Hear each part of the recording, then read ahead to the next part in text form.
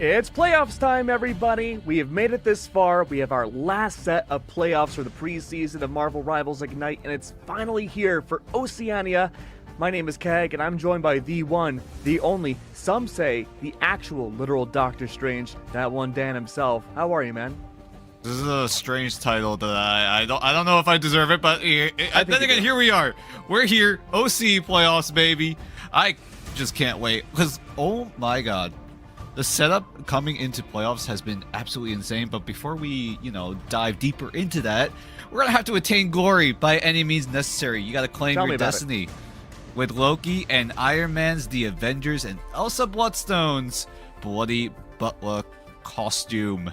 Embrace the legacy of the Battle of New York and use your unrivaled precision to dominate every rival. Available April 30th, which is literally right now at 7 p.m. Pacific time. The power of gods and technology will shred your opponents. Oh, you want to talk about shredded, Dan? Let me tell you about Captain America, because homie is shredded. Assemble, defy, defend. Loki has arrived to challenge the world's mightiest heroes in a confrontation that will reshape the path to Doomsday. The Avengers must stand united against this new threat in our upcoming asymmetric PvP mode.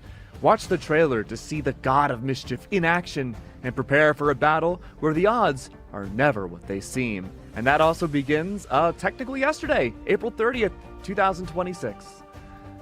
Precisely. And now, finally, we got some Twitch drops for you.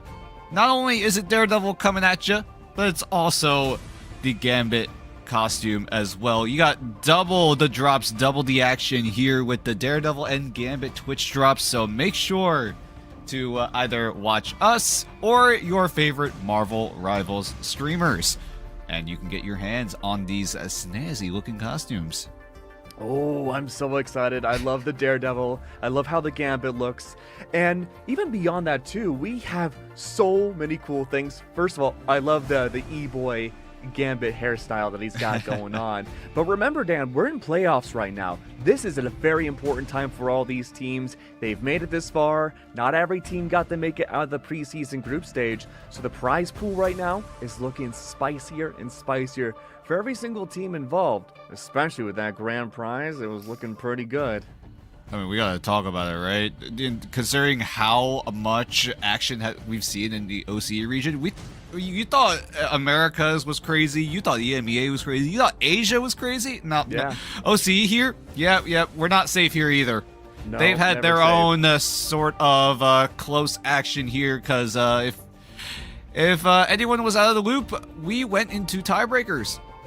I think this is the first time we have gone, a three-way tie in Group B between DXA, JFT, and Kanga Esports. I think this is the first time we've ever seen a tiebreaker scenario like this, because a triple one at that. Yeah, a triple one, in fact, because you got to play out those tiebreakers, because my God, you got a 50,000 prize pool coming at your way, 20,000 bones to the grand champion. And this is what these teams are really fighting for. Look, it's such a silly pun, but we got to get out of the way, man. Kanga, they beat that three-way tie. They hopped their way to the upper bracket semifinals. They'll be facing up against Chiefs momentarily, but out of those three that were in that tiebreaker, they're the only ones that have a chance to compete for that $20,000 grand prize. Exactly. I mean, you got to give props to DXA and JFT for putting on one hell of a show in the group stage, right? Being able to get the upset onto Kanga, JFT performing very well considering they were a top 3 MRC team. It just goes to show how close the entire competition of OCE is. Yeah, you could argue that Gen G may be on a whole different realm of existence in terms of being an OCE, but the rest of the competition is very, very close. Well, no, now hold on, Dan. We've been saying that about Gen G, but we also said the same thing about Pirates back in Asia. This is true, but I feel like it's a little different for Gen G, because they were the old Chopper Mag roster. They got picked up by Gen G. I mean, we've seen them perform at the highest level of play over in the grand finals, And that same roster has not made any moves. They're sticking to their guns. They're just going to run it back with the same team for the next season. As we took a glance at that map pool, it's going to be relatively the same. We are still on that Season 7.0 patch, which means that Elsa is still server admin. White Fox has those hotfix buffs. We don't have Black Cat or Lower Manhattan just yet here in preseason, but we do have these ban blocks that we have to explain to you guys one more time. Oh, you already know how it works by now. You've seen it in every region. It's not MRC, it's not your rank bans. Each team gets their own sets of bans and reserves. One team reserves a specific hero. That means there's no chance for the enemy team to ban it. If one team goes for a ban, it is not equal for both sides. One team could ban Mantis, the other can still play Mantis. Maybe they even want to reserve the Mantis. Plenty of options here, and it goes to show that even though we're slowly moving away from a Dan, it's still pretty prevalent that some teams can win or lose in the ban draft. I mean, that's exactly what happens, right? I mean, we've seen it get a little better as we progress through the group stage into playoffs, especially in Asia, like you mentioned. I know there were some times where teams kind of just cornered themselves, put themselves in a checkmate situation in terms of the ban draft, and they're at that point we're just like, yo, we gave them way too many things that are way too strong in the current meta, so we might be cooked. But Group A, looking pretty tame, right? Chiefs coming out with a 3-0, Fury coming out 2-1, Vulcan Red and Baxium unfortunately could not make it to the playoff stage.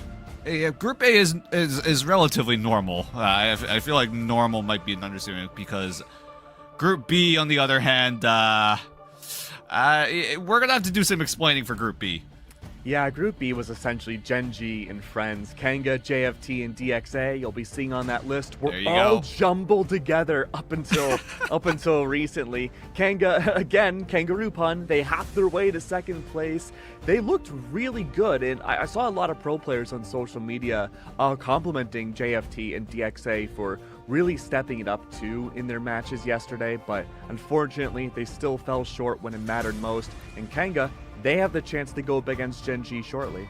Exactly, but possibly for anyone Gen.G, I should say. It's not guaranteed. Yeah, guaranteed. The chances of an upset may be low, but it's not zero. That's true. You never know, but it's worth noting too that both Gen.G and Chiefstan are completely flawless in their groups. True. They have not dropped a single map. This is true, and it really just feels like Chiefs and Gen.G are gonna eventually see each other in the playoffs. We're assuming it'll happen later down the line today in the upper bracket final, but you know, we got to get there first. And what better way to do it than to see if the Chiefs and Gen.G will preserve their flawless runs up until they see each other in that upper final. You know, I'm gonna be a glass half chaotic here, man. Because of Pirates, they were flawless just like Chiefs and Gen.G. We thought that they would make the full run all the way to the championship back in Asia. But they came in third place. They got counter-adapted and people read into them. If I'm Gen.G, even though I've had a roster since the dawn of Marvel Rivals Dinosaurs time, I'm not counting myself in a guaranteed grand final spot just yet, or let alone winning, because every single team in this region is watching my gameplay, they're studying how we go, and they're going to look to counter-adapt from the very first game. I mean, that's pretty much what all of these teams are going for, right? They're going to stare at Gen.G, see what they're doing, maybe stare at the Chiefs, see what they're doing, and if there's any patterns that they can recognize, it'll provide a huge boon for those teams that are looking to pull off the upset. As we take a look at the match today, me and Keg will guide you through Chiefs versus Kanga and Gen.G versus Fury, while the upper final and the lower, I believe, semi-final will be covered by CB and Diatonic later in the broadcast. But for now, we gotta set our sights on the first two, because that's what we're focusing on, right? Chiefs, Kanga, Gen.G, Fury. There's a chance of an upset happening, but I feel like on paper it should be a normal day in the office for both the Chiefs and Gen.G.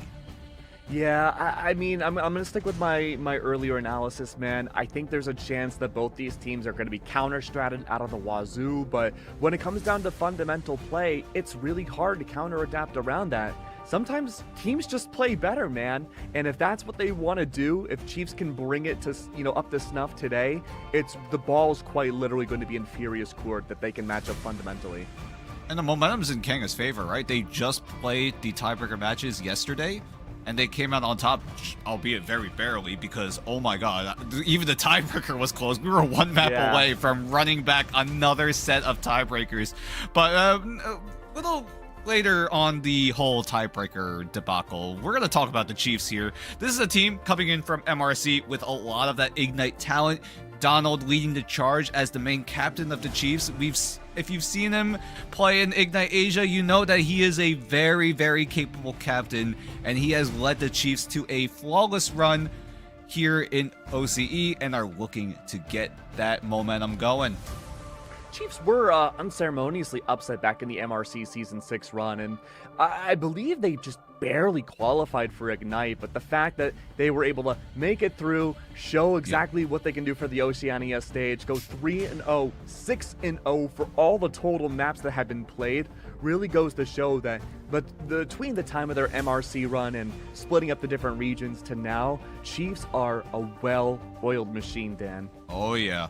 I mean, the Chiefs, like you said, they barely made it to Ignite, but that was pretty much their goal, right? At the very least, qualify for Ignite. Chiefs is a big org with a lot of big sponsors behind them, but Kanga also are looking to make a name for themselves here in the OCE region. They have picked up a roster, considering that they are one of the invited teams here in the OCE region, and so far, they barely squeaked out of the tiebreakers, made sure that they were able to pull off a three-way tie. Credit to DXA, honestly, for pulling that off back in Group B. But now Kanga come out on top of that three-way tiebreaker, and now they set their sights in a best-of-5 against the Chiefs. I'm really curious to see what kind of studying Kanga had done in between their matches, especially yesterday to today. I imagine with the big, large tiebreaker going on, Kanga set all of their sights on JFT versus in DXA to counter-adapt, figure out exactly how they want to move up against them. But when you're probably not really focusing on the top teams from the opposite group, even if you make it into playoffs, I wonder how much studying Kanga has done against Chiefs specifically. And frankly, because again, they're so dominant, I don't think one day minimum is enough for the counter-adapt against Chiefs. I mean, it depends on how Kanga decide to play. We've seen the highs of Kanga, we've seen the lows of Kanga, but considering that they were going toe-to-toe against DXA and JFT, two MRC teams, I feel like in terms of that power level, when you compare it to Fury on the other side, who did come out second place in Group A, I just feel like Kanga aren't really at that level when you compare it to Fury, right? Fury had some convincing wins, but on the side of Kanga, there were some rocky moments, right? None of those wins were clean. None of them were surgical, you could say. So it really comes down to how much of that work they have done here in preseason and see if they're able to pull off something magical, honestly, against the Chiefs, because I'm not sure. I have some doubts coming in for Kanga. I'll put it at that. Yeah, I mean, even if you are coming into this without watching the games, look at the map differential, I think can tell the majority of the story. The fact that Fury, their map differential, 4-2, 4 wins, 2 losses overall with 2 series wins and 1 loss. Kanga, not quite the same. You already know where I'm going with this. Oh, no. 2 series win, 3 series losses. Dan, the map differential is 6 All right, ladies and gentlemen. 7. Ladies and gentlemen, put your left hand up and your right hand down. Alternate between those motions, and that is the map record for Kanga Esports. It's just close.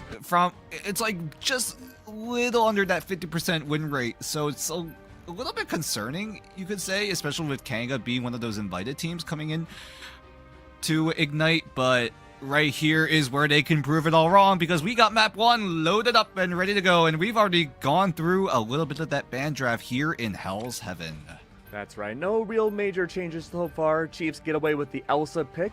Very strong in their favor. So does Kanga. Curious to see if these next few bans are going to be more brawler-oriented.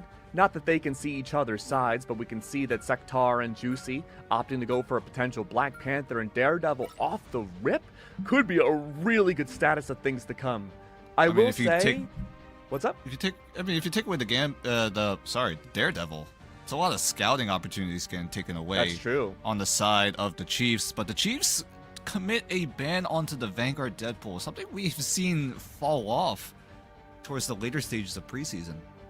Yeah, it's a very good point. We've been seeing people opting for either late Doctor Strange bans as the primary Vanguard, or really just a lot of damage amplification bans. The fact that Kanga go for an Ultron Protect goes to show that they need to have something in the back line to amplify their front stage presence. And again, if you're able to get away with either a Daredevil or Black Panther on Hell's Heaven, having the Ultron for that long distance drone is going to be so helpful. Okay, I see the idea. I see the idea. Not a huge fan of it personally, because you've already taken away the Vanguard Deadpool. That's already gonna force Jeff into a triple strategist lineup. You don't really have to double dip in that team up, right?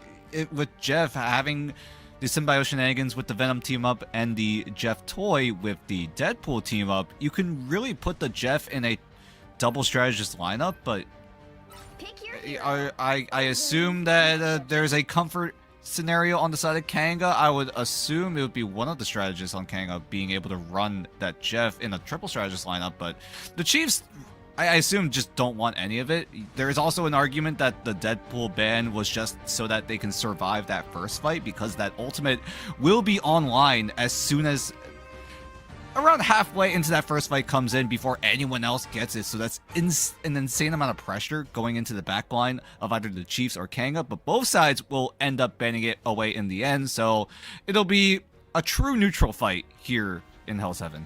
Yeah, really curious again. The Jeff ban, to highlight that again, Teeny is rocking the Venom. That could be a denial of the team up, unless he sticks to the Doctor Strange. But the fact that Reno's also rocking the Wolverine goes to show that Chiefs have a very malleable comp. They want to play a little punchy. Maybe they're afraid that it's Jeff Ultimate would shut down the Wolverine and go for more environmental KOs. We'll see about that, because Kanga are also running a little bit more towards that dive-oriented composition, Oh, putting yes. Isaac and Juicy on the Captain America and the DD respectively. Kanga will also bolster their anti-dive potential with Sector and Dusk having the White Fox and the Luna. They both have a team up together, so they will be able to stall out anything that the Chiefs try to throw at them, but we're going to see some Portal combat off the rip. Okay. Eventually. Tinny's figuring out a good place. Okay. Well, at least they got the information on the first portal. It's a little delayed, to say the very least. Opening KO goes up against Dusk, and, well, Portal's out, and unfortunately so are the strategists. Yep, no strats mean no sustain, means no fight win for Kanga Esports. They're going to have to tuck their tails and run the heck away, because Isaac already got staggered.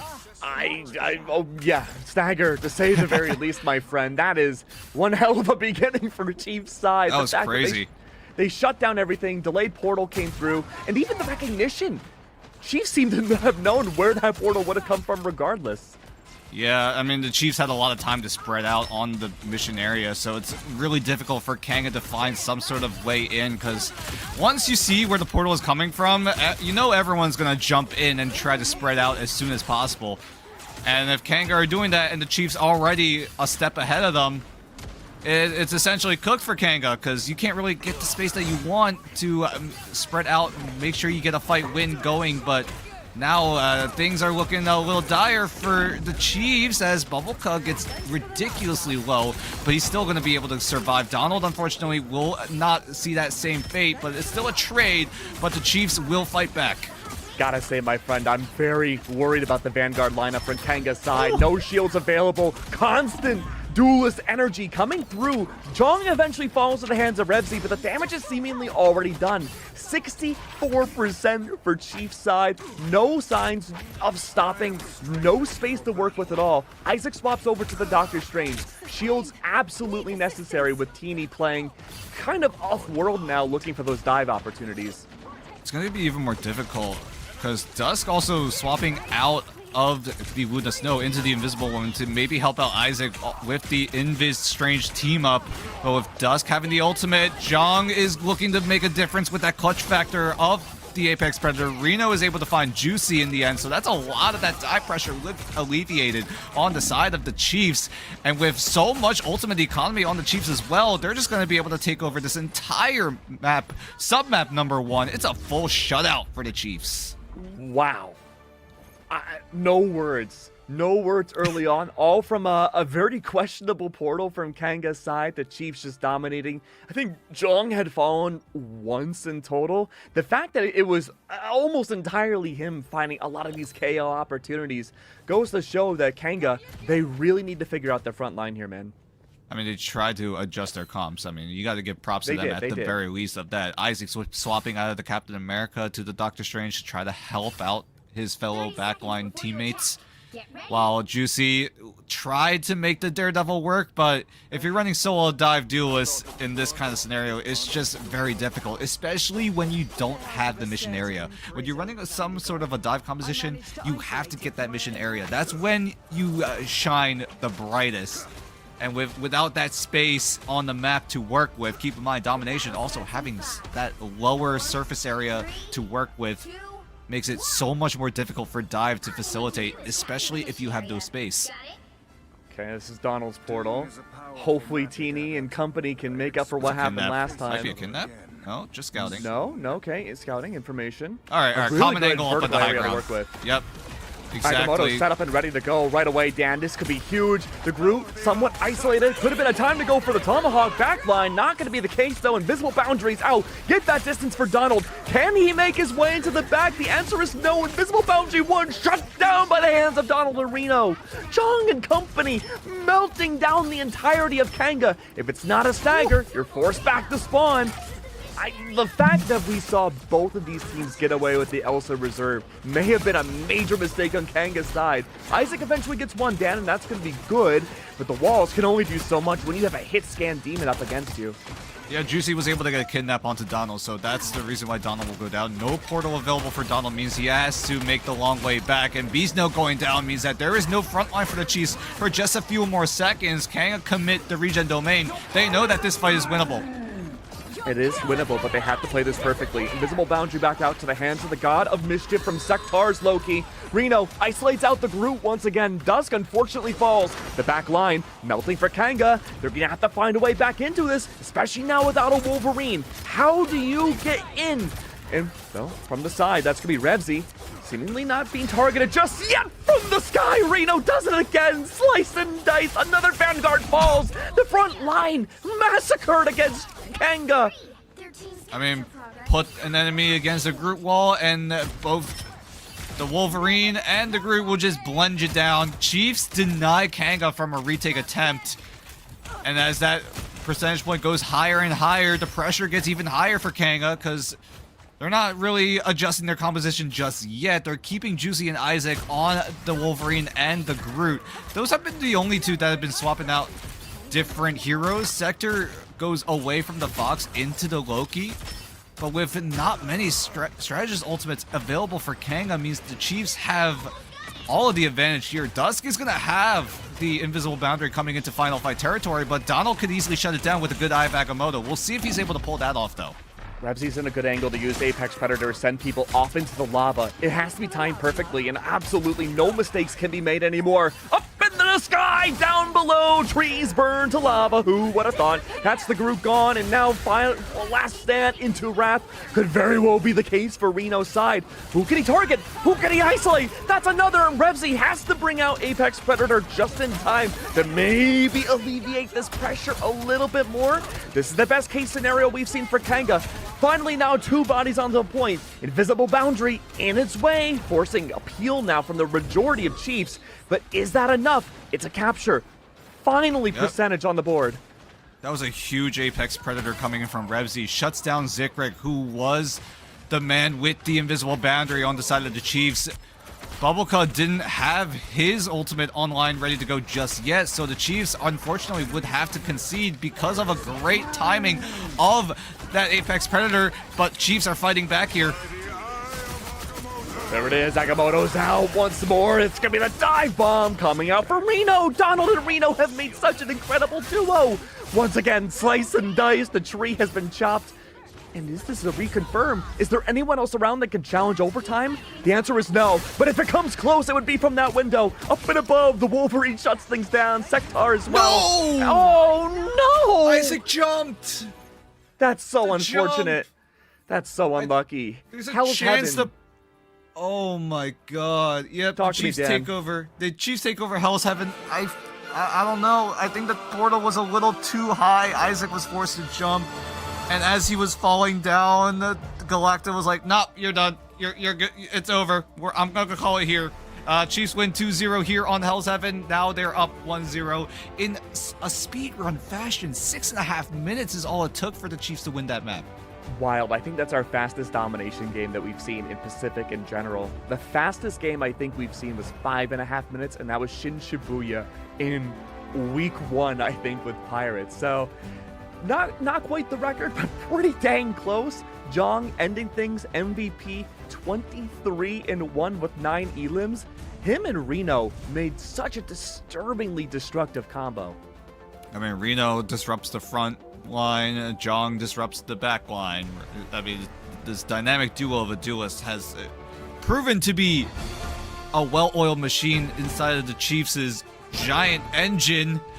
Because Donald and Beast know they did their part in terms of keep the front line down. Bubbleclaw and Zikrek, for the most part, were able to survive most of the aggression coming in from Kanga. Although Kanga, I gotta give a little bit of credit to them as well. Being able to switch out their composition, figuring out what sticks, what doesn't.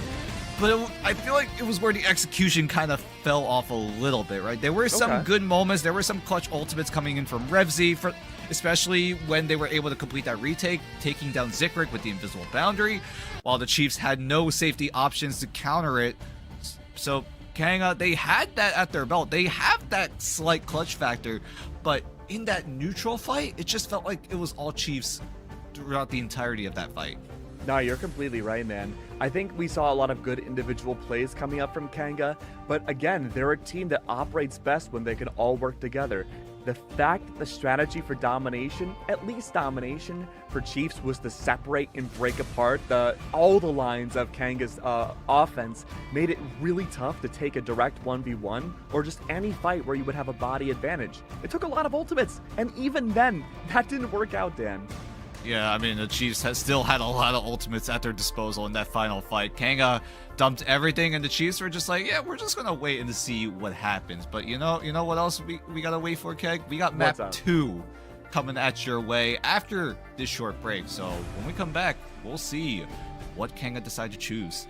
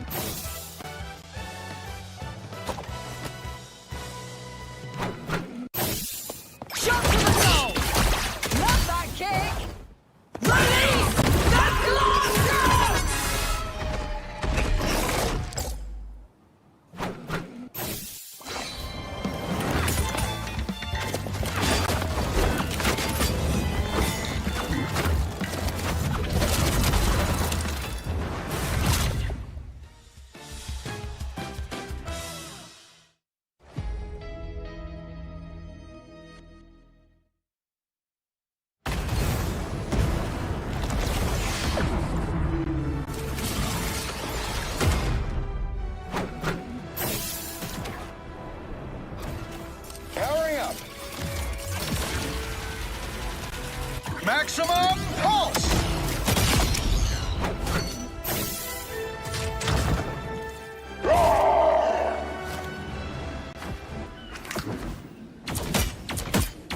Your powers are mine!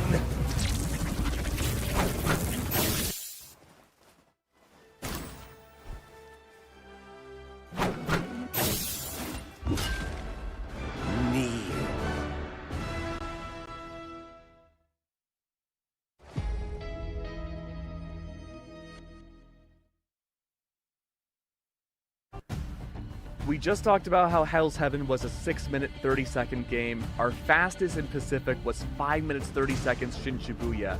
That was now officially our fastest game at 5 minutes and 17 seconds in all of Pacific, Dan. And I mean, it was really the fastest map on top of a C9. Yeah, I don't know. That was a brutal one. I'm not gonna lie. That was one of the most there's no brutal C9s sugarcoating. I've ever seen.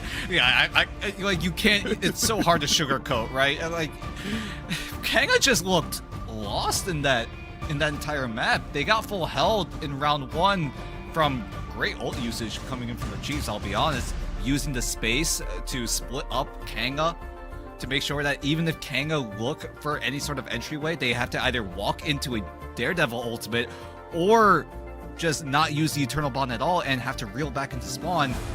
And Kanga weren't on the same page of that because, quite frankly, Reno was able to place himself at the perfect moment, at the perfect time to split up Kanga there.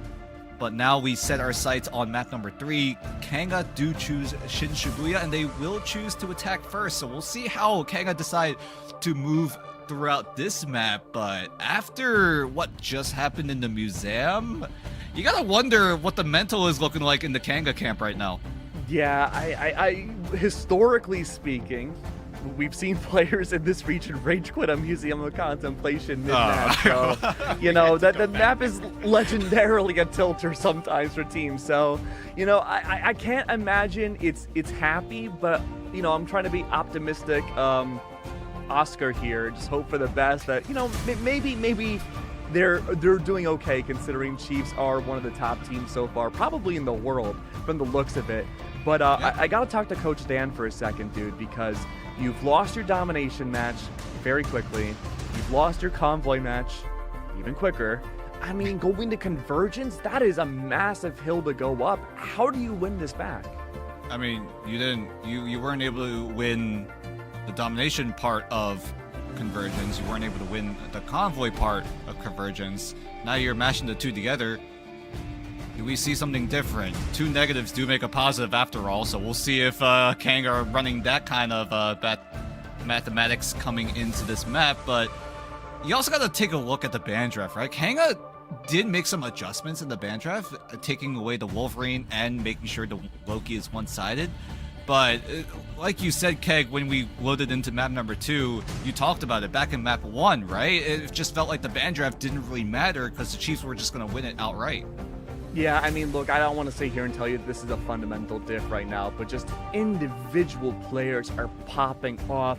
The duelists on the Chiefs side are looking phenomenal. The fact that we're not seeing a lot of info gathering goes that even with a Wolverine ban, Reno can destroy the entirety of Kanga from the back line. I mean, he was also running Daredevil. Daredevil has that passive, which arguably is the most broken thing about Daredevil's kit. The one that doesn't do any damage is the one that does the most damage in terms of being able to accelerate. Yeah, very expensive. Being able to accelerate the dive cycle, because normally you have to figure out where the enemy is, but Daredevil kind of just skips that step. So you can easily just go into like, hey, I see them right here. Let's just count down and then go for that hit. So both Beast Node and Reno just coordinate their dives together. Venom jump in. Reno follows suit.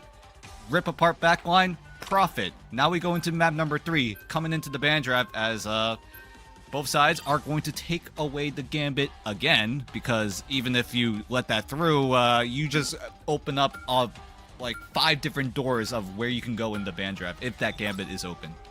No, it looks like the drafts aren't going to change a whole lot. Chiefs still opting to go for plenty of damage amplification bans. Mantis and Gambit are gone. This is going to be the Elsa Reserve. Kanga, Okay.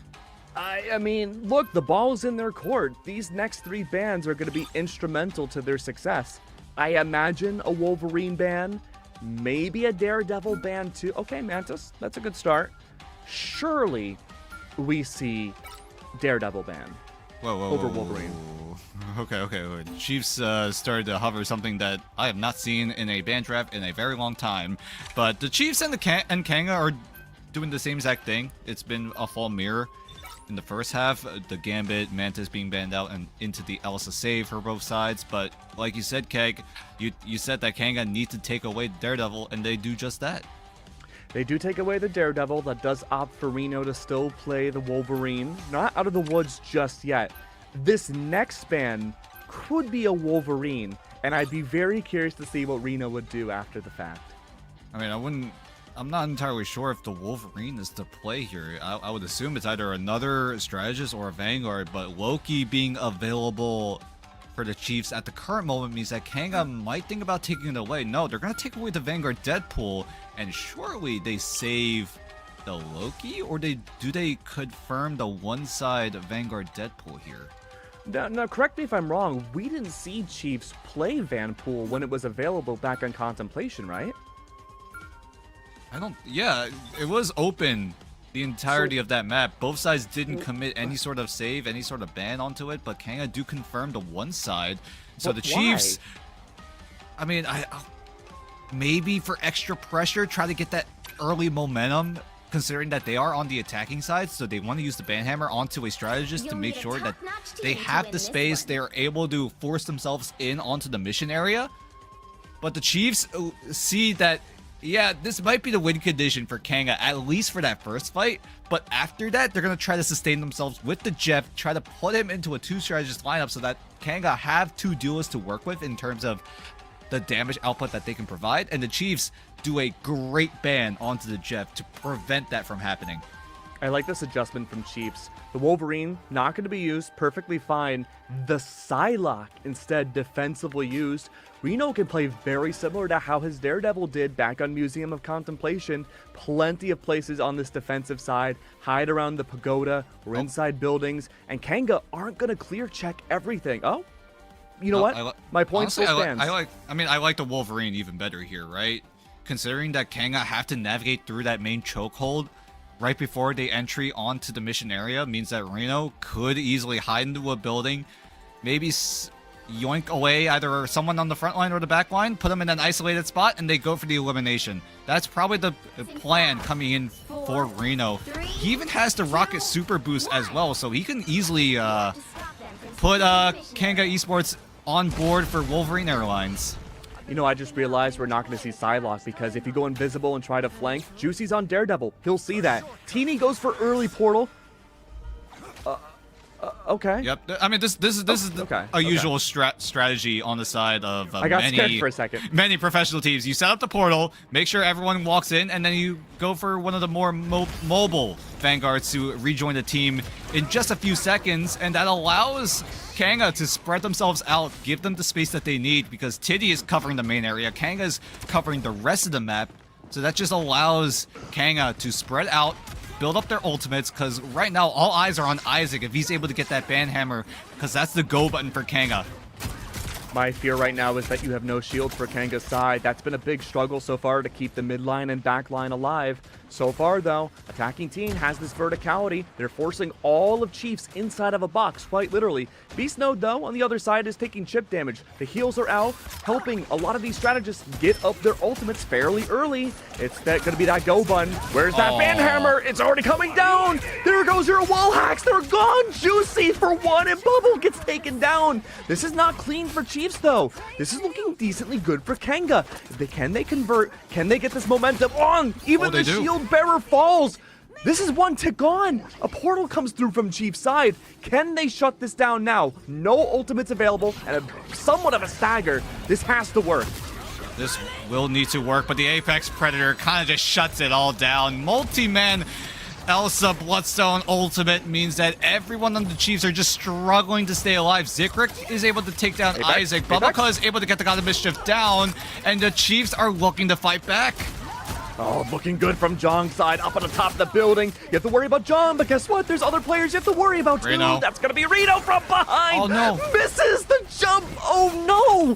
That's going to be such a big advantage for Kanga now. They retain control at the top of this building. The dive comes down from Teeny like a missile. Feast of the Abyss goes underground and drills away at the enemy.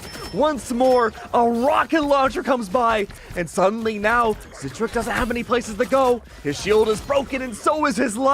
That's a third tick, and Kanga are alive. All right, signs of life coming from Kanga. I got a little concerned when they went for that fight while the Chiefs were bunkering up at the very, very start of this fight, before the portal even came in. But Kanga were able to handle the aggression well. Juicy does go down, but not until he baits out the regen domain on the side of the Chiefs. And that allows Kanga to rip them apart in that small room. Because, I mean, the Chiefs were able to counter the dive really well, right? Bunkering down into that small room so that if Kanga walk into that small room means that they're going to have a hard time trying to go for those eliminations because there's not really much space that you can go around, and Kanga, quite frankly, can just click you down.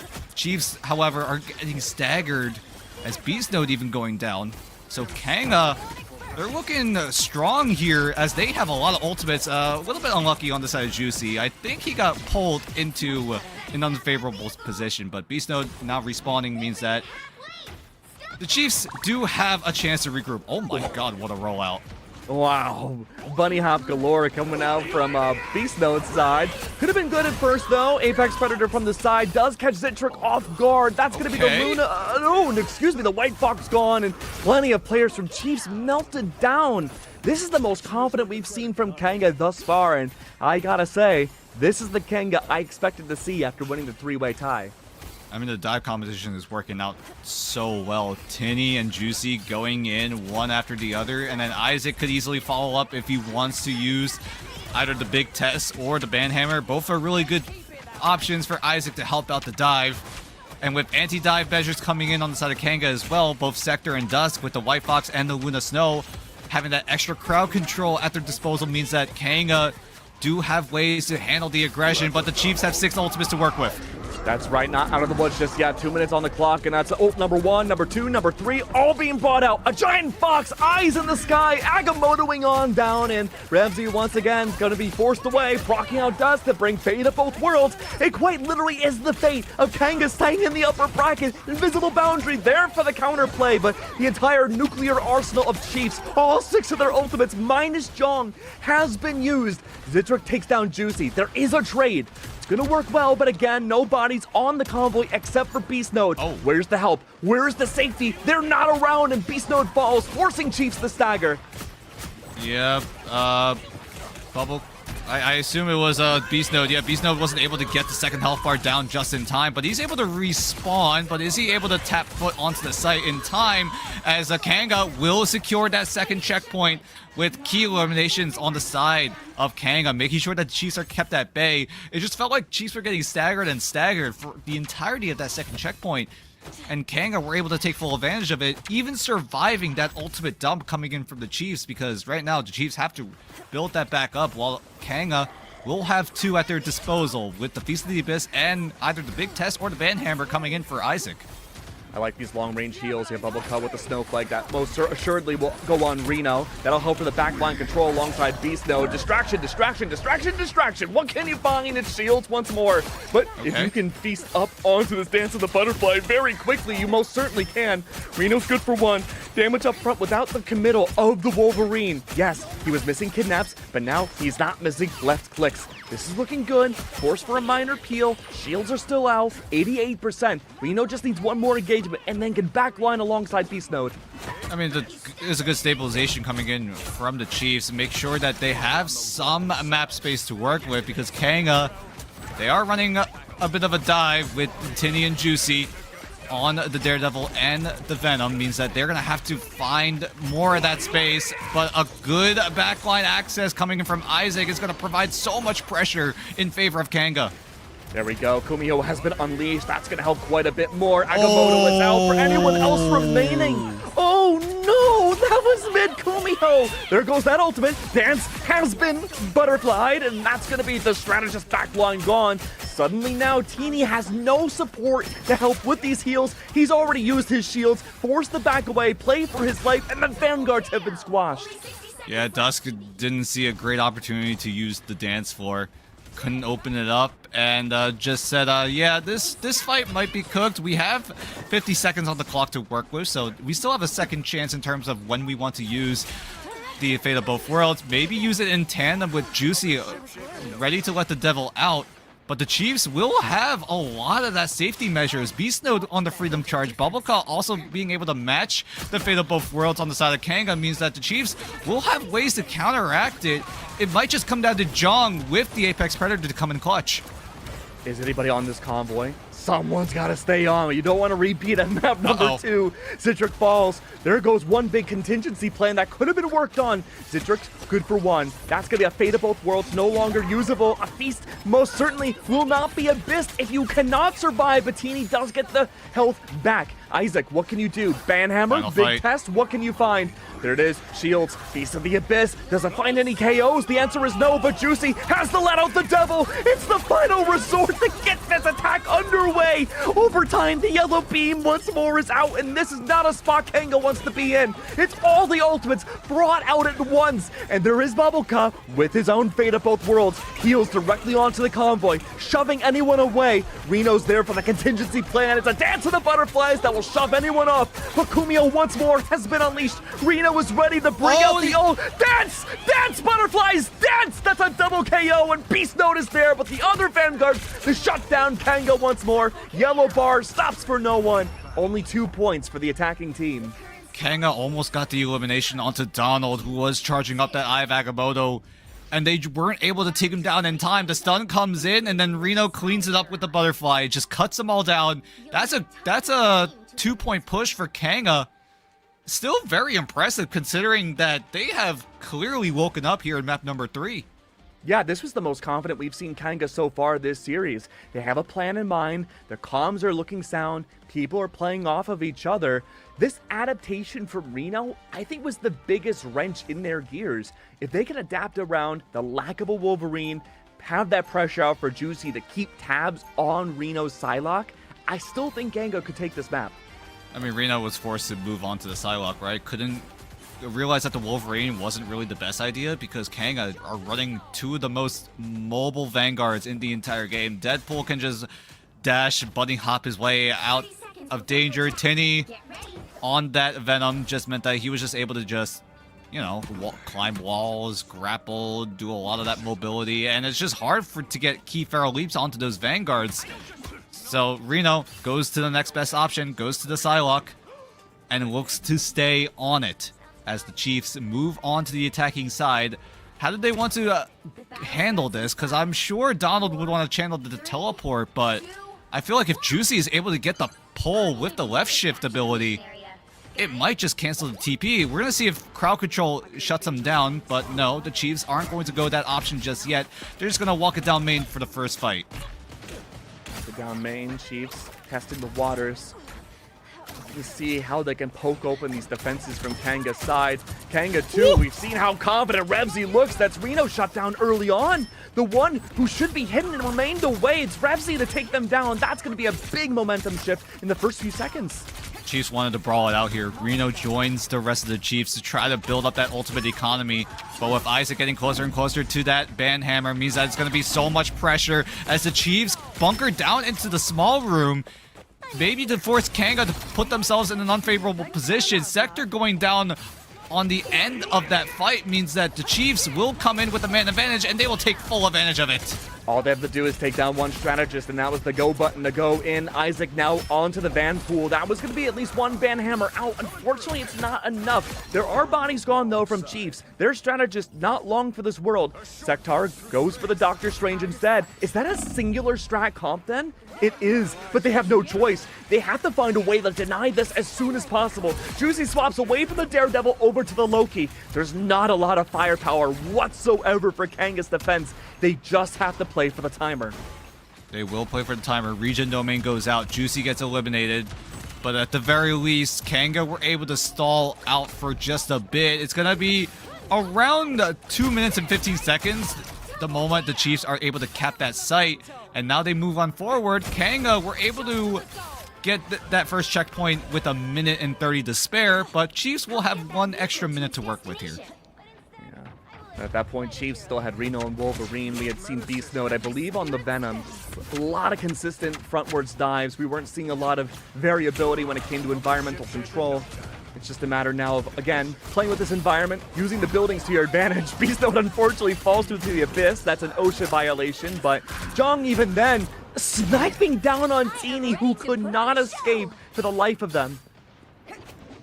Yeah, a little bit unfortunate. Put himself in an isolated position. Everyone else on Kanga were probably a bit too busy dealing with someone on the Chiefs diving into the backline. So now they move on forward. rounding this corner. Dance the Butterfly's available on the side of Reno. He's going to use it immediately because he knows that Kanga don't have any defensive measures just yet, but he's not able to get value. So that's a great hold coming in from Kanga for the time being, as the rest of Kanga just need to play forward, play as a team, and try to find these eliminations, because right now they're in the back foot in terms of ultimate economy. Yeah, we saw the poke early on from the Daredevil. This forces out at least face of both worlds. Isaac on the left click, his simple deagle's doing quite a bit, but Jong again playing around this shield. Isaac suddenly finds himself in what, a 1v5, a 1v6? Again, there are no shield vanguards for this defense. Incredibly tough to keep things alive, relying a lot on these ultimates, Dan. That's going to be Sektar bringing out Kumio once more. Devil has been let out, shut down, I believe, by the Agamotto. No, just barely making it out inside of a building, but unfortunately not long for this world. Juicy goes back to spawn. Yep, and the Chiefs will move on forward. Kanga, it was a tough fight for them coming in. They didn't have many of those defensive ultimates to work with. Chiefs, however, did have those options. So they just kind of just ran them down because the Chiefs know that, hey, even if Kanga do find counters, we're just able to shut it down. Chiefs just pushing and pushing to no end. But that second checkpoint still needs to be taken. There's a lot of stall coming in from Tinny. Tinny's holding on, but not by much. It's by a bare thread. These vanguards not long for this world. Reno once more taking these duels and winning them in spades. Okay, I like this. Chiefs just overextended a little bit there then. I mean, they thought that they thought they were able to just get those eliminations and make sure that the convoy was able to get to the second checkpoint safety, but Tinny was there to just hold down the fort, wait for Kanga to respawn. Because keep in mind, this is very, very much in favor of Kanga right now. Considering how close the convoy is to that second checkpoint, and the spawn room in comparison means that even if Kanga do get staggered, they're just able to regroup together way faster compared to the Chiefs. Oh, but look at all these ults being used. Yes, you're right. I think these 1v1s are going much more in Kanga's favor. Highlight the Tinny right there, doing a great job eliminating Reno. Not once, but twice over now. Wonderful work for the hold. With 1:35 left, you're right, that timer is going down. It spares nobody. And with one ult available now, Jong has to make this Apex Predator work. I mean, the Chiefs can just wait it out here. They will have enough time to make sure that Beast Node and Bubble Club will both get their ultimates online ready to go, but that gives Kanga time to build up ultimates on their end. But right now, it's not looking favorable. If the Chiefs pull the trigger right now, this is their best chance in getting that second checkpoint. But what a elim coming in from Jong. My God, that was nasty. You have to watch the replay on that one after the game. Nagamoto's out though, freezing all of Kanga when it matters most. This is the go button fate of both worlds. Freedom charge is out. The entirety of the KO feed now littered with Jong and the Chiefs. That should be a confirm for the convoy on point 2. Tinny, though, wants to play for the time, even if this does get confirmed. Slightly less time for what could very well be this final point. But again, it's this point or going down to the lower bracket. Kanga have to play their defense like their tournament lives depend on it. I mean, great hold coming in from Kanga in the end. Being able to stall out the Chiefs for just a little bit, force them to use 2 minutes to, at the very least, match what Kanga pushed in their round. But this is do or die in the upper bracket. Kanga do have a lower bracket run to work with. Juicy is going for the slow walk. This is actually good because that gets rid of that sound cue that Kanga would have to rely on to figure out where this Daredevil could come from. And we'll see if it works out. Nope, never mind. Jong just dunks him down. Absolutely eliminated in midair. That's ridiculous. I don't even know if Jong processed like shooting anybody. He just had like that instinct come down. Revsy brings out Apex Predator alongside the Luna Snow ult. That's going to help out well. Revsy melts down the Chiefs, and they're going to be forced to dial back. They will have to. Chiefs did expend a lot of that ultimate economy just to, at the very least, secure that second checkpoint. Make sure that Kanga, even if they respawn, they're not going to be coming in one by one. It's going to be all at the same time. Tinny goes in with the Devil out. That's going to be so valuable for Kanga. That's already one elimination down. Jong is able to trade, however. Shuts down the Devil out. And the Chiefs will move on forward. There's a Dance of the Butterfly. Is there any response on the side of Kanga? No. No ultimates means no response.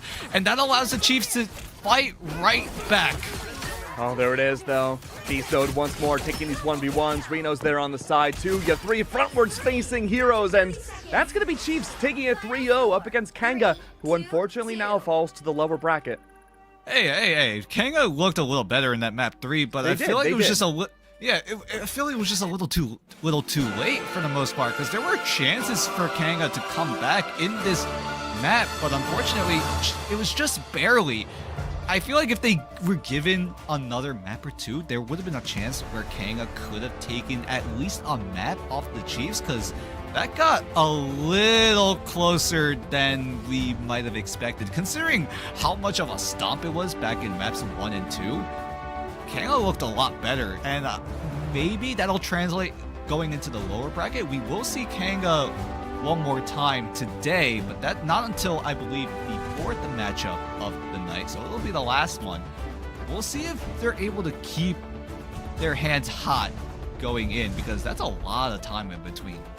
It is a lot of time, and I can imagine watching back on this matchup, if they're able to, and just looking at the replays to figure out what they could do better, worked out well, or could work out well, I should say. I'm really curious about like what the back end looked like to decide to go to Shin Shibuya for Kanga. Is it because maybe they felt Chiefs were less comfortable playing on this map compared to the others that we've seen a litany of times inside preseason, or maybe it's just an opportunity where they did get warmed up enough to figure out how to bypass Chiefs a lot more? I gotta say, Rebsy specifically really showed up and got SVP for his side, but really showed up with 15 elims and 41,000 damage. Really did a good job trying to keep the team afloat. I mean, he did the most damage in the entire lobby. The closest one was Jong on the Elsa Bloodstone, 40k damage, 16 final hits for him. But the MVP really came into Reno, being able to time all of his ultimates perfectly, not only on the Psylocke, but also on the Daredevil. We saw it back in map 2. Here in map 3, he does the exact same thing, is able to get so much value on the Psylocke. 17 final hits just meant that he was able to pop those ultimates at the perfect time, especially when Kanga were vulnerable to that ultimate. Yeah, I love the swap over from Reno. I think that was the big difference maker. Had we seen Reno stick to the Wolverine, I absolutely think this would have been Kanga's map. Yeah, I mean, great looks coming from the Chiefs, realizing that there are picks that aren't just working out. Kanga, I mean, you gotta hope that they actually pop off down in the lower bracket, right? It just feels like whatever opponent they face, there will be a chance for Kanga to make it, at the very least, a little more competitive, because, I mean, also props to Kanga for putting up one hell of a fight, too, here in Map 3, especially considering what happened in Map 2. I don't want to talk about it too much, because that was rough. Yeah. It was rough. I think there's a variety of different factors that would be tough to talk about, but it sounds like we have someone on the line. I believe we have an interview from Chiefs. Yep, someone on the Chiefs. We got ringing on the phone. It's gonna be Donald, the captain of the Chiefs, coming in yet again. How you going, fellas? How you feeling? How you feeling after that sweep? Yeah, good, mate. I mean, everything went as expected. Okay. Well, let's talk about those expectations, and I'm going to jump ahead a little bit, Dan. So the third map was Shin Shibuya. It was definitely the roughest showcase from Chiefs, and I don't want to start this interview off negatively. You still came off winning, but it was the only time in this series where it seemed like for a moment Kanga may have the opportunity to end your flawless streak in preseason. Have you guys played Shin Shibuya a lot, or what was the main mindset coming into this matchup to take it back? I mean, we sort of just rolled out on a comp that doesn't work on that first point. And I don't know, we haven't played it much, you know. Obviously we've been scrimming it a bit, but like all the other maps we've played since the beginning of the game, right? That one's been gone for a while. So yeah, we're a bit lost at times. But I mean, we figured it out, I suppose, and worked relatively well. And also, talk to me, right? You're coming in to OCE playoffs. We're still on that 7.0 patch. Has that been a little bit tougher to like prep for, considering that you still have to go back to that 7.0 patch when we're still on that 7.5 patch coming in? Yeah, bro. Like if I, want to get some Deadpool reps in ranked before I like come in, just make sure my aim's feeling okay. The E change, the fire rate difference, like I'm missing shots that I shouldn't be just because of the muscle memory. I'm like doing the micro flicks too quickly, and then I come to this server and then I'm doing it slowly and blah blah blah. So yeah, it's always like the second game of Deadpool. just how I'm actually. We you guys pulled off, I believe, and maybe I don't know about the other regions, the fastest map we've seen. I want to say in the Ignite 2026 thus far. It was your Museum of Contemplation matchup, a great spawn hold up against Kanga early on. Unfortunately, they made a portal misplay where they weren't able to touch the convoy. In moments like that, like, tell me what the communication's like. Are you guys talking a lot? I'm sure the vibes are good, but what's the main priority when you're in situations like that? I mean, we were like well aware the TP was coming. There's like a general spot people will place it, so we're playing for that to be placed there. They put it on card, I suppose, and it just worked out super well that we flipped the map and then they face it a bit the other way, and all of our characters have CC, and then they K9, and so that's sort of according to the term, yeah. And I guess one more question, right? Or I say maybe not a question. I don't know, but you guys are moving on to the upper bracket. It all but feels like you might be in a collision course with Gen G. Are you guys? How you guys feeling for that? Because it's about time, or like, how do I say it? It's gonna happen eventually, right? Gen G Chiefs hope so. Is all but likely going to happen. Have you guys been preparing against what could be the toughest matchup? I mean, like, they're always the competition I think everybody's focusing on mainly. We haven't scrimmed them in a long time, so we're kind of going into it a bit blind. But I mean, we're just going to play our way.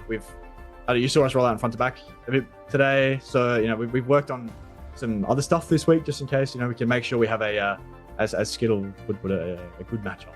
Yeah. Well, you know what? Let's assume that you do face Gen G after this next matchup. Do you have any words for Gen G before you head into it?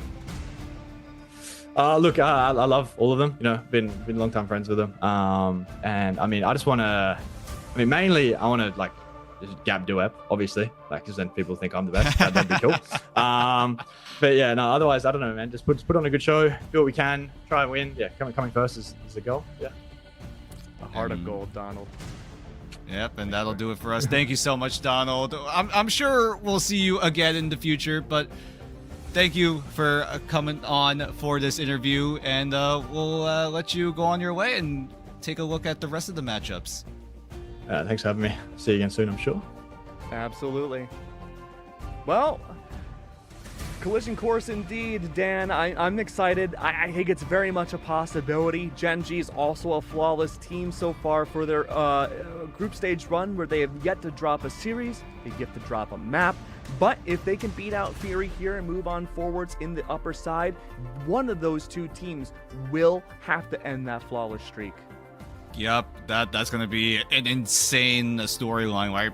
Two flawless teams butting heads, what seems like all but likely, but for now, we gotta wait to see if it actually becomes a reality. We're gonna take a short break as we set up for our second matchup. It's gonna be Gen G and Fury going at it right after this break, so don't go anywhere. If there's anything we can do to make your flight more enjoyable, please don't hesitate to ask. Please sit back, relax, and enjoy the flight.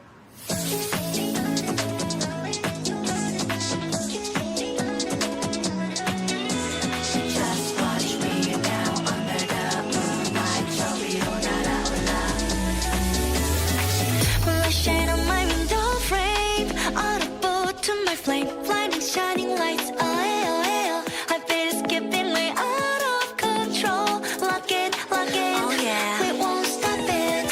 Flying high is our destiny, lighting up flaming stars. We're reaching out towards victory. 눈부신 꿈으로 차가운 심장을 쥐고 더 높이 날아가. They can't catch my vibe in my life. We're dancing on the moonlight.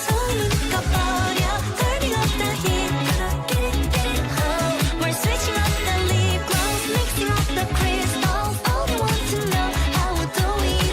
Now it's no restrict to flight mode. Yeah, 차올라 내 눈빛 봐, 불부터 나 ready now. 떨림이 번져가 이 밤 위로 올라타. 거침없이 난다, 겁없이 뛰어가 flight mode. Be breath free, shining, flying high. Feel the spark of flight mode. 우리 하늘 위로 더 rise up. 사라져 fade away moonlight. Gonna burn the night out. Every time my heart's flight, we go higher, eyes wide. Right through the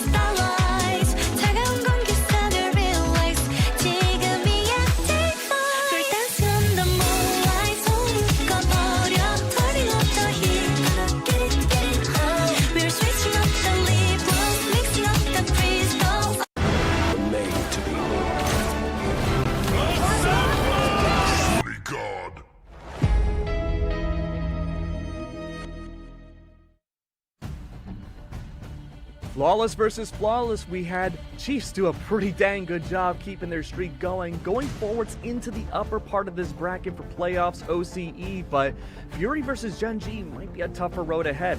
Gen G are flawless, but Fury, they've only lost to one team. Otherwise, it's been 2-0s for them. The only team they've lost to has been Chiefs. My name is Keg, and I'm joined by Mr. Daniel Danson himself. Dan, what's going on? I mean, it's all questions onto Fury, right? Can they keep that momentum? They, like you said, they've only lost to the Chiefs back in Group A, Group A.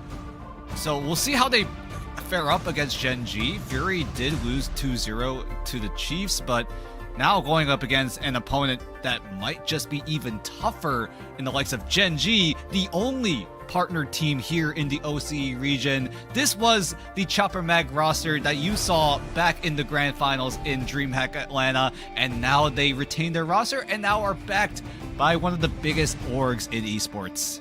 Would you say this is the longest standing roster in Ignite?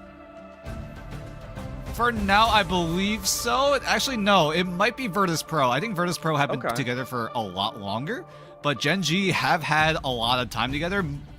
The OCE core of Gen G were on that Ground Zero Gaming roster. You saw them play in the midseason finals back, feels like eons ago at this point, and then bringing in Chinese talent in the likes of Bobo and Salvation, who used to play on Nova Esports back in China of Ignite, who also made an appearance in the midseason finals. They essentially just banded together to form Chopper Mag, and they just went on an absolute tear. If you remember OCE Stage 2 back in 2025, they completed the flawless run. They didn't drop a single map in Stage 2 to qualify for Atlanta. Oh man, well let's see if Gen G can do it again. So far the answer seems to be yes, but as we alluded to with our interview with Donald, right now it seems like Gen G and Chiefs are on a collision course, as you said, Dan, to meet up into towards the upper finals, and potentially one of these teams will have to lose that flawless streak. But again, it comes down to Fury. If they're the ones that can make the grand upset against a team like Gen G, who so far have seemed unstoppable. I'm excited to see how Fury fare up against Gen G. They've had a lot of prep work. They've had a lot of time in the background to work out anything. Keep in mind that Season 7.0 is still the patch that these teams are playing on here in OCE playoffs. So maybe there's a little bit of lack of reps coming in, because 7.5 is pretty different when you compare it to 7.0, because a lot of teams aren't going to have access to things like the Ultron buffs, things like Black Cat. Lower Manhattan also as well, but that was available back in 7.0, but with the preseason map pool already being established before Lower Manhattan was released, it means that these teams are not going to be able to have access to that map as well. But going back to Fury, right, I'm just excited to see what they decided to cook up here and how they fare up against what is arguably the best team in OCE at the current moment. You know, it's easy to say that Chiefs and Gen G are going to be the most interesting teams to watch. Honestly, I think that title's got to go to Fury today, man. They're the true wild card where, I don't know what they've cooked up, and we're going to Hell's Heaven first for our domination matchup. They have every opportunity under the sun to throw surprises off of Gen G. Gen G, for sure, is the team that's been VOD reviewed and counter-stratted the most. Fury really have to show that they've put their work in. I mean, it's not only just figuring out the strats that they're being thrown at them, but it's also the execution. I feel like Gen G, even with the ban draft, they're still able to execute these comps really well, because if one side isn't working out, you've always got Bobo and Salvation at your back. These two, the Chinese duo on Gen G, has been stellar throughout the entirety of the group stage. They have so much synergy together, considering how long they've been playing together as well. It's just, that in itself is already, like, arguably a sub-team in the likes of Gen G, right? You've got the OCE core doing their own thing, and then Bobo and Salv, if need be, they just common Chinese and just tear apart the entire lobby 2v6. Hey, whatever works best, right? It's a very unique structure for Gen G, and if it works, look, man, it works. It's working really well. Absolutely, my friend. I'm loving it. Me too, dude. We're heading over to game number 1, though. Bans have already started. Double Gambit down. Are we going to see the same Elsa fiasco again? Well, maybe not fiasco is the right word. The same Elsa dance that we did back in the last set. This time, no. Gen G opting to go and risk the Elsa ban, want Mantis instead. I mean, you open up a lot of options on the side of Gen G, right? You go for the Banta save, yeah, you lose access to the Elsa Bloodstone, who is still really, really strong because that character has not been nerfed here in 7.0. It does wonder, right? What does Gen G decide to go off of this? They're going to take away things that enable the Elsa Bloodstone from Fury, taking away the Mantis, securing it one side means that Gen G, they have a lot of options in terms of where they want to go in terms of this duelist lineup. Maybe put Bobo on the Psylocke, maybe go a different approach as well, because Gen G, with that Mantis save, just have so many different avenues in terms of how their team comp is going to look like. Looks like this could be a White Fox ban. That'll be interesting. Just getting rid of a lot of strategies if you can. The frontline potential of the ban hammer. That could be the go button for a lot of teams that go up against the strategist. Would be a great shutdown opportunity off the table. Invisible Woman, not the White Fox instead. That means, again, Gen G is prioritizing a lot of lack of backline control, trying to make the team as a whole weaker on the healing front. Double damage amplification from the hands of the Mantis and Ultron is a really strong enabling tool on Hell's Heaven. I mean, it's going to be, at the very least, going to help out damage the Elsa Bloodstone, who doesn't have that damage amplification access. The best thing you got, really, is the Ultron on the side of Fury. Gen G were able to secure it for themselves, but Fury get away without having that Ultron being banned away, because quite frankly, Invisible Woman I still feel is a way stronger of a ban. Okay, I don't disagree with you there. The lack of Invisible Woman can definitely hurt Gen G, but the fact that we see the prioritization of getting Jeff, Kunuya always playing Jeff, but the long-range heals here, especially on Eldritch Monument to start things off, is the goal for Gen G. You're force-feeding every sort of damage capability you can into Zenstari, Bobo, and Duep. But Gen G do have access to both the Venom and Deadpool team-up for the Jeff, so Skittles is able to facilitate the Jeff here. You can use it in a 2-strategist lineup, but Skittles running that 3rd strategist means that he does have a chance to be that moving health pack, but Skittles looks to switch over to the Invisible Woman. We'll see if that pulls through. There's no way Bobo rolls out on Iron Man. Oh my god, curious. he is. You know what? It Oh my could god. work. Doxu is on the hit scan, which makes me nervous, but the fact that Iron Man Ultron do have that team up could work out well. Again, damage amps abound. You might be able to backline and get quite a bit of power off of the bolt. I mean, you still have the team up, right? Iron Man and Ultron have a team up. You give Salvation a little bit of a laser that does damage and heals at the exact same time, but My God. they don't need it because Duep just randomly gets a double KO in the backline. Bro, bunny hops like it's nobody's business. Feels like a whole different game. Bobo for 1, Silver and Haluk fall. Haluk was one of the best ban pools that I think we've seen in the entirety of OCE. Again, it's banned out. He can't play it, so a lack of hit scan option means that Bobo can run free. At least for now. And with Bobo getting supercharged by so much damage amp, 10% damage boost from the Ultron drone, 12% damage boost coming from the Mantis. If Salvation is able to get a good right-click down, and if FMCL gets a well-timed damage boost onto the Iron Man, holy moly, this guy's gonna hit hard. And I haven't seen a banger of a pulse cannon in a very long time. I want Bobo to pop off with that. Good friend of the casters, F-Dot, probably so happy right now as an Iron Man main. He's going to be looking forward to this. Silver takes down Skittles. FMCL the same. Finally, now the strike back is abound. The Iron Man is gone. Okay. Salvation, not long for this world. The Daredevil's popping off, and he's on the ground. Daredevil finds a triple somehow. Zenstar is trying to stall, but it's about time that Fury are able to get the flip down. Bobo, here's to realize he's had enough with the Iron Man. We'll switch over to the Phoenix. the next best option when you don't have access to the Elsa Bloodstone.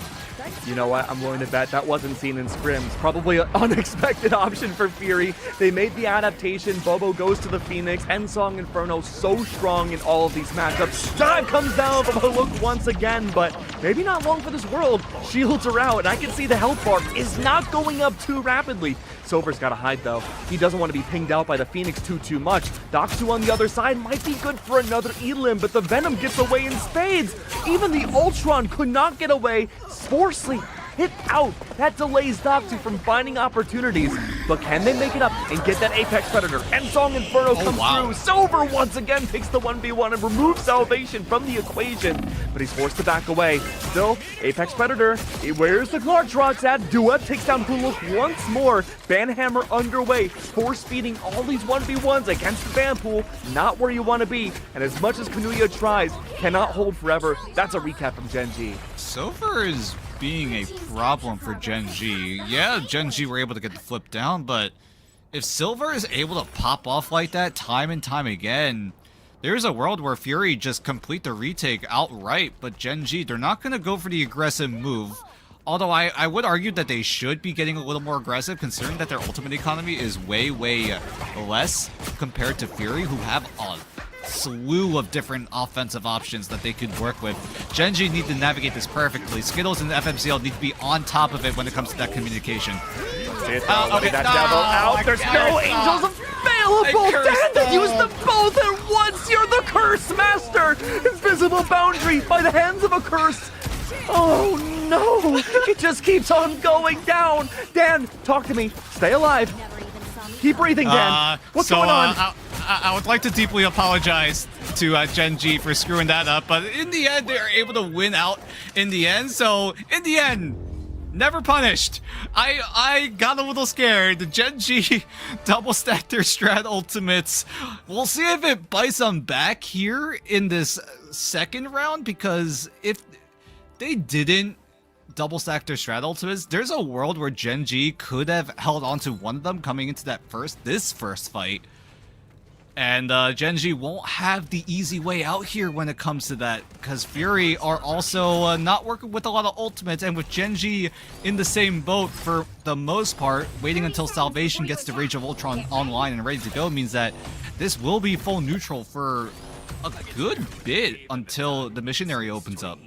I'm wondering if the key here was to go for these ults early on into the next round, maybe to go for some swaps. We see Salvation and Skittles, they made their strategist swaps. That will remove a lot of the Ultron charge that Salvation had brought up back down to 50%, but if the reality is that you're really just pumping all the heals you can into 3 of your players and the others are just, racking up ult as quick as possible, it's not the end of the world, but it's not ideal.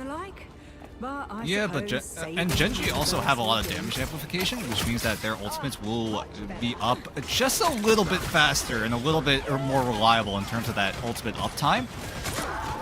Fury do have a good chance to win out here in this first fight. They are going to run a very aggressive sort of composition as well, putting Haluk and Silver on the Captain America and the Daredevil. Everyone on Gen G are going to spread out, try to handle the aggression coming in from Fury as the mission area does open up. Gen G will have ultimates finally, whereas Fury are still struggling to get theirs online because they don't have access to damage boost. That's courtesy of Duet there, having early Banhammer, doesn't even need to use it off of taking the 1v1 versus Kanuya. That's, wow, a slew of Gen G finding 1v1s and etc, etc. That's a team wipe. And with no ultimates used, Gen G have a lot of ultimate economy to work with. Fury, on the other hand, they realize, yeah, we're getting outpaced in terms of this ultimate race. Silver thought about switching over to the Ultron, but it's good to go over to the strat pool. Okay. I can imagine Ultron wouldn't fare well up against Bobo Psylocke. That might be a match made in not so heaven. I mean, we're going to have to see if Fury are able to find some sort of defensive option, because Citrus does have the Kumio Unleashed. He's going to use it early, but that just might allow Bobo to go crazy on the Dance of the Butterfly if he even needs to. Where are they even fighting? You rarely see this part of the map in regulation, let alone bring out Kumiho. That is a meltdown again. Gen G are a well-oiled machine. Yep, Genji, they only use one ultimate. They only used the big test or the banhammer. Not entirely sure which one it was, but either way, it was still extra pressure on the side of Fury. And now they have to figure out a way to get the retake going. Haluk even forced to use the Freedom Charge just to keep himself alive. Everyone on Fury are trying to take refuge inside of it, maybe take advantage of that ultimate acceleration as well. As Genji, they know that that option is gone. Bobo now could go insane with there's the butterfly, but something cancels it. Duep is a Something rage canceled buzz. it. Everybody's shoving all of these heals into Duep. Where's the rest of the team? They're all dialed so far back. Salvation comes in like a missile launcher, helping out the Kumiho Unleashed. And there's a giant pillar in the middle. It's Jeff. And at least Salvation does fall. That cancels the ultimate. But once more, it is aerial strike after aerial strike. Seemingly no survivors. Doxu's there. Finally removes Mantis from the equation. The Bobo got at least one. That's going to be Silver gone. Onto the strap pool, which we rarely see. Overtime, Yellow Beam. Gotta watch out for this one. Genji, if they can collapse here, win this next team fight, they're looking all pretty good to continue their flawless streak. What can Salvation do? He's onto the portal. Doxu again, reigning supreme. Duex falls once more, and Kumiho has been unleashed. But it's Jeff. Jeff saves the day. It is gonna be a shutdown once more. And foxes cannot exist when sharks are abound. Stars, I'm sorry, once more, holding the line. IX9 trying to have some sort of stable push onto the platform, but this point has no remorse. It is shutting everyone down. Silver and Kanuya, the strategist, and now the frontline are removed, and Genji, my friends, are once more remaining flawless, taking map 1. Oh, that was a great chance for Fury to win out in that fight. I believe it was the knockback coming in from the White Fox on Fury to cancel the Dance of the Butterfly. That is an insanely rare interaction. Canceling the Dance of the Butterfly? That is crazy, but with that cancellation, Fury had a chance to win that fight, but Genji, from raw mechanics alone, Zensari coming up huge with the Piece of the Abyss, Skittles able to take down the White Fox as well, means that Fury just could not follow through on what was a huge play. Gotta give it to Duet, man. It felt like there was times where we were seeing like a PvE mode almost, where he's the 1v6 and everyone's just shoving heals into him. He was bunny hopping on Eldritch Monument, headshot after headshot instantaneously. If that's not a tempo setter, Dan, I don't know what is. I mean, I was still setting up the fight, trying to prepare everyone. Hey, here's what's gonna happen. Is the fight. Yeah, bro is the fight, and he started the fight and he ended the fight. Quick as you like it. Round 1, quick and easy for Duep and the rest of Genji. But round 2 is where Fury started to come online. Really, they got some good retakes down. They were able to pull off some insane fight wins. But unfortunately, in that final fight, Genji had a moment that they had to give up the site, but Fury unfortunately just weren't able to follow through. They got a really good ult cancel as well on the side of Bobo, because that's what Genji were really relying on in terms of this win condition. Well, we don't have to wait too much longer. We're going to be taking a small break, but before we head into game number 2 and say again, could this be Fury's time to shine? Could we see an even series and break the flawlessness that we've seen from Genji so far throughout the entirety of Ignite? Maybe. We'll have to find out alongside it together. We'll be back in just a few moments.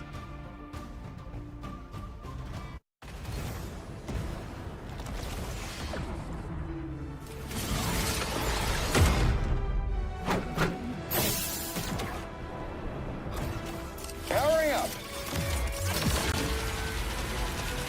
Maximum pulse.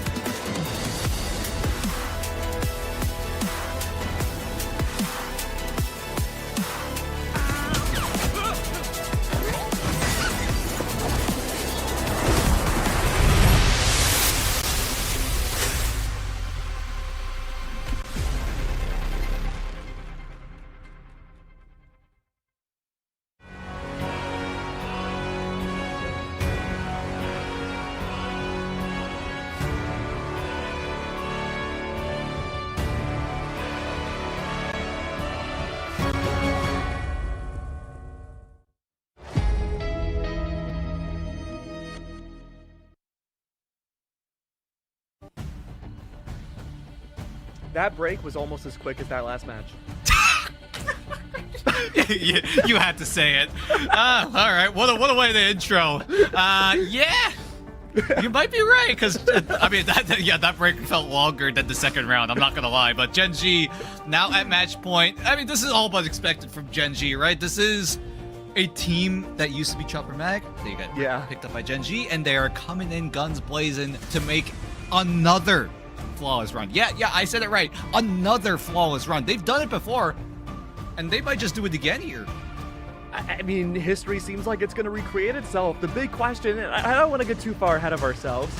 If with only one map in between them doing it, we see them go, Gen G go to the upper finals, they'll be beating up against Chiefs, who are also flawless so far from group stage and playoffs. One of those teams cannot hold that title after that matchup, but it does come down to whether or not Gen G can win it out here against Fury on Central Park. Central Park will be the map choice for Fury coming into what is the only game mode left. We've already played on Domination, we've already played on Convoy, now we can only play on Convergence for map 3 because it's the only game mode left over. So Fury will choose Central Park, and they choose the attacking side first here. So Gen G, they're gonna go on the defense side, but right now all eyes are on this ban draft for Fury, because you could argue that they kinda botched it. Okay, do tell.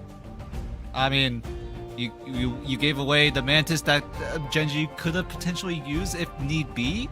Yeah. And then the Loki being one-sided for Gen G as well means that they can run the Loki Adam Warlock composition that if they wanted to. They could have even done Cloaky if they wanted to as well. So Gen G just had a bunch of different options in terms of team comp, whereas Fury were starting to get a little more restricted because Gen G were just able to take away some key picks that Fury could have wanted to go for.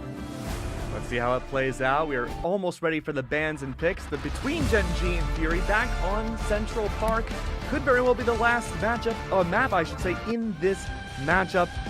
Surely we see a Mantis ban, right? Surely, but both sides did prioritize the Invis ban, or the Invis save, sorry, first thing, but Fury are going to go back to the Elsa Bloodstone. Do Gen G decide to match it? We'll see. They haven't matched the Elsa Bloodstone save. Instead, they've been doing their own thing and just saving the Mantis. But no, this time they will stay true to what they did in map number 2 and will go for the Invisible Woman save. So how does Fury decide to navigate this first save? Because they tried to match it and it really didn't work out too well. Yes! Yes! You have two Okay. I'm feeling really hopeful about Fury now. They got rid of the Mantis. Keg was one half ban draft away from crashing out. Oh, I'm in a permanent state of crash outage, Dan, but that would have sent me over the line, man.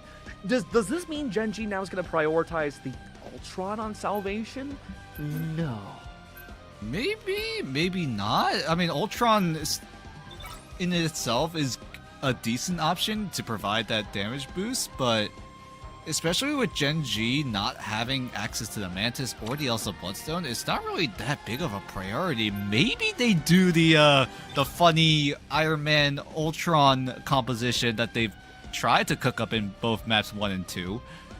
We'll see if that comes into fruition, but Gen G, however, will be able to secure the Loki yet again, but this time with no Vibrant Vitality, but Gen G still have the Loki and the Atom on the defensive side, so it's just gonna be up to Fury if they're able to keep the tempo sky high here, because that's the exact thing that Fury need to do if they want to shut down the Atom Warlock.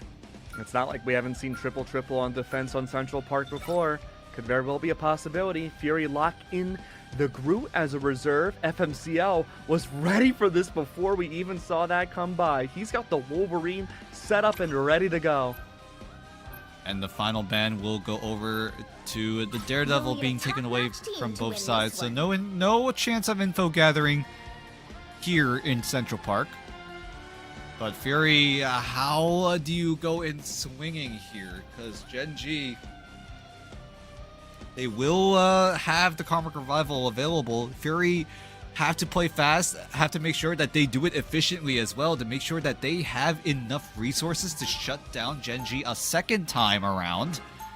But the Groot save, I honestly kind of like it, because Groot is very, very good up against triple strategists, and that's exactly what Gen G are going for. Putting Skittles on Loki, Bobo on the Adam Warlock, Salvation on that Invisible Woman, and the Groot is just, in its own right, it can do so much damage, right? Being able to shred down the backline with a good Thorn Wall means that Fury could take advantage of it, but for now, they're looking to, for now, not use it. They're going to put Kanuya on the Jeff, give him the team up with the Venom on IX9, Haluk on the Deadpool as well.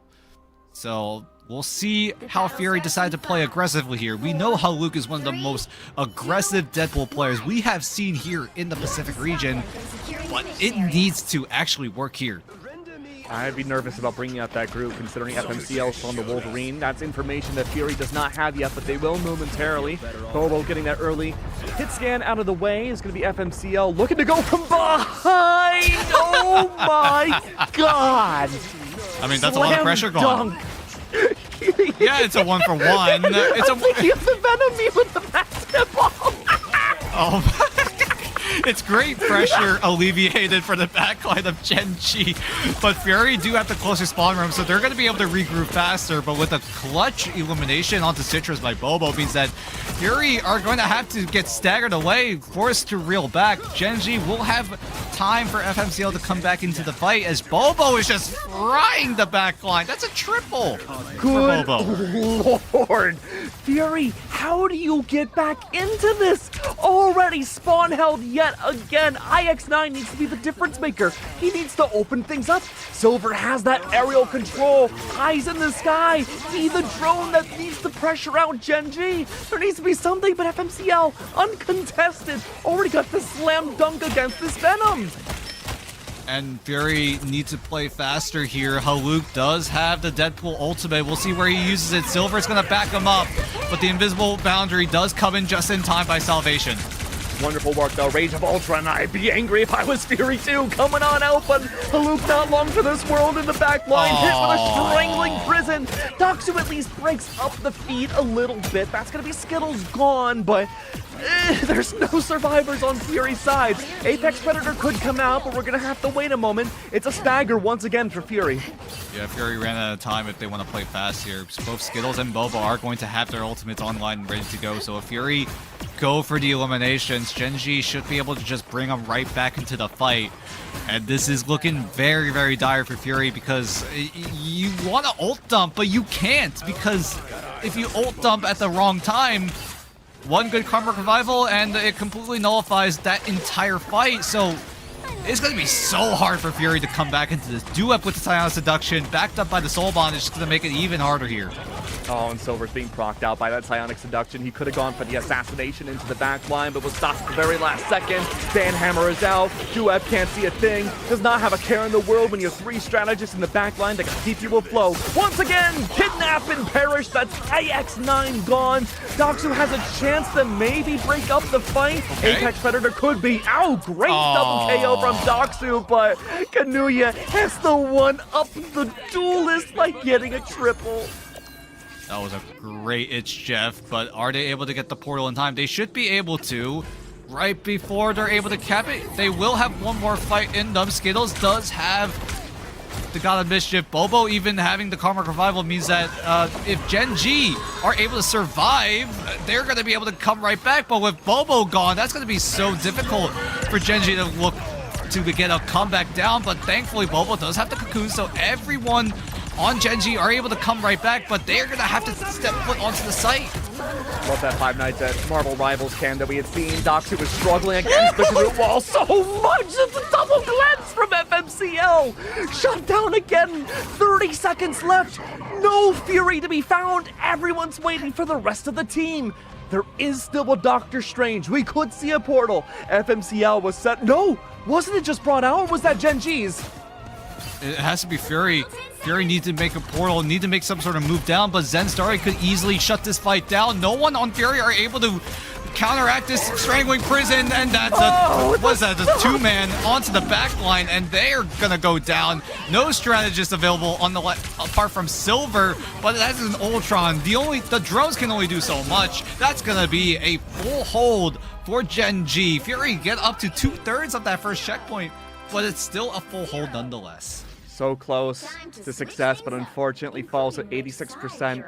All Gen G have to do is get 2 ticks and then a little bit in change, and they will be good to go to move on forward to the upper finals and meet Chiefs on the way. One last attempt for Fury to stay in the upper bracket now. What will they do? I mean, Fury, surely they go to the Adam Warlock once again, but for now they're not looking to go that angle just yet. Keep Kanuya on the Jeff, but do they remain on the Jeff with no team up is the question here, because Fury, we'll see what they decide to roll out on. Kanuya staying onto the Jeff means that, yeah, it can't work here without the team ups. Yeah, he's gonna switch over to the White Fox, give the team up over to the Luna Snow. So that's gonna be a lot of that backline pressure being able to be matched, as Gen G are looking to come in a little more aggressively with Zenstari on the Venom, FMCL on the Wolverine, to maybe try to find that key elimination to kickstart what could be a 3-0 sweep for Gen G. I love this text. Haluk building up walls, ensuring that no hostile mobs come into the house is the best way I can describe it. Fantastic work early on. Fury have one last chance to bring it home. They have to play this defense very well, knowing full well Zenstari is going to attempt to take an alternative route. That gets shut down early. Forced to go for a direct barrage in. Holy God, that's going to be so strong. Haluk does not stand a chance. Melted down like steel to lava. And everybody's losing these fights. That's 1 tick. Make that 2. And with 1 left, there's a final fight. Doxu tries to hold on. Silver the same. Gen G go on to face Chiefs in the upper finals. And we get the collision course we wanted. Gen G, great fight coming in. They know that they have the upper hand here. They just have to win a single fight, and their best chance was just, you know, 3, 2, 1, Soulbond, go right in. Full stack, full force in. You have all the damage reduction. You know that they can't match the damage, and if you're able to get the eliminations within the Soulbond timing, Gen G were able to execute that to perfection. And that's really the coordination, it feels like, from something like this world-class level talent coming in from the likes of Gen G. Gen G's just playing at a whole different level, man. I mean, we have seen flawless runs a lot so far in Pacific. We saw it from Pirates. We saw it after week 2 with Reject. We see it still from Gen G and Chiefs. But I gotta say, Dan, Gen G looked the cleanest we have seen out of any team thus far this region. And you know how clean that was? How clean? Remember map 2? No. That was a 452. No. We shaved off 4 more seconds.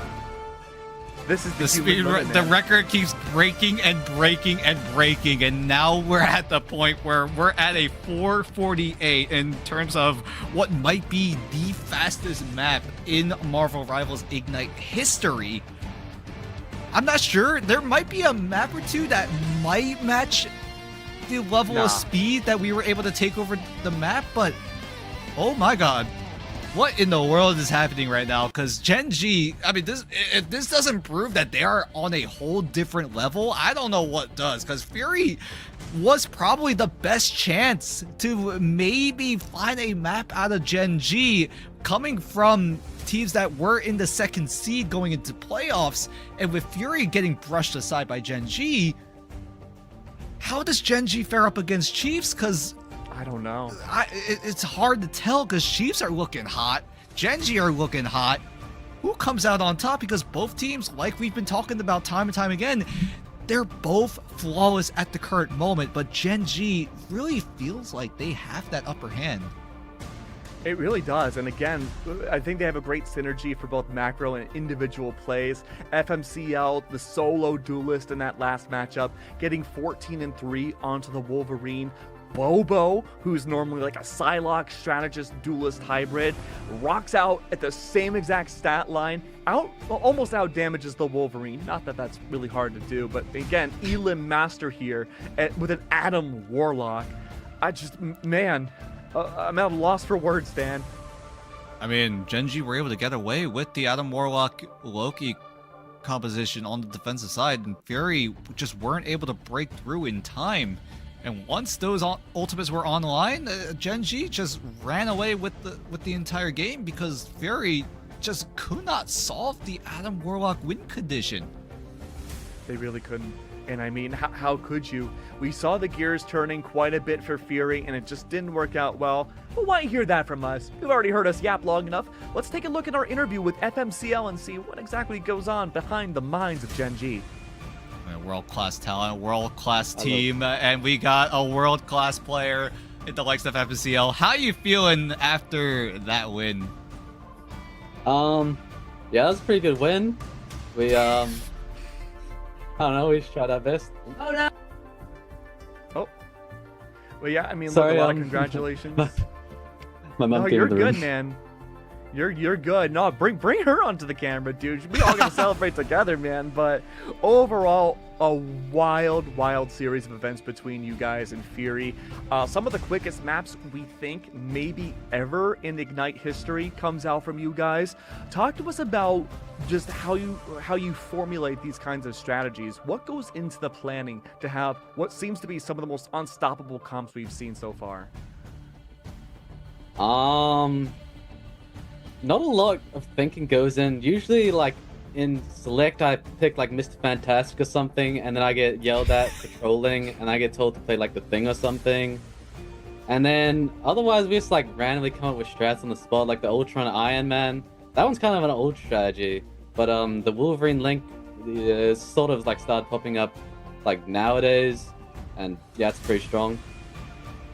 I mean, staying on the topic of team compositions, right? I mean, the Iron Man Ultron was kind of fun to watch, but I remember back in the group stage when we interviewed Skittles that you guys really didn't play to the full potential of the Loki Adam team composition. I know Skittles said that was a little bit of a unlucky scenario that they were in when that composition didn't work out. Did you guys go back to the drawing board to like work on this Loki Adam composition? And also, did you expect it to go through in the band draft as well? Because I feel like Fury just kept giving you guys the Loki there. I guess we kind of expected to get Loki Invis Adam. It doesn't get banned too much. Like, especially if Mantis is banned. Like, usually Mantis and Loki are like a package deal where you have to ban one of them because the team up is just so strong. But the first time it didn't go so well because I kind of went the Thing, and I said if they went Punisher, I'm dying and going Venom. That was my pre-game plan.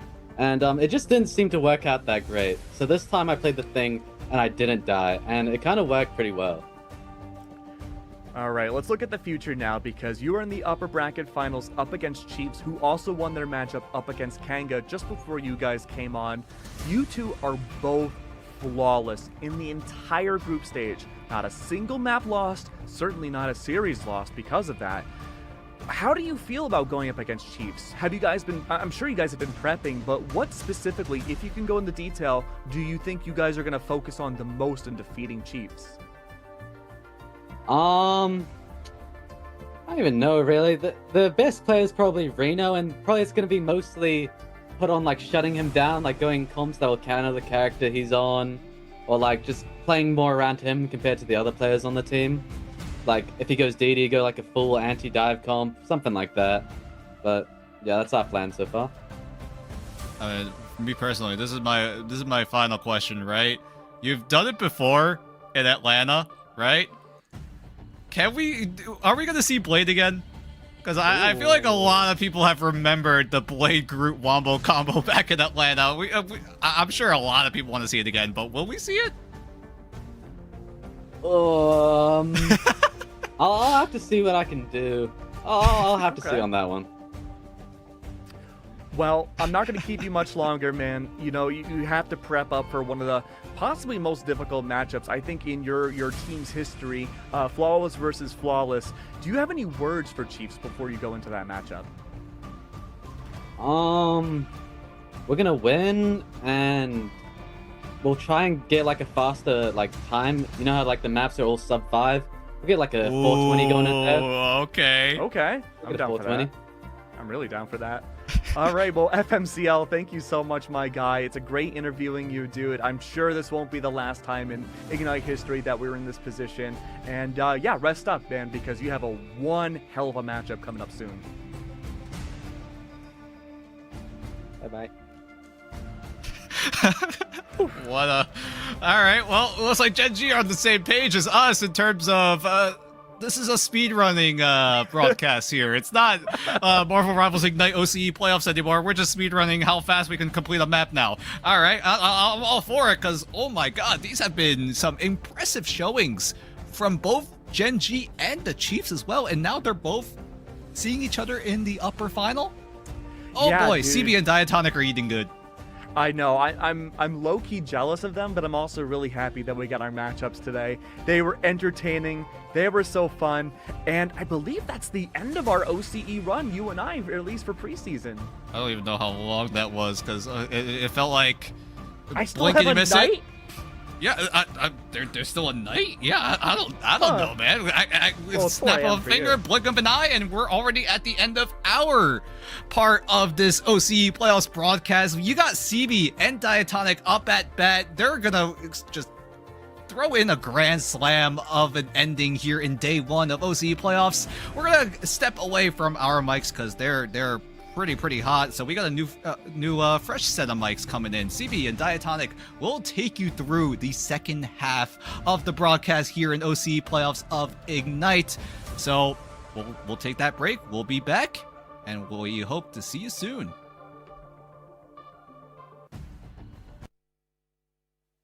there's anything we can do to make your flight more enjoyable, please don't hesitate to ask.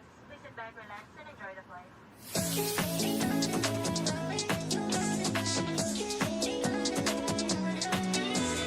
Just watch me now under the moonlight. 저기로 날아올라.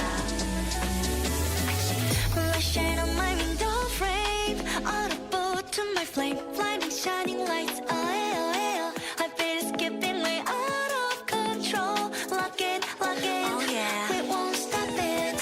Flying high is our destiny, lighting up flaming star. We're reaching out towards victory. 눈부신 꿈으로 차가운 심장을 쉬고 더 높이 날아가. They can't catch my vibe and my life. We're dancing under moonlight. 손을 묶어버려. Turning up the heat. Get it, oh. We're switching up the lip gloss, mixing up the crystals. All they want to know how we do it. Now it's no retreat to flight mode. Yeah, 차올라 내 눈빛 봐. 불부터 나 ready now. 떨림이 번져가 입안 위로 올라타. 거침없이 난 dive. 겁없이 뛰어가 flight mode. Be breath free, shining, flying high. Feel the spark of flight mode. 우리 하늘 위로 더 rise up. 사라져 fade away moonlight. Gonna burn the night out.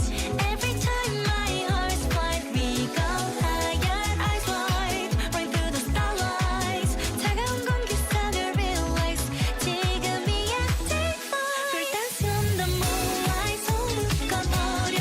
Turning up the heat. Get it, oh. We're switching up the lip gloss, mixing up the crystals. All they want to know how we do it. Now it's no retreat to flight mode. Wake up, wake up, wake up, wake up. Feel it, feel it, feel it, feel it. This I'm switching to flight mode. Fly, burn up, burn up, burn up, burn up.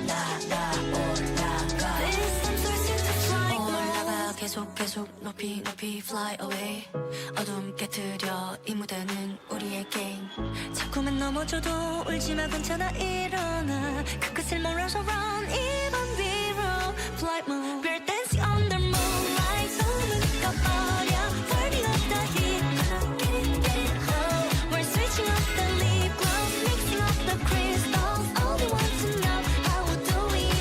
Now it's no retreat to flight mode. This I'm switching to flight mode. Burn up, burn up, burn up, burn up. This I'm switching to flight mode.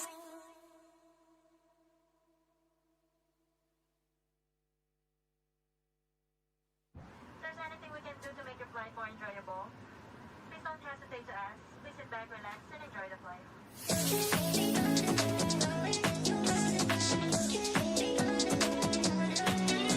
Just watch me now under the moonlight. 저 위로 날아올라.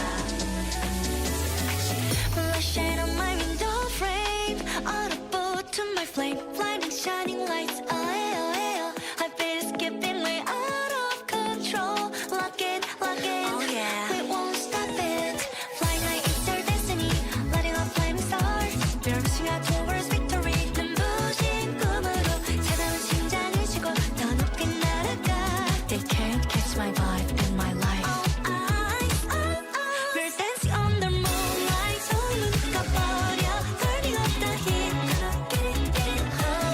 We're switching up the lip gloss, mixing up the crystals. All they want to know how we do it. Now it's time to switch to flight mode. Yeah, 차올라 내 눈빛 봐.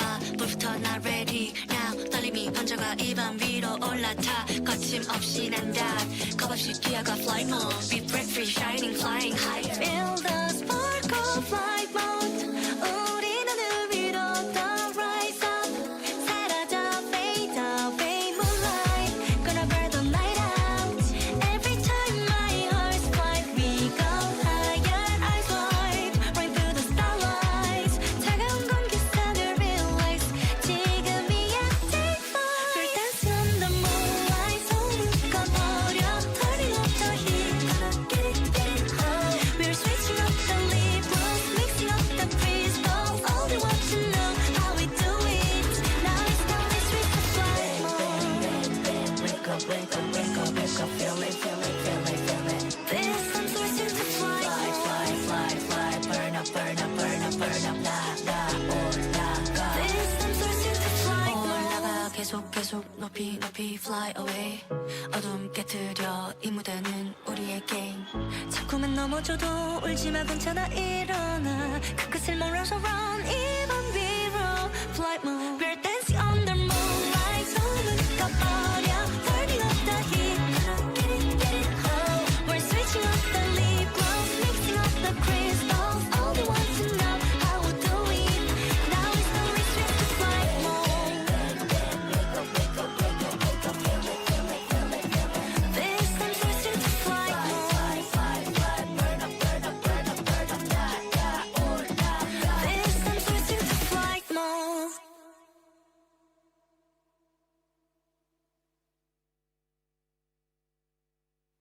If there's anything we can do to make your flight more enjoyable, please don't hesitate to ask. Please sit back, relax, and enjoy the flight.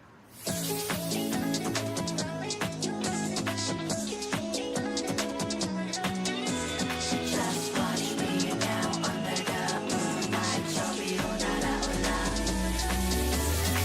Flashing on my window frame, audible to my flame, blinding shining lights. Oh, yeah. I feel skipping way out of control. Lock it, oh yeah. We won't stop it.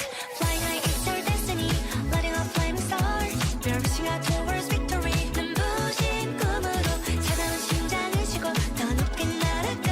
They can't catch my vibe and my life. We're dancing on the moonlight. 소문 꺼버려. Turning up the heat. Get it, oh. We're switching up the lip gloss, mixing up the crystals. All they want to know how we do it. Now it's time to switch to flight mode. Yeah, 차올라 내 눈빛 봐. 불부터 나 ready now. 떨림이 번져가 입안 위로 올라타. 거침없이 난다. 겁없이 뛰어가 flight mode. Be breath free, shining, flying high. Feel the spark of flight mode. 우리 하늘 위로 더 rise up. 사라져 fade away moonlight. Gonna burn the night out. Every time my heart's flight, we go higher. Eyes wide, right through the starlights. 차가운 공기선을 realize. 지금이야, take flight. We're dancing on the moonlight. 소문 꺼버려. Turning up the heat. Get it, oh. We're switching up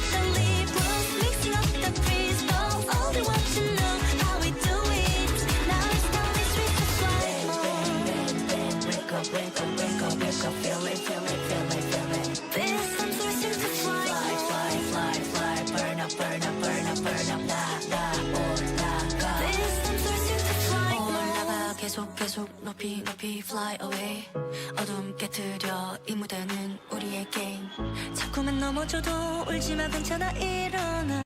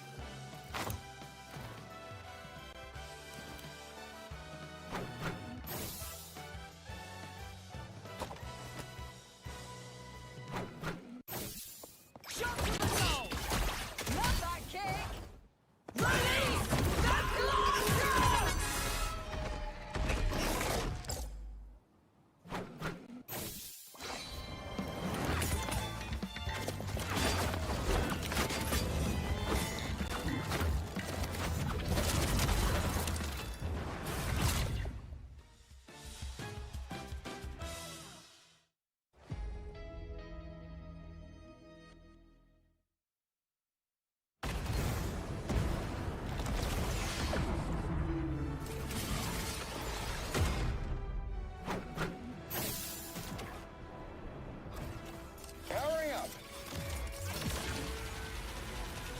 Maximum pulse.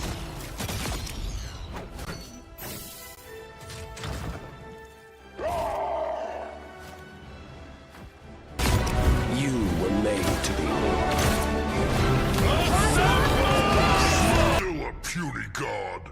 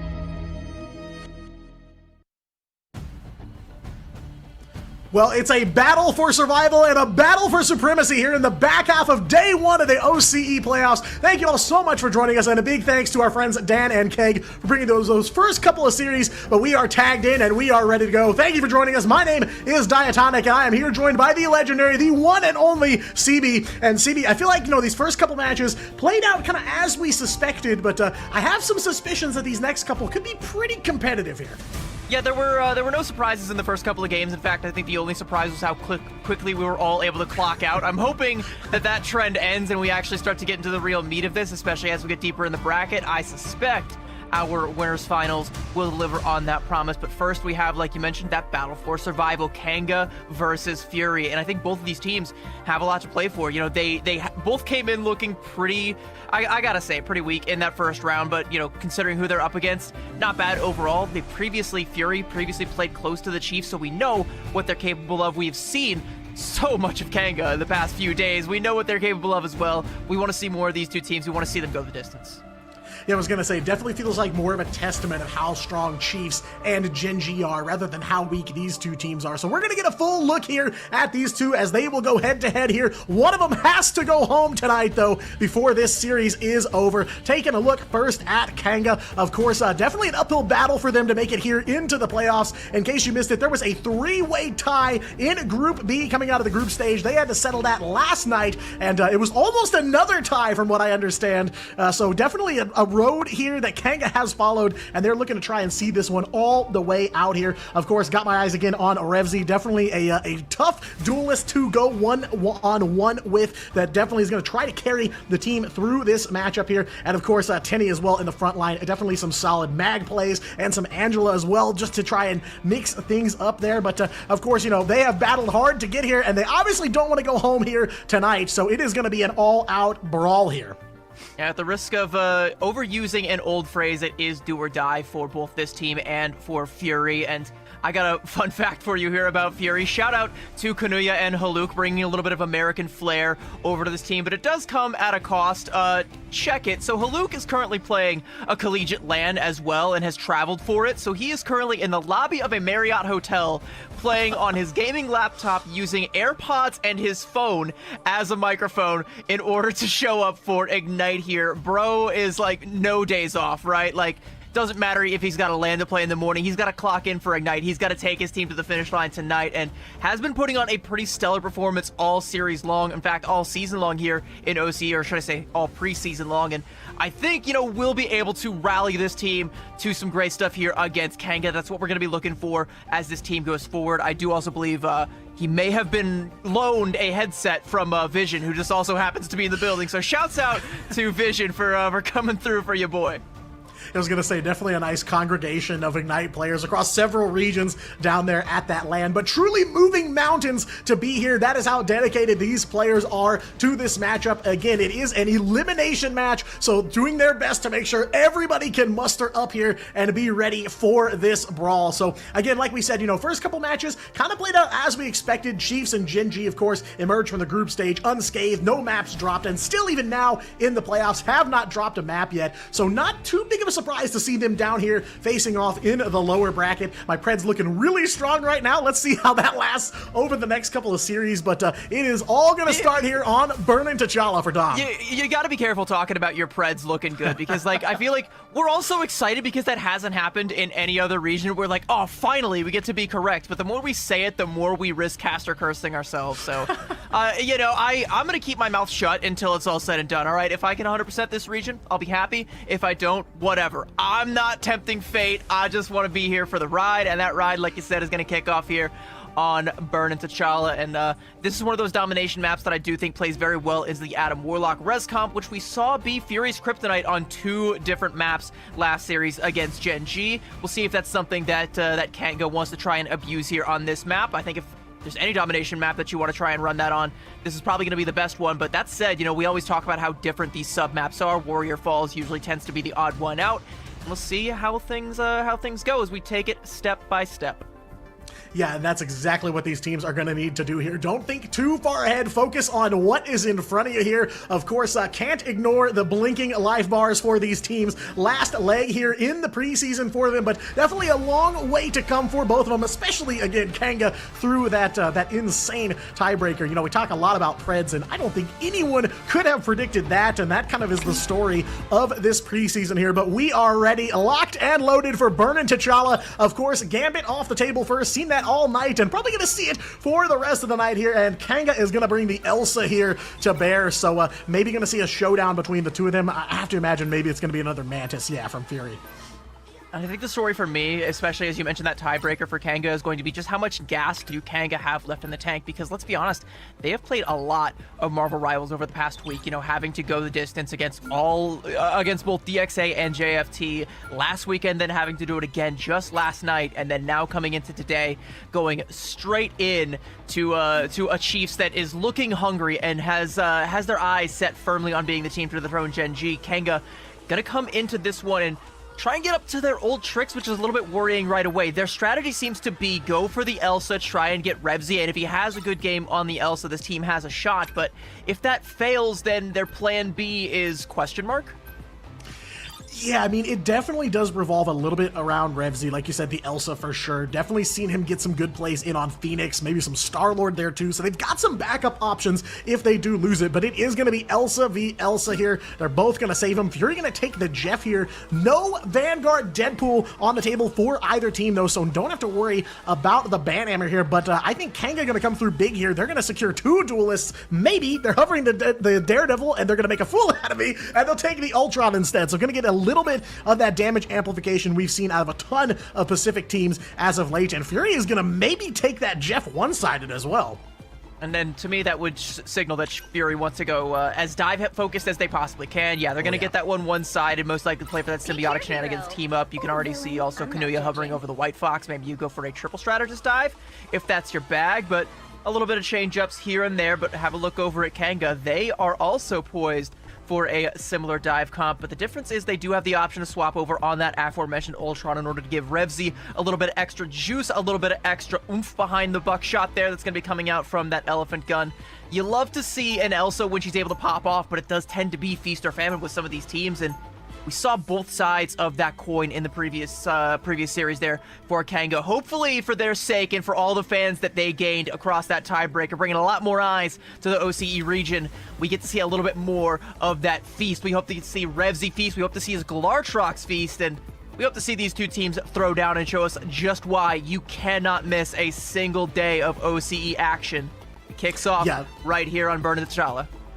Yeah, definitely does feel like they're trying to break out of the chains of that famine they experienced here early tonight. Definitely a more even matchup on paper between these two teams, but that is kind of the question here. If they emerge the other side of this, the winner, they will have to face either the Chiefs or Gen G, so potential rematch in a store depending on how things play out, but we will have to see. We are ready to get things underway, though. Spawn doors open up on Burn of T'Challa, and we are ready for map number 1. IX9's got the Strange Portal, doing a little bit of scouting here, looking for an opportunity to just grab onto that point here early and start off pretty strong here. They're going to run right on through, and Kanga maybe going to take their time here instead. Surprised. I mean, one thing I know about Tenny is that he loves to play around his strange portals. Looks like they are going to actually get one. They see that Fury have managed to go straight onto the point, so Kanga instead going to try and take that high ground approach, which I think would be great if they had a poke composition, but look at their comp. They are playing a full-on dive, so the question is, I mean, they got to come down at some point, but the question is when, where, and how, and Juicy has all the answers. Yeah, right on the back of Matt Murdock here. Already a couple of KOs coming through for Kanga here. Orange is the KO feed, and Isaac on the Captain America leading the charge here. Juicy and Isaac, your most appearing players here on Kanga. They bite back. They stop the portal invade here, and Fury left scrambled. I mean, you said all orange in the KO feed. This is the orange versus orange teams. We got a little bit of an orange bowl happening here, and Kanga starting things out on the right foot, which is exactly what you want to see. For Fury, we want to try and see a little bit more play from Haluk here on that Hulk. We didn't really get to see a whole lot of that coming out, as I mean, Kanga just took the fight straight to Fury, and it was too little too late to react. And by the way, this is an interesting thing that we're hovering right now. The strap pool coming out for Fury. They are definitely playing an interesting strategy here. Yeah, Deadpool's still going to try to make an appearance here. Kanga in a little bit of trouble. IX9 will take out Sector, so White Fox sent reeling here right off the bat from this fight. Fury looking a lot cleaner coming into this one, a lot more on a stable ground, looking to try and take out Dusk, but no good there. The Luna will escape for now, but can't run from the Monster Piercer. Daxu on the move here. Double KO on the Elsa, just like that. Fury going to look to try and retake here. They've got the lock here. Silver and Konya as well in your KO feed as Fury a retake, stopping Kanga at 50. Yeah, not bad, and I'm already liking what I'm seeing from this strap pool. You know, Silver coming through with that ponish pound early on, gets all the same value of the band hammer, but actually does a little bit more damage than the band hammer, if you can believe it. Fury now going to be firmly in control, and that's going to mean that Haluk gets control of this window, gets control of the high ground, and gets to just bounce around wherever he wants. And now Kanga are going to have to be on the hunt for him. Tinny doing a good job of segmenting Fury and forcing out some resources. The Glartrox coming out already from Revzy. I believe that particular Glartrox is going hungry. Nothing too huge there, but it will buy Kanga a little bit of time and also get them a little bit more space to play with. And Juicy is going to make a meal out of that space. Has access to the back line, looking for the frag. Yeah, and speaking of making a meal here, Tenny going for that Feast of the Abyss does come through. Kanga gonna fight back here, maybe take a win. It's going all tug of war here. Fury just at about 50%, but they are gonna be stopped here. 4 members offline, their ults taken out of the equation here, and Isaac gonna put the hurt onto Daxu again to round things out just as Fury catches up to Kanga. Now they are back in the driver's seat here, flipped back to them, and Dusk as well, picking up one on the Luna. Yeah, I mean, we're starting pretty much as I hope we need to go on, back and forth on both sides, and you can see at the end of both of these fights, both teams coming out with 3 ultimates, meaning neither team is willing to try and overexpend in order to try and secure a fight win. Juicy gonna let the Devil out onto the back line there. Huge invisible boundary from Fury, gonna keep them alive. This is so far off the point that even though the Maelstrom is gonna take down Juicy, which is just what Fury needs, it's not gonna be enough to dislodge Kanga from the point, especially once the Freedom Charge rings out. Yeah, gonna be tough to break through that guard there. Revzy is gonna try to even the odds for Kanga here. Jeff ult does come through from Konya. I don't believe it makes a capture here. A couple more strategist ults on a line for Kanga, but those gonna go down, and then they are gonna face off potentially with that Eye of Agamotto here. But all the while, Kanga still making capture progress here. It does look like Fury's got boots on the point here, so they're gonna try to get the OT popped at least, and that they will. They're gonna actually fight on through Kanga here. A couple of strategists offline. Dusk sent back to spawn here, and Daxu coming right back for Fury, trying to regain control amidst the chaos here. Does get some damage down, gets Kanga to back off the point for now, and a quadra KO there onto the Monster Hunter. Fury right back in control here. Kanga, though, just one fight for them. Yeah, and I mean, it was Isaac bouncing around on that Captain America that bought them so much time. Daxu, like you mentioned, able to come up with a quad and that huge stuff there from Fury, but Kanga are showing so much respect to Fury right now. You can tell, even when Kanga are trying to go aggressively and take fights in Fury's spawn, they get forced so far back that the next fight happens in their spawn, and I mean, Fury nearly get the cap off of that, and Isaac has to be the hero, and it's just not going to be enough. Gets to the 99, Daxu with the Galartrox now trying to slow things down. Does find his contemporary in Revzy, and this is starting to get a little bit spicy for Kanga. 99% to 85, and Fury looking to close that gap as Daxu advances into the spawn with another double. Fury is running out of time, or rather Kanga is running out of time to try and find any contest here. Yeah, but somebody's on the point here for Kanga. Gonna try to make a quick flip. Haluk is on it, though, on the Hulk. It's Hulk versus Venom on the point. Nice stun there from Haluk. Gonna follow up a wallop in there onto the Venom, as now it's double 99. Overtime portal in play. Now everyone gonna battle it out on the point here. Madhouse on this last fight here. But this is just checkpoint number 1 again. Keep in mind here, and it is baby gonna go Kanga's way. 2 strategists taken offline for Fury. Invis and Jeff both offline. Just gonna rely on that strat pool, but Sliver in trouble too there as well. Kanga just trying to put the last bit of hurt on, and Revzy coming up in the KO feed yet again. We said definitely one to keep an eye on here, and Isaac as well making a name for himself in this matchup onto the Doctor Strange, holding the Eye of Agamotto as well. Gonna try to hold that for point number 2. Flipped back to Kanga. No portal. I don't believe Fury is gonna be able to walk it back here, so we are gonna head to point number 2. But exactly what we were kind of thinking here. Tug of war, neck and neck between these two teams. And in that penultimate fight, you could tell Fury, they didn't have the ultimates to try and take a fight on the point and drag it out, so they were going all in on trying to go for that spot hold, and they nearly pulled it off, but Tinny forcing out Haluk and the rest of the team to come back and deal with him on the point gave Kanga the space that they needed in order to come back into that one, and they had the tools, Fury did not, and Fury weren't able to build up to them in time, so Kanga just win that off of just sheer ultimates. Tinny coming in with a piece of the Abyss towards the end of it, and got a quick little pause as we contemplate how we're going to approach Warrior Falls here. But yeah, again, like Fury, I like the instinct to try and go for a play like that, to realize that you're not going to have the advantage if the fight takes place on their terms. So take it as close to their spawn as possible. Don't give them room to breathe, unfortunately. Tinny had the oxygen tank, so breathe they shall.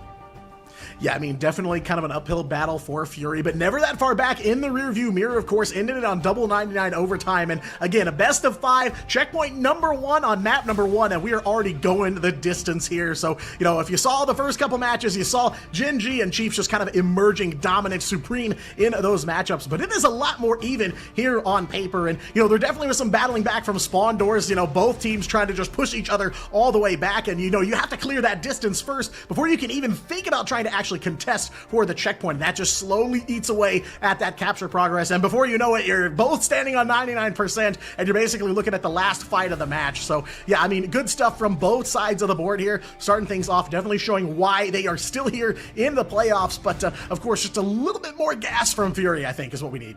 But I do think that, like, both of these teams, you know, they're coming out of getting straight up walloped in the first round by the Chiefs and Gen.G respectively, and, you know, it's very clear that there is a bit of a tier break between those two teams and these two teams, and, you know, if either of these two teams want to have any hope of advancing in this playoffs and potentially dethroning one of those two teams, maybe claiming that second place throne or making a run all the way to grand finals, who knows? They have to try and close that gap at the other's expense. They have to try and level up here and now, figure out some things that they weren't before, and both of these teams are bringing the best out of each other right now. Again, you know, Fury going for plays like that spawn hold, knowing that they don't have an ultimate advantage, and Kanga being like, all right, you give us an inch, we are going to make the most out of this one. We are going to make a mountain out of this molehill, and doing just that. Now, going into Warrior Falls, we're still on a little bit of a tech pause right now, but, you know, I'm looking back over at the at the ultimates, and again, even though Kanga are able to get the win there, they come out of it again with an ultimate advantage, you know, letting the devil, or they have let the devil out, they've got an Eye of Agamotto, and they have a Kumiho Unleashed, all three very aggressive ultimates that they can use to snuff the fight out before it really kicks off. And Fury, I mean, they're building up to some ults, but they're not quite there. They still have a fair bit of work to do, which means they can't really go too aggressive. They have to kind of play at Kanga's tempo, and that is that already is going to be a scary proposition. Yeah, I mean, Kanga, I think, going to come in very upbeat here, fast tempo, as you say, considering they've got the ult advantage. They know that if this fight goes on for too long, there's going to be a mid-fight ult swing, and Fury is going to deliver some fury in that opening bout. So, of course, Kanga locking down point number one. They're going to come into this wanting to just get this locked down, take some positioning, you know, push them all the way up to spawn and just finish this thing out and take that map one win. So, I definitely look for Kanga to come out full speed ahead here as, yeah, they're going to deliver all the ults that they've got in the bank. But, yeah, you know, I was kind of wondering coming into this match, you talked a little bit about it, but, you know, Kanga has had to play a lot of matches just to get here, of course, through the tiebreaker. Now they've already played a tough matchup here tonight. So that was kind of the question is it, you know, momentum, or is it kind of running out of gas here? And it does feel like it is all gas, no brakes, but gonna be curious to see how they handle the next point. Of course, Burn and T'Challa, it changes from submap to submap so much, and teams definitely have the opportunity and almost have to kind of adjust their strategy based on what one they're playing. At least I feel like more so compared to other domination maps. And speaking of adjusting your strategy, I have a question. I want to know your thoughts. How do you feel about Haluk on the Hulk? The reason I ask is, again, because Fury went all in on that one-sided Jeff. Venom made it through the pick and ban phase, because of course it did. No one's banning Venom. Let's be real here. No symbiotic shenanigans team up coming out from the side of Fury. They're going all in on the Hulk and not augmenting it with another dive, that Doctor Strange and Hulk frontline. And I'm wondering, like how you feel about that, because I know the synergy is still there between the Jeff and the Hulk, but would it be better to try and play the Venom and leverage both the synergy and the team up? Yeah, I mean, we know Symbiote Shenanigans, a powerful team-up, definitely one that makes the rounds from time to time. You know, I'm not 100% sold on the Hulk just yet. I want to see a little bit more of it. You know, Haluk had some plays there, you know, getting back to the point, helping him kind of hold things down when Kanga were trying to sneak it at the last second. So, you know, there's definitely something there, but I need to see a little bit more before I'm totally convinced of it, because, yeah, in my opinion, you know, you don't want to gamble too much if you don't have to, and I feel like maybe not just going for the team-up that's there, maybe a little bit of a gamble, but yeah, I'm still a little on the fence. Well, like overall, Fury's composition is a little bit off the wall. Like, it's not often you see the triple strategist comp with the strat pool come out. Like, it is effective, but maybe that team up would be what gets them over that hurdle. Like, when you're this evenly matched, it's these small things that make the difference. Sometimes it can be the small plays, and Haluk making some of those on the Hulk, I think, can be a good way forward, but it might be worth contemplating a swap later on. Who knows? Not me, only Fury knows, but do Kanga know that there is a strange portal coming out to get Fury on the point early? They want to take an aggressive fight here and trying to stake an early claim on the point and wait for Kanga to come to them. Yeah, and hopefully get a couple of those ults charged up and ready to go here. But yeah, Fury does kind of fan out here and take the point, though. Overhead, Juicy coming in on the Daredevil, lets the Devil out and takes out the Invis to start things off. One strategist down for Fury. Definitely a wrench in the works here. Baconia on the move with a couple of members of Kanga, and off the cliff, double KO there off the It's Jeff. So fighting right back here. Dust got the dance floor on the floor, ready to try and fight back here. Daxu gonna look to send him off the edge with the Apex Predator as well. Looks like going, maybe not going so hungry though. Double KO for Daxu on the Elsa already in this fight. Fury gonna take the point here. Haluk picking up one on the Hulk as well. Definitely not the opening I expected here on point two, but a solid look for Fury. Yeah, it's all Kanuya, able to build up to that It's Jeff and be able to take down both the Captain America and the Daredevil mid, let the Devil out. Says, no, put that Devil back where it came from, or so help me. And it gets a little bit risky as they lost Citrus early on in that fight, so it was up to Silver to make up the lion's share of that healing after Kanuya had to sacrifice his own life to secure those elims. But Fury are game, they're able to get enough with it, but now with the Eye of Agamotto coming out, and a Glartrox from Revzy gets two, and once again, Silver is going to have to make up all of the healing, and there will be a no healing for Fury as Revzy with a triple and Haluk next on the chopping block. Hulk smash just to buy a little bit of time, but how much can you really buy? Yeah, it's all of Kanga versus one giant Hulk here. Haluk gonna go right back down to banner form. Dusk will get the KO here to finish things off. But yeah, Revzy, the one with the Fury in this matchup here. Big multi-KO on the Elsa to just take control right back here. Again, it's just back and forth between these teams. They both get some good runs at the point, but it ultimately changes hands every single time. Now, Kanga in the driver's seat, Fury at 41%. And Revsy, like I said, is having a good game on the Elsa, and that seems to be one of the major win conditions for Kanga. Tinny going in, letting the Devil out. Anti-heal onto Haluk. He's going to be de-hulked right away. Citrus a little bit late on the draw with the invisible boundary, and Tinny's like, all right, my job is done. I'll just head on back.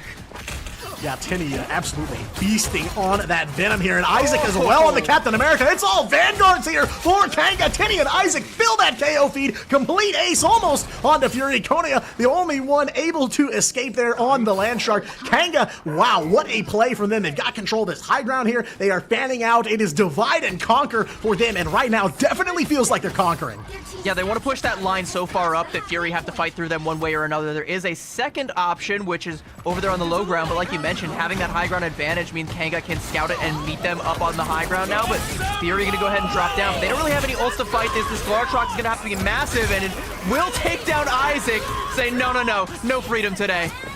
Yeah, for as little resources as Fury got, definitely trying to put in the work here. Juicy and Revsy now taking control into this fight. Sector will get one on the White Fox as well, and almost ready to let out that Kumiho, but how necessary is it going to be here? Kanga approaching 80% and still on the move here, yet again looking to apply the pressure to Fury. They've got maybe one chance here to try and get back in and take this thing. There's an opportunity for a portal play here. IX9 going to go for it. I don't believe there's any real way that Kanga can cancel it, so this is going to have to be all in for Fury, but once again, they just don't have the ults for it. It's gonna have to be Kanuya with another huge Death Bolt, maybe an Eye of Agamotto, but those are your only options. Gotta make the most of them. Yeah, there is just not a lot here for Fury to try and work with. They're all on the point for sure, but they are going to face the wrath here of the Lawyer of Hell's Kitchen. Juicy letting the Devil out early here. It's going to have to be Konya. It's going to have to be a huge It's Jeff here, but they're already lost their Hulk here. How are they going to fight back into this last bit here? Overtime slowly ticking away now. Sector on that White Fox, picking up a couple after that Kumiho is unleashed, and Kanga will take Burnin' T'Challa here, 2 points to 0, but definitely made him sweat a little bit. And as many plays as we saw from Haluk on the Hulk early on Imperial Institute of Science, we didn't really see any on Warrior Falls. And again, I have to ask, like, maybe the Venom might have been better if you're trying to play for the Jeff. And looking over on the other side, Revsy, this was the guy. You know, this is the ace for this team. You put him on the Elsa, and if he has a good game, you are assured to have good things coming your way. And it's going to be a quick little 2-0 victory on Burnin' T'Challa with a solid 15 final hits. And yeah, there's a lot of good things coming your way if you keep this one up, Kanga. Yeah, very curious to see if there's going to be an adjust here to try and take out that Elsa for Revsy, because yeah, that's definitely one of the heroes he's made a name for himself on all preseason long here. Of course, cannot overlook the front line for Kanga either. Isaac and Tinny put in a ton of work on those Vanguard slots in this matchup, and you know, Juicy, not huge numbers on the Daredevil this matchup, but definitely came in clutch when it truly mattered, dropping in from the ceilings, doing Daredevil things, exactly what you would expect out of Matt Murdock here in this matchup, helping to at least even the odds for the team. But yeah, again, it's, you know, all firing on all cylinders here, everyone doing their job to the best of their ability. But yeah, Revsy definitely the engine here for Kanga in this first map. Yeah, I do like that you call out the Vanguards though, because like you said, yeah, Isaac is getting a lot of work done on the Captain America, one of the strongest Vanguards in the game right now, sleepily, and Venom is right there alongside him. Once again, the classic dive composition, and Tinny and Isaac are both playing super smart. They don't overextend. They play exactly as far as the map will allow them based on what control they have. Sure, they get caught out a couple times with the Glartroxes, but that's bound to happen when you're trying to play for space, but more often than not, they are playing for exactly what they want and getting it in spades, and able to turn around and get back out safely when they've got what they want. So it's just the kind of Vanguard play that you want to see. Tinny is also so smart with the Doctor Strange portals. Unfortunately, had a visit from Sir Charles IX earlier on today. We don't got to talk about that, but it's just a very smart player in general. I love to see what this guy's capable of, whether it's on the Doctor Strange, whether it's on the Venom. I want to see how deep his bag goes. Yeah, I mean, that's kind of the name of the game here, is how deep does your hero pool run? Because obviously, we're going to be looking at some adjustments here going into map 2. There's definitely going to be some kneecapping attempts from both teams here. But again, looking at the Elsa Bloodstone, do they really want to try to take Revsy on again? That, I think, might be the million-dollar question, and we will have the answer to that question and so many more of your questions at the other side of a quick little break. Do not go anywhere, chat, because we have got map number 2 in our first lower bracket matchup. It's an elimination match, and you don't want to go anywhere to see it.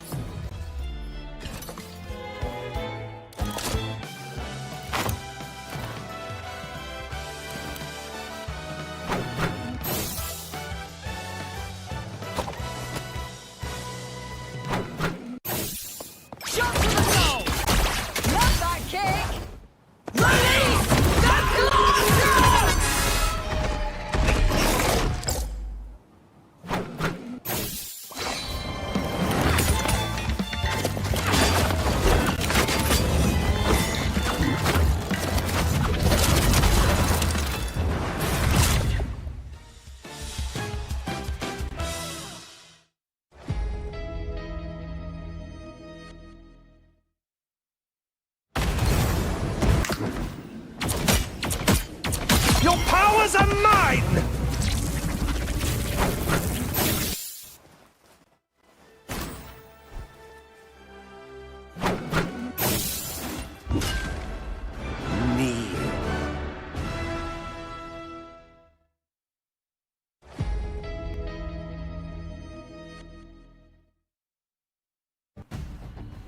Well, Kanga survived the three-way tie out of group stage, and now they've taken map 1 here against Fury. A solid showing on Burn and T'Challa, but Fury, you know, not totally out of the running here. Some things definitely got to change, and they definitely need to lock down Revzy on that Elsa, because absolute demon there on map 1. Yeah, overall, pretty back and forth, especially on that first map, but I agree, some things do definitely need to change. I don't know if things necessarily need to change in the pick and ban draft, but as we go on to Yggdrasil Path, I think a lot of things are going to change. This map is going to play very differently from what we've seen on Burn and T'Challa. We're going to ditch a lot of those dive heroes and go a little bit more towards something a little bit more brawl heavy, which both of these teams have signaled in the past. Fury didn't have the best performance on this map earlier on today against Gen G. You know, got kind of full held, nearly speed ran, and then that got broken on Central Park as well. But I understand why Fury want to try and play into this one. They like to try and play for a Wolverine brawl style composition. They just kind of got caught out by that double res comp that came out there from Gen G, but hey, you know, the vision is there, and maybe this time around, if Kanga have that scouted and they also try and counter it the same way Gen G did, Fury will be ready for it, because they've seen it once before today. Yeah, and I mean, considering how much work the Vanguards for Kanga put in there on map 1, and have been putting in all preseason long, definitely easier to take him to the Wolverine Butcher Shop and try to take care of him that way. But of course, you know, there are plenty of threats lurking in the shadows there for Kanga. And again, they've played a ton of matches to make it here. They made it through the three-way tie resolution last night, and now here they are, here in the lower bracket, trying to survive here against Fury. Looking good on map 1. We will see how things go for them on Yggdrasil Path. Very comfortable for a lot of these pro players here. We've seen this map a ton, and Fury going to change things up. They're going to take the invis save right out the gate. Interesting. I'm wondering, like, what their deal is there. I think they just want to make sure that they have a good amount of healing. Like I said, they're trying to aim, especially on the attacking side, for that more brawl-heavy composition. Just a quick PSA, by the way. Wolverine isn't a dive hero. I know, you know, people think instantly mobility equals dive.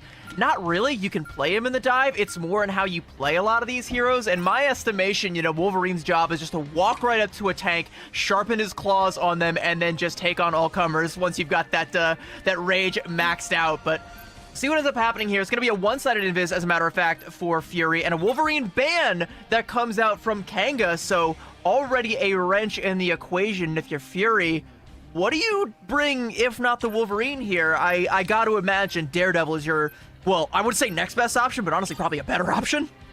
I was going to say, maybe some Daredevil. If they want to try to take it a little longer range, maybe Punisher? I don't know if they've got a punny player, but Shotgun might not be too bad to try and clear the way here. It's going to be Wolves banned out on both sides of the board here. So, yeah, unfortunately, that is a pretty hard read here. Fury, though, is going to save themselves the Doctor Strange, maybe fearing the Portal Recontest ban from Kanga. They're going to take the Groot here as well. I like that ban here on Yggdrasil. And, yeah, unfortunately, Kanga, nothing they can do about the Elsa, but you know, I would rather, I think, take the Elsa on than have to deal with some of the other dangers lurking here in the draft phase. Yeah, you and I were talking a little bit about it in the break. It's like, you know, if Kanga's whole, you know, they live or die by the Revzy sword, you know, if he's having that good game on the Elsa, so maybe you just ban the Elsa and force them to adapt to a plan B. But you and I were both like, well, you just kind of can't, because, you know, then the other team will just, like, ban Gambit and get that one-sided, because they can get the ban and the protect. So, like, you can't really just ban Elsa without something far more sinister coming down the pipe. So this is just kind of like how they've got to deal with it, as this is the strategy that both teams want to go with. So, you know, we're going to see Elsa Bloodstone again coming out for Kanga, and going to be banned for the side of Fury. Interesting that we get the Wolverine bans on both sides, but that does open the door for some Daredevil shenanigans. I like also that you call out the Punisher, because we have seen a, for lack of a better term, juicy Punisher coming out from Juicy in the past. So there's a lot of options for a lot of these players. I'm liking what I'm seeing, but Fury, their game right now is to go all in on this Doctor Strange Invisible Woman team up, and I like that. This is a very underrated team up, very strong. Some people rate it S tier. I hope Fury would agree, because they have crafted their entire ban phase around it, so let's see if it pays off. Yeah, a lot of investment there. Like you said, live or die by the Revsy sword, live or die by the Monster Piercer. Map number 2, ready to go here. Fury gonna take the attack. Tenny already on the move, on the Venom, and on the move is that card here. They have control of it, at least for now, but yeah, definitely interesting pivot with the Wolf Bands gone here. Like to see maybe a little bit of Punisher. I saw it in the spawn room, but not gonna make it here to the field so far. Fury have already made more progress than they have against Gen G, and with a nice headshot there against Juicy, they look to double that progress, keeping this this pain train rolling. Yeah, Daxu definitely not ready to throw in the towel yet. It is best of 5, so plenty of time for them to turn things around in this series. Of course, Fury gonna rock the Invis Doctor Strange team up. Pretty powerful stuff there, and Sliver overhead on the Ultron as well. So a lot of things to look out for from this Fury offense. And right now, that card is on the move and has been since this thing started. Isaac onto the Vanpool this time. No Vanpool ban on either side of the board here, and both teams gonna bring him onto the table. Tenny up in the mix onto the Venom as well, trying to wrest control of that cart away from Fury, but they definitely have a solid hold on Mission Vehicle. Ult's about to start coming online for both sides. Sector having the Jeff ultimate. Not a whole lot of environmental potential here. Isaac falling early on with some extra shots from Kanuya. And Song Inferno now from Dax, who strikes deep at the heart, and that is one way to take down Revsy. Dust gonna fall as well. A nice little 2-for-1 there as Sector popping that Jet Bolt, but I don't think that Shark is feasting. I think we're going hungry today, my friends. SeaWorld is closed. Fury will find the first cap here, and Kanga on the back foot here, forced to try and adapt here. Playing all in on Revsy, even with this Ultron and the damage amp that comes with the drones, just doesn't seem to be enough at this point in time. Maybe on point B it'll be a little bit better. You get a little bit more of this straightaway around the corners here, but Fury now have the momentum, and seemingly the map is theirs. I was gonna say, I do find it interesting that they're looking to match on the Ultron, but Kanga gonna go ahead and drop that. Juicy's over onto the Phoenix now. Of course, a big N-Song Inferno from Daxu to kind of keep Fury in the fight there. They were able to dig their heels in right at the checkpoint, and now that gets them over the line here. 4:15 on the clock now. Rounding the corner here is this Fury offense, and they are gonna bring some Fury to the table here. Of course, one map down. They gotta start making up some ground here, and they're looking pretty good so far on offense here, but of course, Kanga in full force, making some changes here. Gonna have to see how Fury responds. And already Daxu on the move again on that Phoenix. Quick pick now.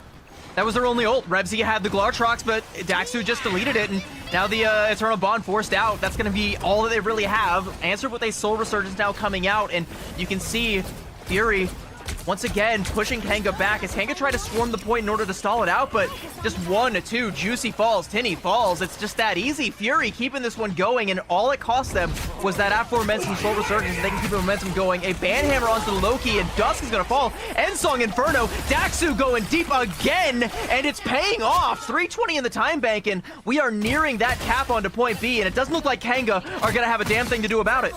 No, they can't muster anything here. 4:45 on the clock for Fury after they clear that checkpoint. And that's on the back of an N-Song Inferno and a Banhammer from Luke. So not a ton of resources needing to be committed here. But of course, Revsy holding that Apex. Gonna be dangerous here as they're gonna go into this third point. This is probably the hardest part of the map. I think so, at least for offense to run it down. They've got plenty of time to work with, though.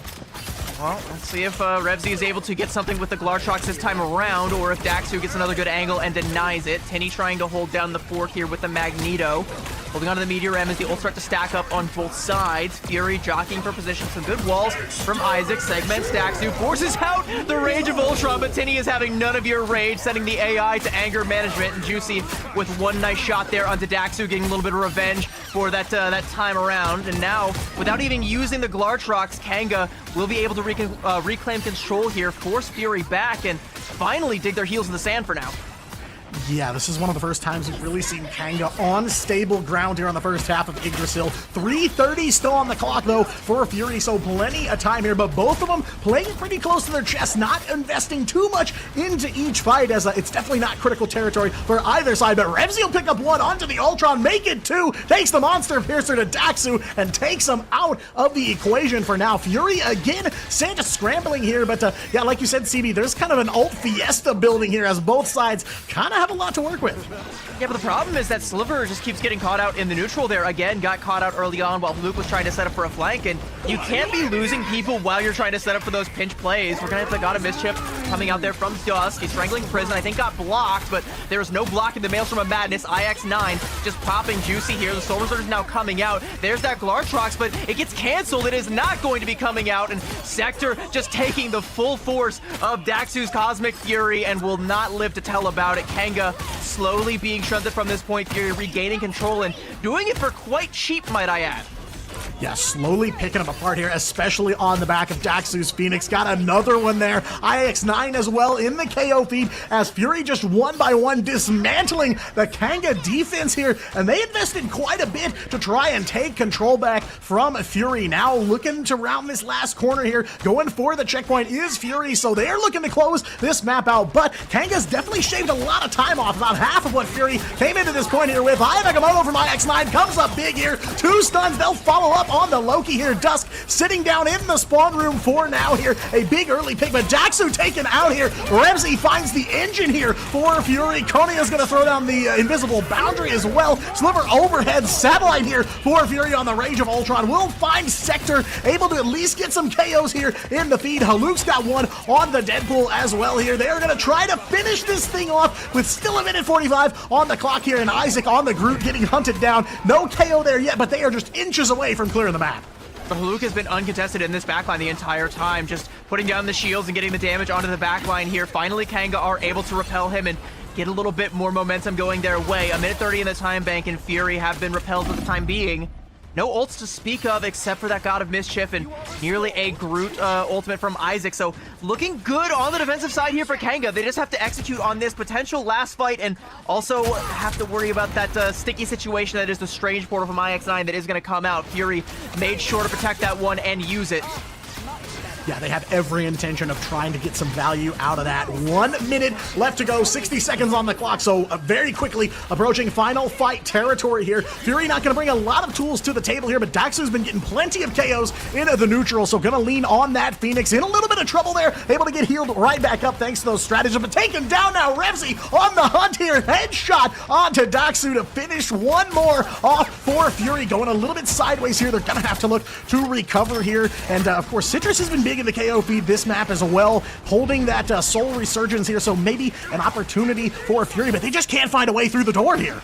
Yeah, but they know they've got time to take one more fight, so they wisely disengage and they don't lose anybody on said disengage. Now back to full strength, they will be able to march back on, get another contest going, but at this rate, it's going to be an overtime capture if it comes through at all. And like you mentioned, Kanga coming up on a lot of tools to be able to deny it. This Eye of Agamotto is going to have to be huge. Rageable trying to kick it off. Absolute chaos here. Every ult that Kanga's got is on the table now, and Tenny on the Doctor Stranger coming up huge in the clutch for Kanga. Juicy gets one off the Insong Inferno. Eye of Agamotto from IX9 now gonna try to battle back here, but not a lot of bodies for Fury to work with as we go into some overtime here. It's a mix in the KO feed, 2 for 2 at the moment, but Kanga kind of out of gas here. They're gonna have a Cloak and Dagger as Sector comes back online here. Remzi is gonna try to buy them some time as half of overtime ticks away here. There's the Soul Resurgence from Citrus as well. Konia is going to have the invisible boundary before too long. There it is. And going to let it go here. Just a second or two of overtime left, and that is all Fury's got in the tank, so they're going to have to win this fight straight up here. But again, they just keep getting pushed off the card, slowly picking away at that overtime timer here, and they are stuck in place, button heads. Tinny has an Eye of Agamotto, and I'm wondering if Fury have had time to scout it. Eternal Bond goes through the portal. I think Sector is lost in another dimension. Bro lost his sling ring and needs to come back through. The portal closes. Sector's not going to be there. Citrus has the high ground here, blinking away, and without the Cloak and Dagger there, Dusk, even if he built up to that God of Mischief, is going to have no one to copy. It is now or never for Fury, and Haluk smells blood in the water. Region domain forced out. He wants to try and find the Elim onto Dusk. Eye of Agamotto used defensively, and now Fury trying to keep this momentum going.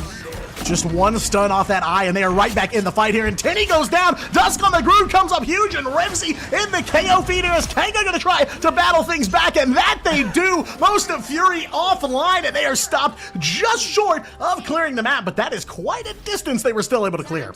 Yeah, but while Sector was playing cornhole, the rest of Kanga Esports were trying to hold down the fort. Hey, you know, you got good job, you scored, but we needed you a little bit. We needed you back at the point. Nevertheless, Kanga's still able to deny the full cap from coming through off the back of some huge plays from Dusk, able to hold down, get the lion's share of the healing, and the front line of Kenga continues to be a bright spot. Tinny and Isaac hitting the shots, getting the walls, getting the big ultimates when the time calls for it. Tinny using that Eye of Agamotto defensively.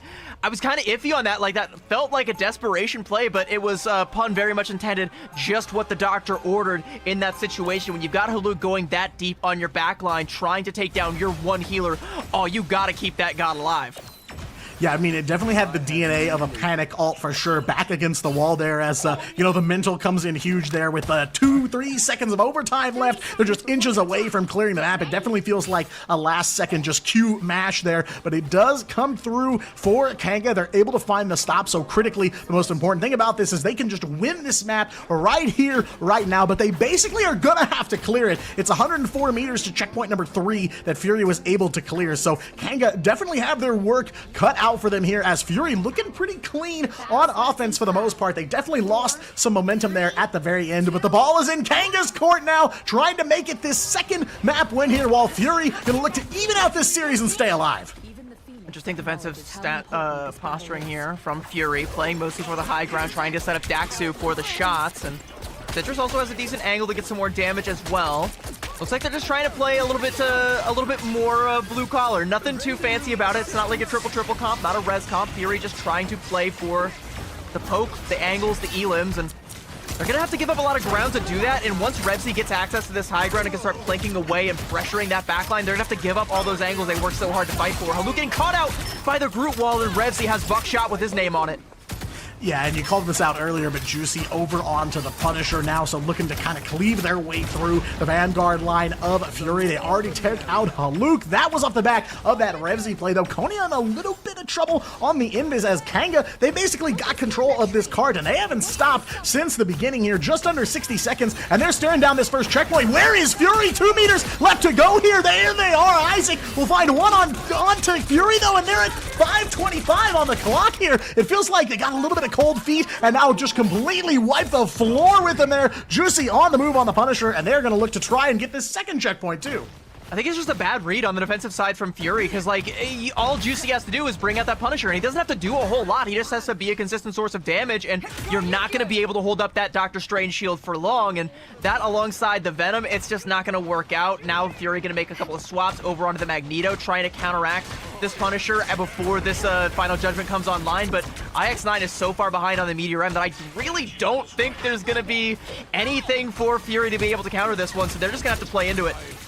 Yeah, damage definitely feels like it has been done here by Kanga. They are already in the fight here, halfway through clearing this map here. Revsy in some trouble there on Elsa, but gonna have Apex Predator ready to go here. Will escape and grab the health pack too, but it's gonna be the final judgment from Juicy, and Revsy, Monster Piercer halfway across the map onto IX9. That Magneto, you said the Meteor M already behind, but now even further set back here by Kanga. Again, 3 bodies on the cart, pushing this thing down, and Revsy all the while, a sentry here for Kanga, able to protect this thing with his life, and he doesn't even have to give it up here. Banhammer from Haluk. Fury is going to try to get in this fight here, but Juicy as well on the Punisher. Can they even hold this at checkpoint number 2? Still 4 minutes on the clock for Kanga, and they are slowly clearing their way through Fury. Inda is going to slow things down, though. Konya's got Boundary ready to go here to try and keep him alive, but now Kanga going to let everything loose here. Eternal Bond on the ground, Apex Predator, and the Groot ult as well here, clearing the last few meters, and it's back up to 5 minutes on the clock here for Kanga. They'll finish off the rest of Fury too.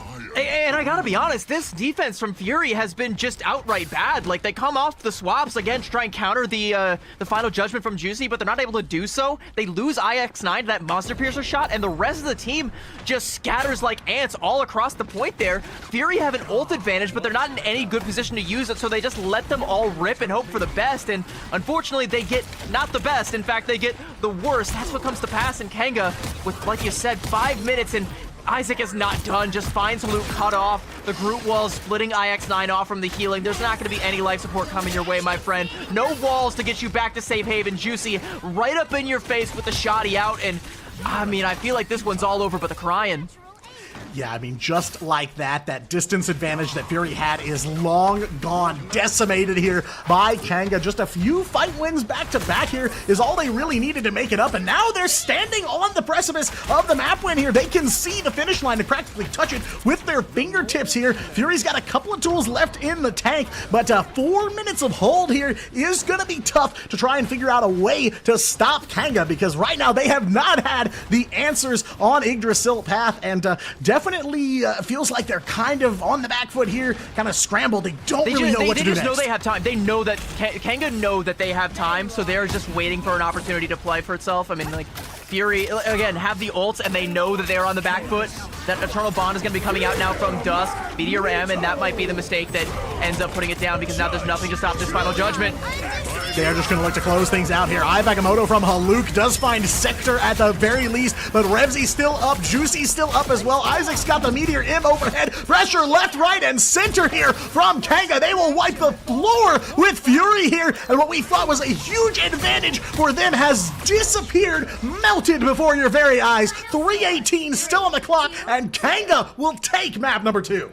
Hell hath no Fury. End of sentence. There's just no Fury. Like, Fury was not there on that defense, like, at all. Like, they gave so much respect to Juicy's Punisher and just split right down the middle on point B, and there was no way they were gonna be able to keep that full hold from coming through with 5 minutes on the attack. Like, all Kanga had to do was play for their ultimates, wait for that one opportunity to come online, or wait for Fury to make one mistake, and the mistake luckily didn't come through, but the ultimates did. Dusk gonna get the MVP, and is the one that ends up kicking that last fight off with that Eternal Bond, baits out the Meteor M from IX9, and just like I said, Juicy pops the final judgment, knowing that there is nothing that is ever going to stand in his way. He gets a shooting gallery, and just to double down on that, Tinny goes in with that Strangling Prison. It's just academic at that point. It's perfect flowchart Marvel Rivals, and Kanga, like, we've seen them be on the back foot before. We know that this is not always how they play. Fury just handed that to them.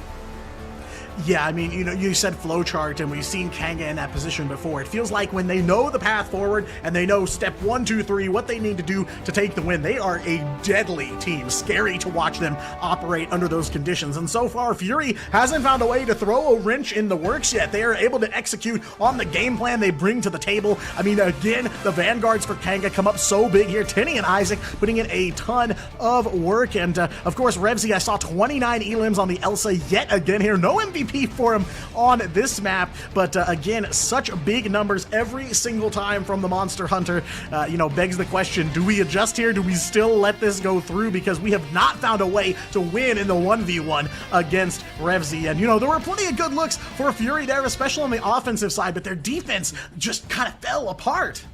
Yeah, and I think they're going to be kicking themselves for not getting the full completion on their offense, because, giving Kanga a win condition at all and then just not showing up on the defensive side is what lost them that map.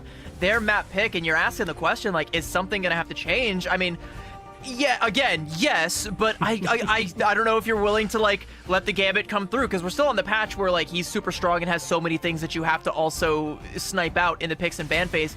You might have no choice but to take this Elsa head-to-head. I think the problems go a little bit deeper than just the Elsa, though, because, I mean, as much as Revsy was popping off, and he was, there was a lot of opportunities that you could have had to shut him down, but it was Juicy on the Punisher, Tinny on the Vanguard that ended up stopping those opportunities before they ever came your way. We'll see as Fury have one last opportunity to get this reverse sweep started, get themselves in motion. They're going to have one more map up here against Kanga, their last map pick on the other side of this break. Don't go anywhere. We will be right back.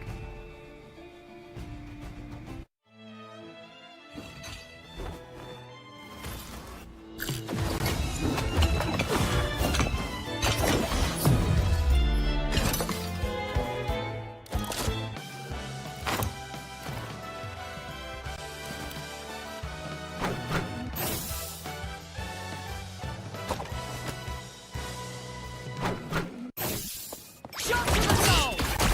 Not that kick!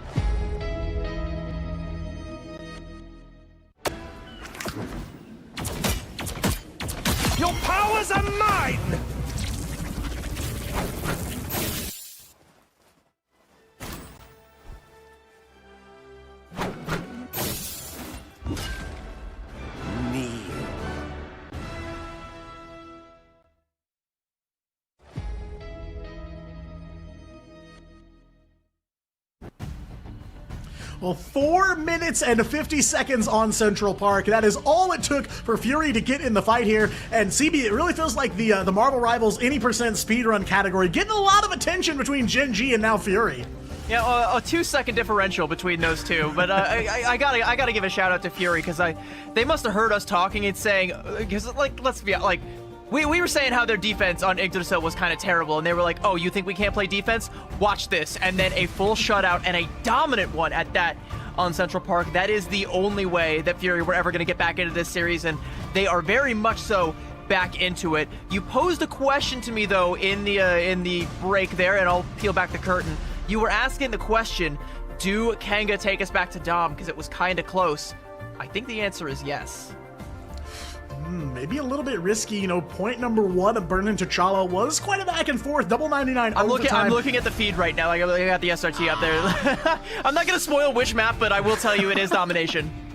Interesting pick, you know, definitely a little bit of a risk. Kanga maybe can afford to take it, though. They've got 1 map up here, so they are still on match point. But, yeah, you know, but between the two of us, I really felt like with Yggdrasil Path, we just needed to see defense, and it feels like a case of, you know, things just kind of got away from them, and they just never were able to catch back up. But they went ahead and vanquished those defensive demons on the start of Central Park, and now we are headed for the shores of Krakoa for map 4. Again, Kanga looking for the last map win in this series, but clearly Fury not ready to give up. And, you know, Yggdrasil Path on offense, Fury looked great, amazing even. They've had really good looks every single map, so a bit of a surprise to see them in the 0-2 hole, but they're slowly kind of climbing their way out now, and interested to see what's going to go down on Dom here, because again, it was quite back and forth on Burn and T'Challa. Yeah, and I'm wondering if we're going to see more of the same when it comes to Burn and T'Challa, but that was basically the Revzy show, as was Yggdrasil Path for large portions of it as well, so I mean, it's basically going to be Kanga, I think, trying to go back to what's worked for them for 2 more maps and just pretend like Central Park didn't happen, close this one out, and stick the landing, because, like, imagine having such a dominant win on Yggdrasil and then getting reverse swept, or even taken to a map number 5 and bowing out of the tournament like that. That would be crushing, and I think for Fury, being able to get that comeback, it would be just as crushing to just go out 6-0 on the day. They've managed to avoid that one. They're getting a little bit of momentum going here as we go into Krakoa. I want to see more of Fury. I want to see that map 5, and I want to see Kanga maybe close this one out. I think that's the best storyline we could possibly paint here, but for the sake of my Preds, I want to see Fury win it. It could go either way, as long as we get more Marvel Rivals. I just want to see, I'm just here for the cinema, I'm here for the drama, and now we get a little bit of it after that last map.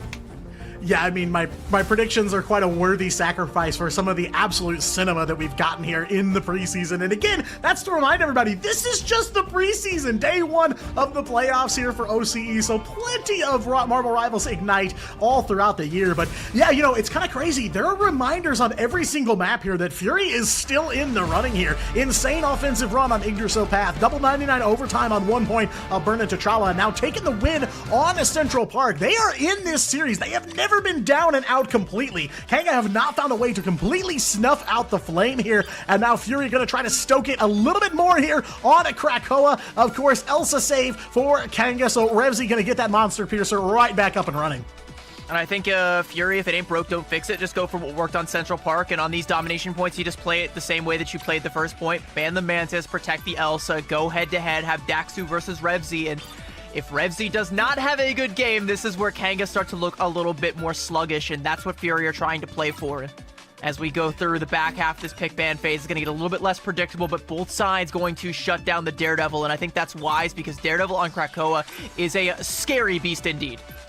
Yeah, definitely not one I would want to tangle with either here. Jeff save for Fury yet again. We've seen a lot of Jeff in this series, a lot of symbiote shenanigans, and a lot of big It's Jeffs as well, so not surprising to see them bring in the game changer here. There is going to be a Vanguard Deadpool ban coming out from Kanga this time, so not going to let him hit the battlefield for Fury, and they will save the Ultron here, so they're going to bring that damage amp to the table. Fury's got the last ban before we load up here. Again, Kanga 2-1 right now, still in the lead this series, still just a map win away from advancing in the tournament and sending Fury home, but Fury not ready to give it up. A cap ban coming out at the last here onto Kanga. Very interesting. Yeah, it was Isaac on the Captain America back on Burn and T'Challa that got that got Kanga a lot of the fight wins that they probably shouldn't have, so taking out that difference maker is going to force an adaptation out of Kanga.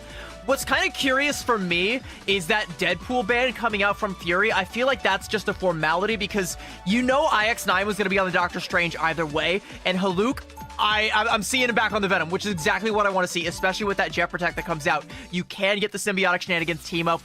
I was worried, right? Like they were going to fall into that same trap of trying to make the Hulk work. This time, no, not the case. Fury have a new plan, a new approach to this one, a new ban draft, and a new lease on life, and we'll see how long that lease will last them. The rent comes due at the expense of Kanga here on Krakoa in what could be Fury's final map.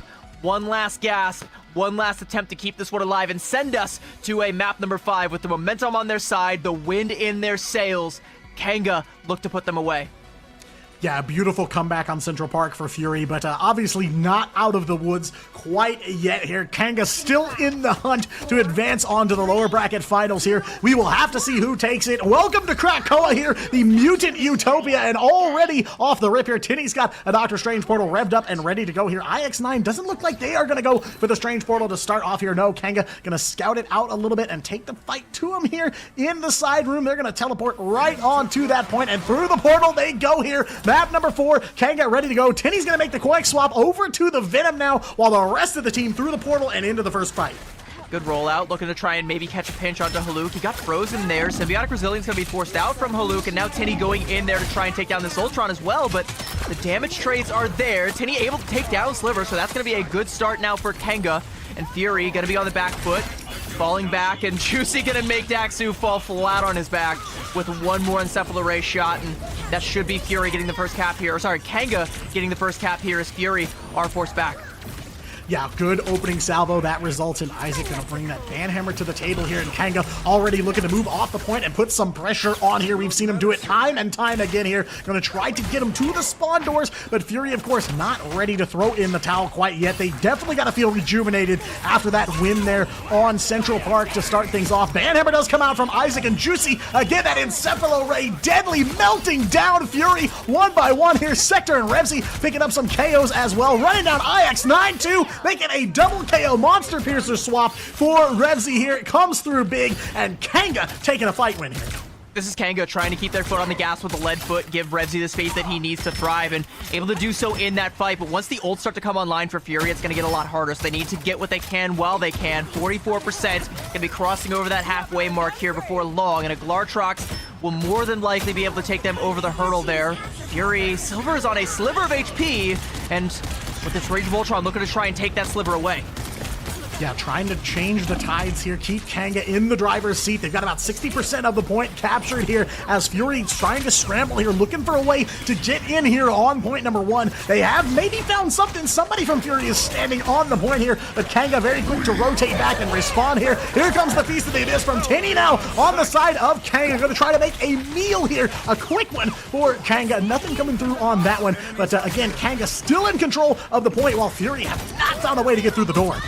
Yeah, I mean, Kanga are playing the tempo so well here, but the shots now coming out from Daxu, taking down Juicy. That's a great way to start things off. Good Glartrox, but is it going to be enough? I do think I see one going over the map, but I don't know if it's going to be able to confirm an Elim. No, but now the Vanguard ult's going to be coming out as well as the Jeff ultimate from Sector. Sector is feasting. That boy's mouth is full, and he is off to the side of the map there. Glartrox now going to come out as well. Daxu with another shot there onto Dusk, and Fury, as Kanga are at 99, looking to try and find the flip, but Juicy getting back into the fray, sniping down Daxu, making Fury really work for it, but the flip will inevitably come through, and Kanga are going to have to relinquish it, but no, as the banhammer coming out from Isaac, they want to try and fight for it a little bit more. Tinny coming in with a diving strike and a portal play coming out from Fury. They are desperate to try and find the flip, but Kanga will not give it. Yeah, insane heads-up play here from Kanga. They are not ready to give this up. They want to go ahead and close this out and take it to one last point here. IX9 in trouble, and Haluk as well. Sector going to finish him off on the Jet, just inches away from a retake for Fury, but it's slowly slipping out of their grasp here. Konya goes for the It's Jeff. I don't know if he found anybody. Okay, does get a double off of that ultimate here. Fury in the fight. They do make the flip, but Kanga is just going to flip it right back their way here. Overtime ticking down, and there is almost nothing that Fury can do here. No no Strange. I do see IX9 over onto the Angela, so maybe gonna try to come back in, and it's Haluk onto the Venom here, but how long can that symbiotic resilience last for Kanga to try and get up and back on the board here? Feast of the Abyss for Tinny yet again, as it is quite a long overtime. Fury still not ready to give this point up here. Tinny on the dive on the Venom. It'll finish off Konya on the Jeff as well. Bodies dropping one by one for Fury here. Kanga standing tall on this point. They just gotta finish off the last couple of Vanguards here. The only one left standing, Haluk, and even he can't stand up to Kanga. And momentum from Central Park snuffed out. Once again, Fury have to try and find something. They have to dig deep, and they have to try and get back what got them this far.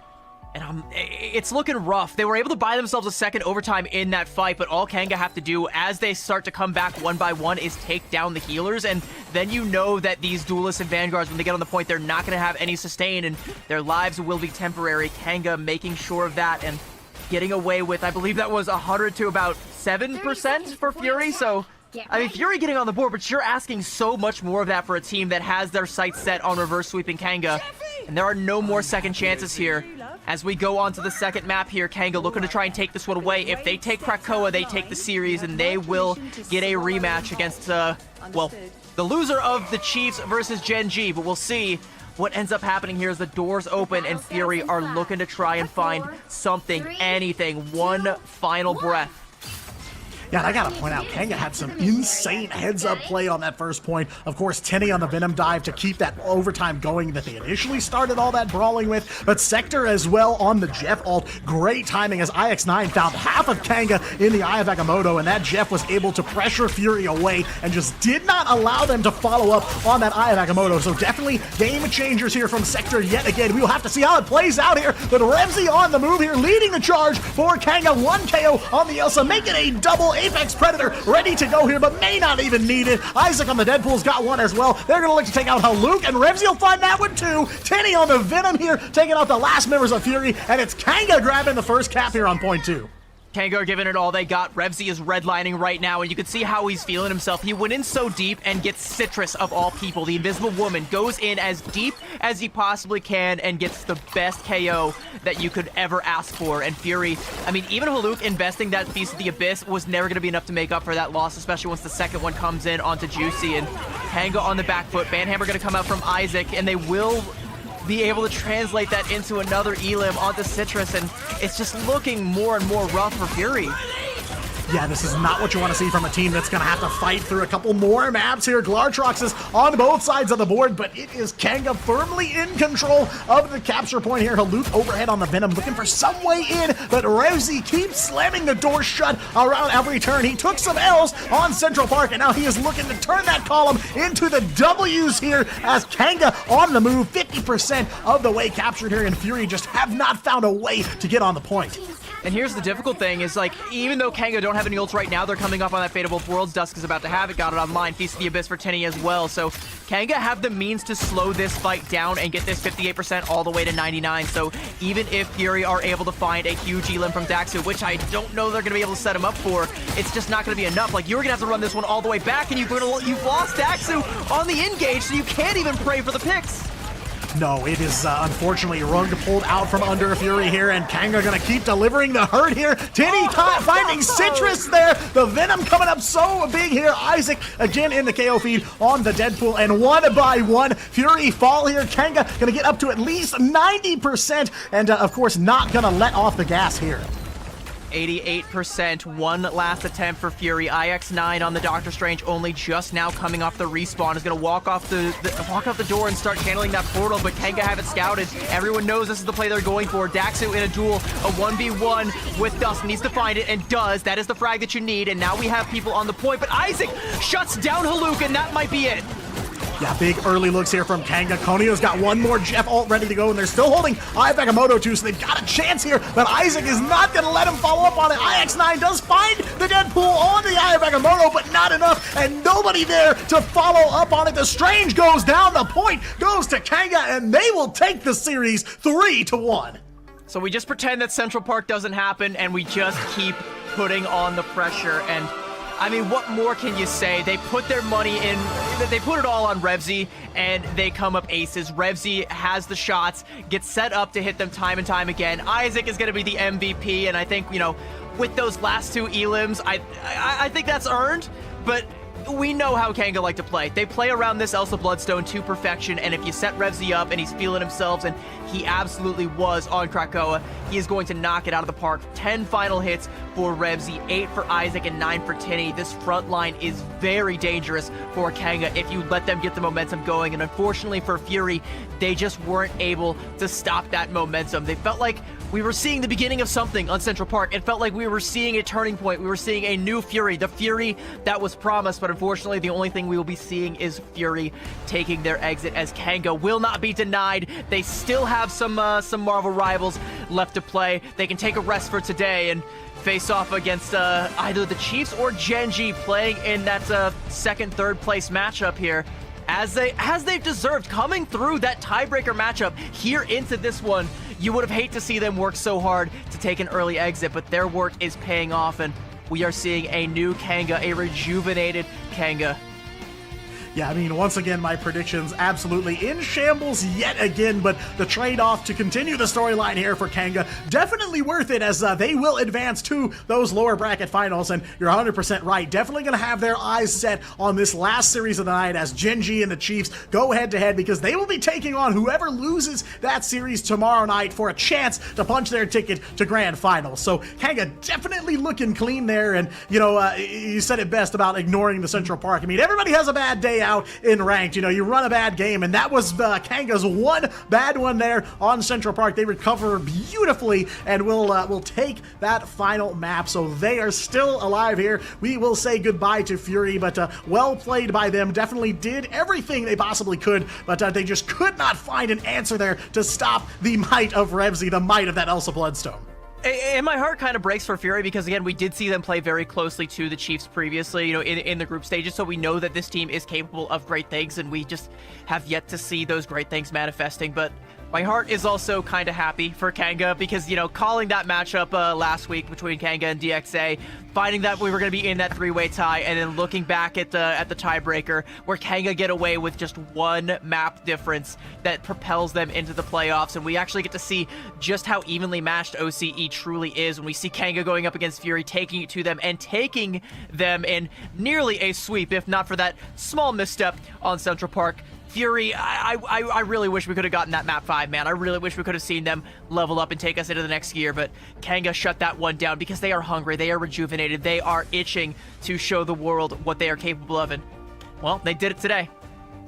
Yeah, I mean, you got to look at the entirety here. Of course, you know, we talked a lot about Revsy on that Elsa Bloodstone, but that Vanguard line, absolutely deadly there for Kanga, and definitely a big driver for their win. And we're going to hear from one of the members of that Vanguard line. We've got Tinny on the line here to give us a little bit of insight as to how the heck they took that series, because definitely blazing a trail there. Hey, Tinny, congrats on the win. Definitely some good looks for you guys. Yeah, no, it felt good, felt clean. I think we're still learning dive, so to play how we did, it was actually very, very satisfying. Well, so I actually wanted to ask a little bit about your dive compositions, because we have seen a little bit of dive coming out from you guys from time to time, and it looked pretty good, especially you on the Venom here on out. What is the process of learning dive from a team that hasn't played it a whole lot in the past? What does that look like? I don't know. Maybe the ban lines help a lot. Banning the DD and then having it on your side just allows you to do those rotations without being marked or like being seen or scouted. But the conditions of playing it, like in and out, like you want to go in, you force something and then you get out. It's just like a push and pull, you know? Yeah, definitely fair. You know, not to pull you guys' curtain back too much, but, you know, next matchup, it's either going to be Chiefs or Genji, both pretty tough teams to face off with. Is there something in particular you're looking to kind of shore up ahead of that matchup? I'm not sure, to be honest. I think it might just be how we play on the day. I think today we didn't play as great as we usually do. Like, I think our Fury game on like King of the Hill dominations, I think we really play it well. Like we know our conditions and when to go and when to pull back and everything like that.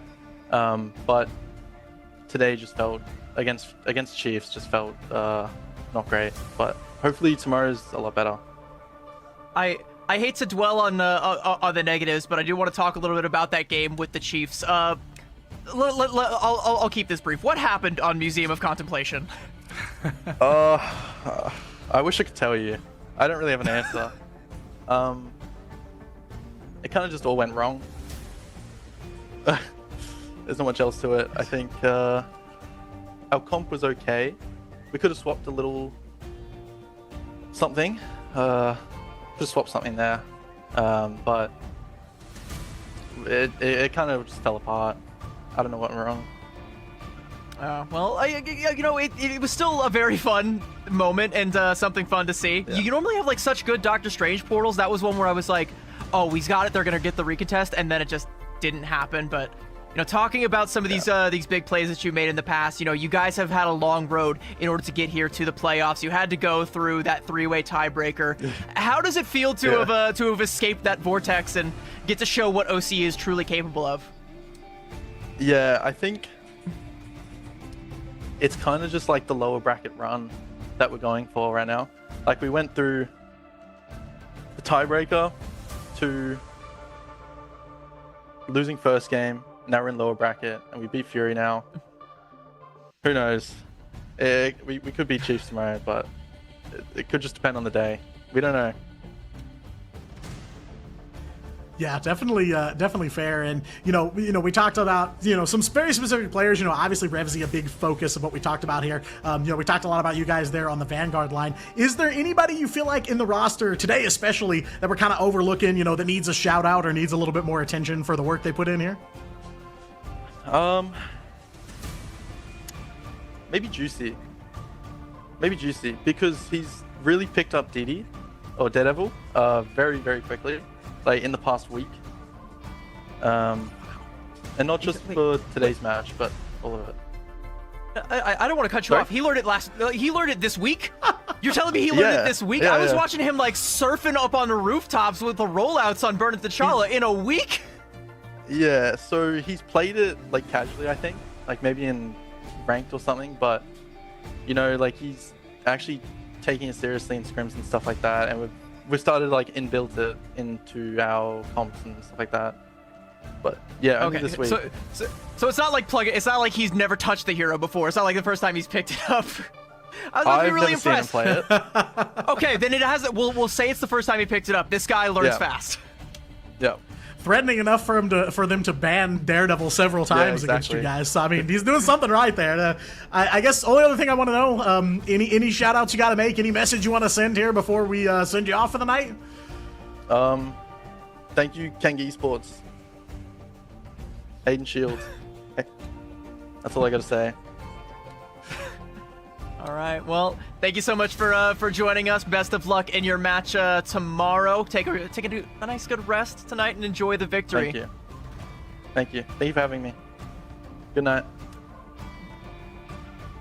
Yeah, man, what a long road for Kanga to have walked here in the playoffs. Like we talked about before, you know, they made it through the tiebreakers. Now they're here in this lower bracket run, and now potentially one matchup away from making it into that grand finals. Of course, the biggest hurdle in their way, either going to be the Chiefs or Gen G, but if they play like they did here tonight up against Fury, definitely not out of the running for that grand final slot. Those are two very big hurdles, though, let me tell you. I mean, I think as we've already seen, those are quite large hurdles, but you know, I posed a question at the top of this match, you know, how much gas do Kanga still have in the tank? And apparently the question is, at the very least, enough to get through today. Will they still have enough to get through tomorrow? Only time will tell, and you'll have to come back tomorrow in order to find out. But don't go anywhere just yet, because we're going to cut to a quick little break, and we will be back with the Chiefs versus Gen G. Oh, I can't wait.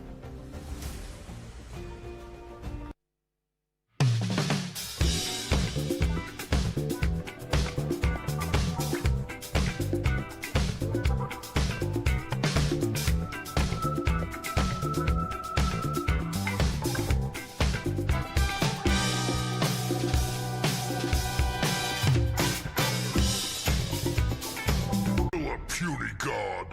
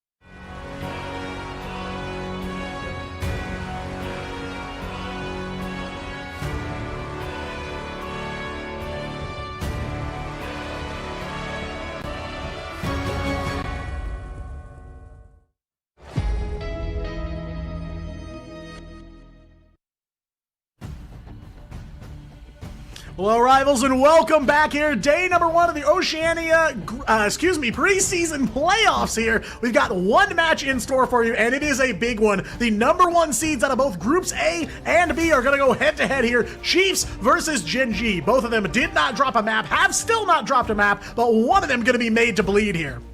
Yep, the thing about perfection is that it is always temporary, and one map in, and one of these teams is going to lose their perfect streak and may even lose the entire series. And speaking of losing, I think for a lot of people, myself included, this is Gen G's region to lose. They are undisputedly the team that has gotten the most eyes on the OCE region, showed the world what they are capable of, brought more people to this region, and showed us just what this region is all about. And they look to be the representatives for this region again going forward on the big stage when we start to get into those lands, when we start to get into these big events. But how big of a story would it be if a team like the Chiefs were the one to put them down? I think if there's any team in OCE that could be the ones to do it, it's this one.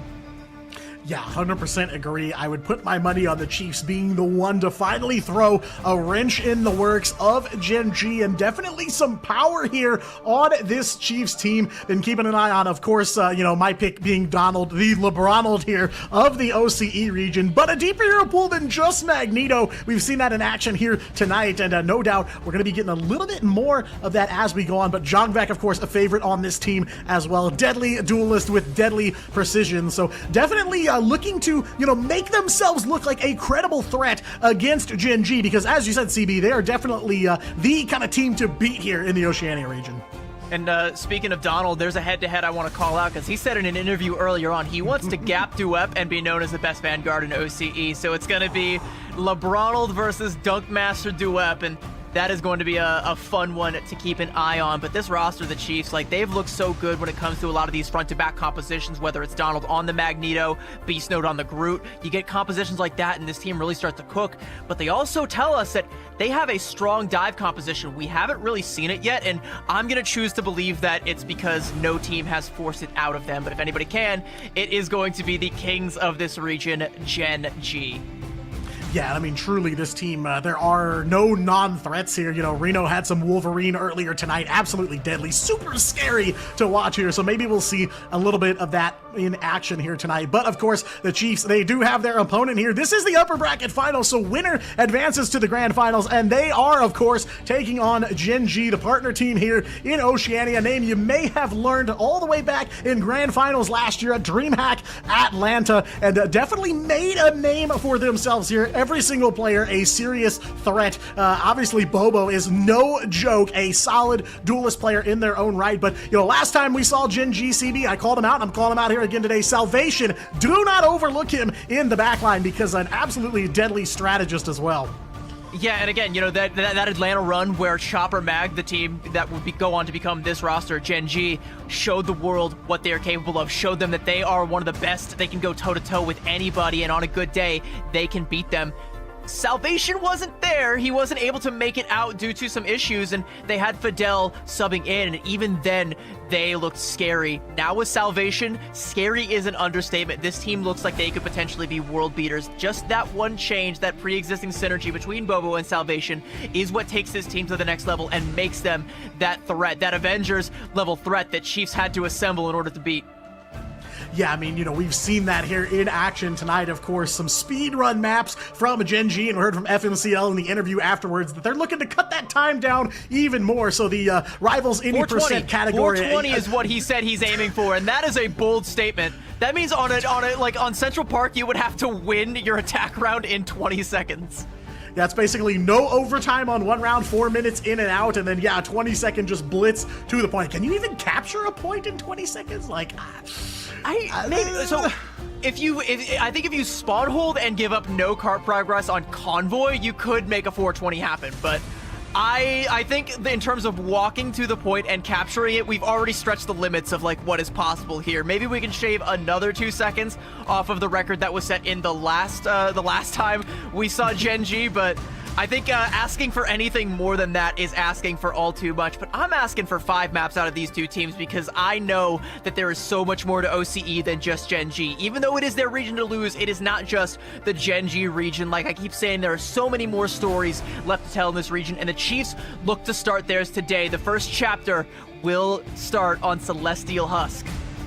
Yeah, we really want to see all of these map cards get flipped here and give you a full picture of what these 2 #1 seeds coming out of the group stage look like when they square off. Absolute, major battle here ready to happen. But like you said, there's plenty of stories here in Oceania, in both arms of the Pacific region, truly. But, of course, Kanga, we just saw them as well. Definitely made a name for themselves here, surviving that insane tiebreaker last night. Now still here, ready for the lower bracket finals tomorrow. So definitely more than just one team here in Oceania, but that is kind of the goal here for the Chiefs. Win or lose, they need to show that they are a threat to Gen G, because at least coming out of the group stage, no one was able to threaten their place at the top. But like you said, I'm 100% in agreement with you. If you're going to bet on one team that has the potential here to take down Gen G, it is going to be the Chiefs. And if it's not the Chiefs, then there really just is no one left, because Gen G have taken all comers and they've either 2-0'd or 3-0'd them, and the Chiefs are going to have to be the difference. They're going to have to be the one that proves that it can be done, that you can make the Gen G gods bleed. You're going to have the Elsa Protect coming out from the Chiefs right out the gate, so they're going to be putting a lot into Jongvek, and Gen G are going to be more than happy to mirror that one, I am sure. But instead, going to go for a Mantis, and this is interesting, Diatonic, because Gen G are one of the few teams that breaks the mold. A lot of these teams go for a lot of the same comps. They either play around the Elsa and just go for a brawl with the Elsa, or a dive and hope that you can use the dive to create enough space for the Elsa to frag out. Gen G don't need that crutch. Instead, they can use new strategies, and protecting the Mantis opens up a ton of them.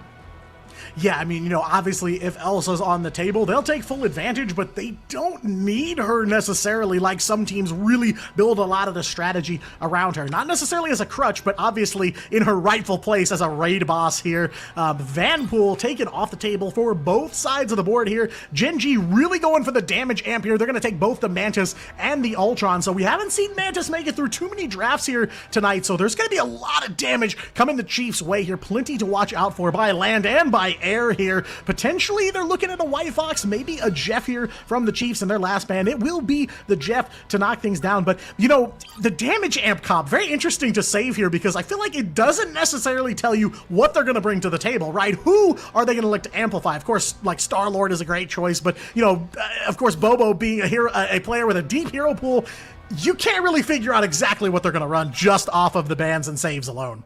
I mean, my gut instinct is telling me Phoenix, because without the Elsa, Phoenix is going to be the next best thing, and I do know Boba has a stellar Phoenix, but he's also got a really strong Psylocke.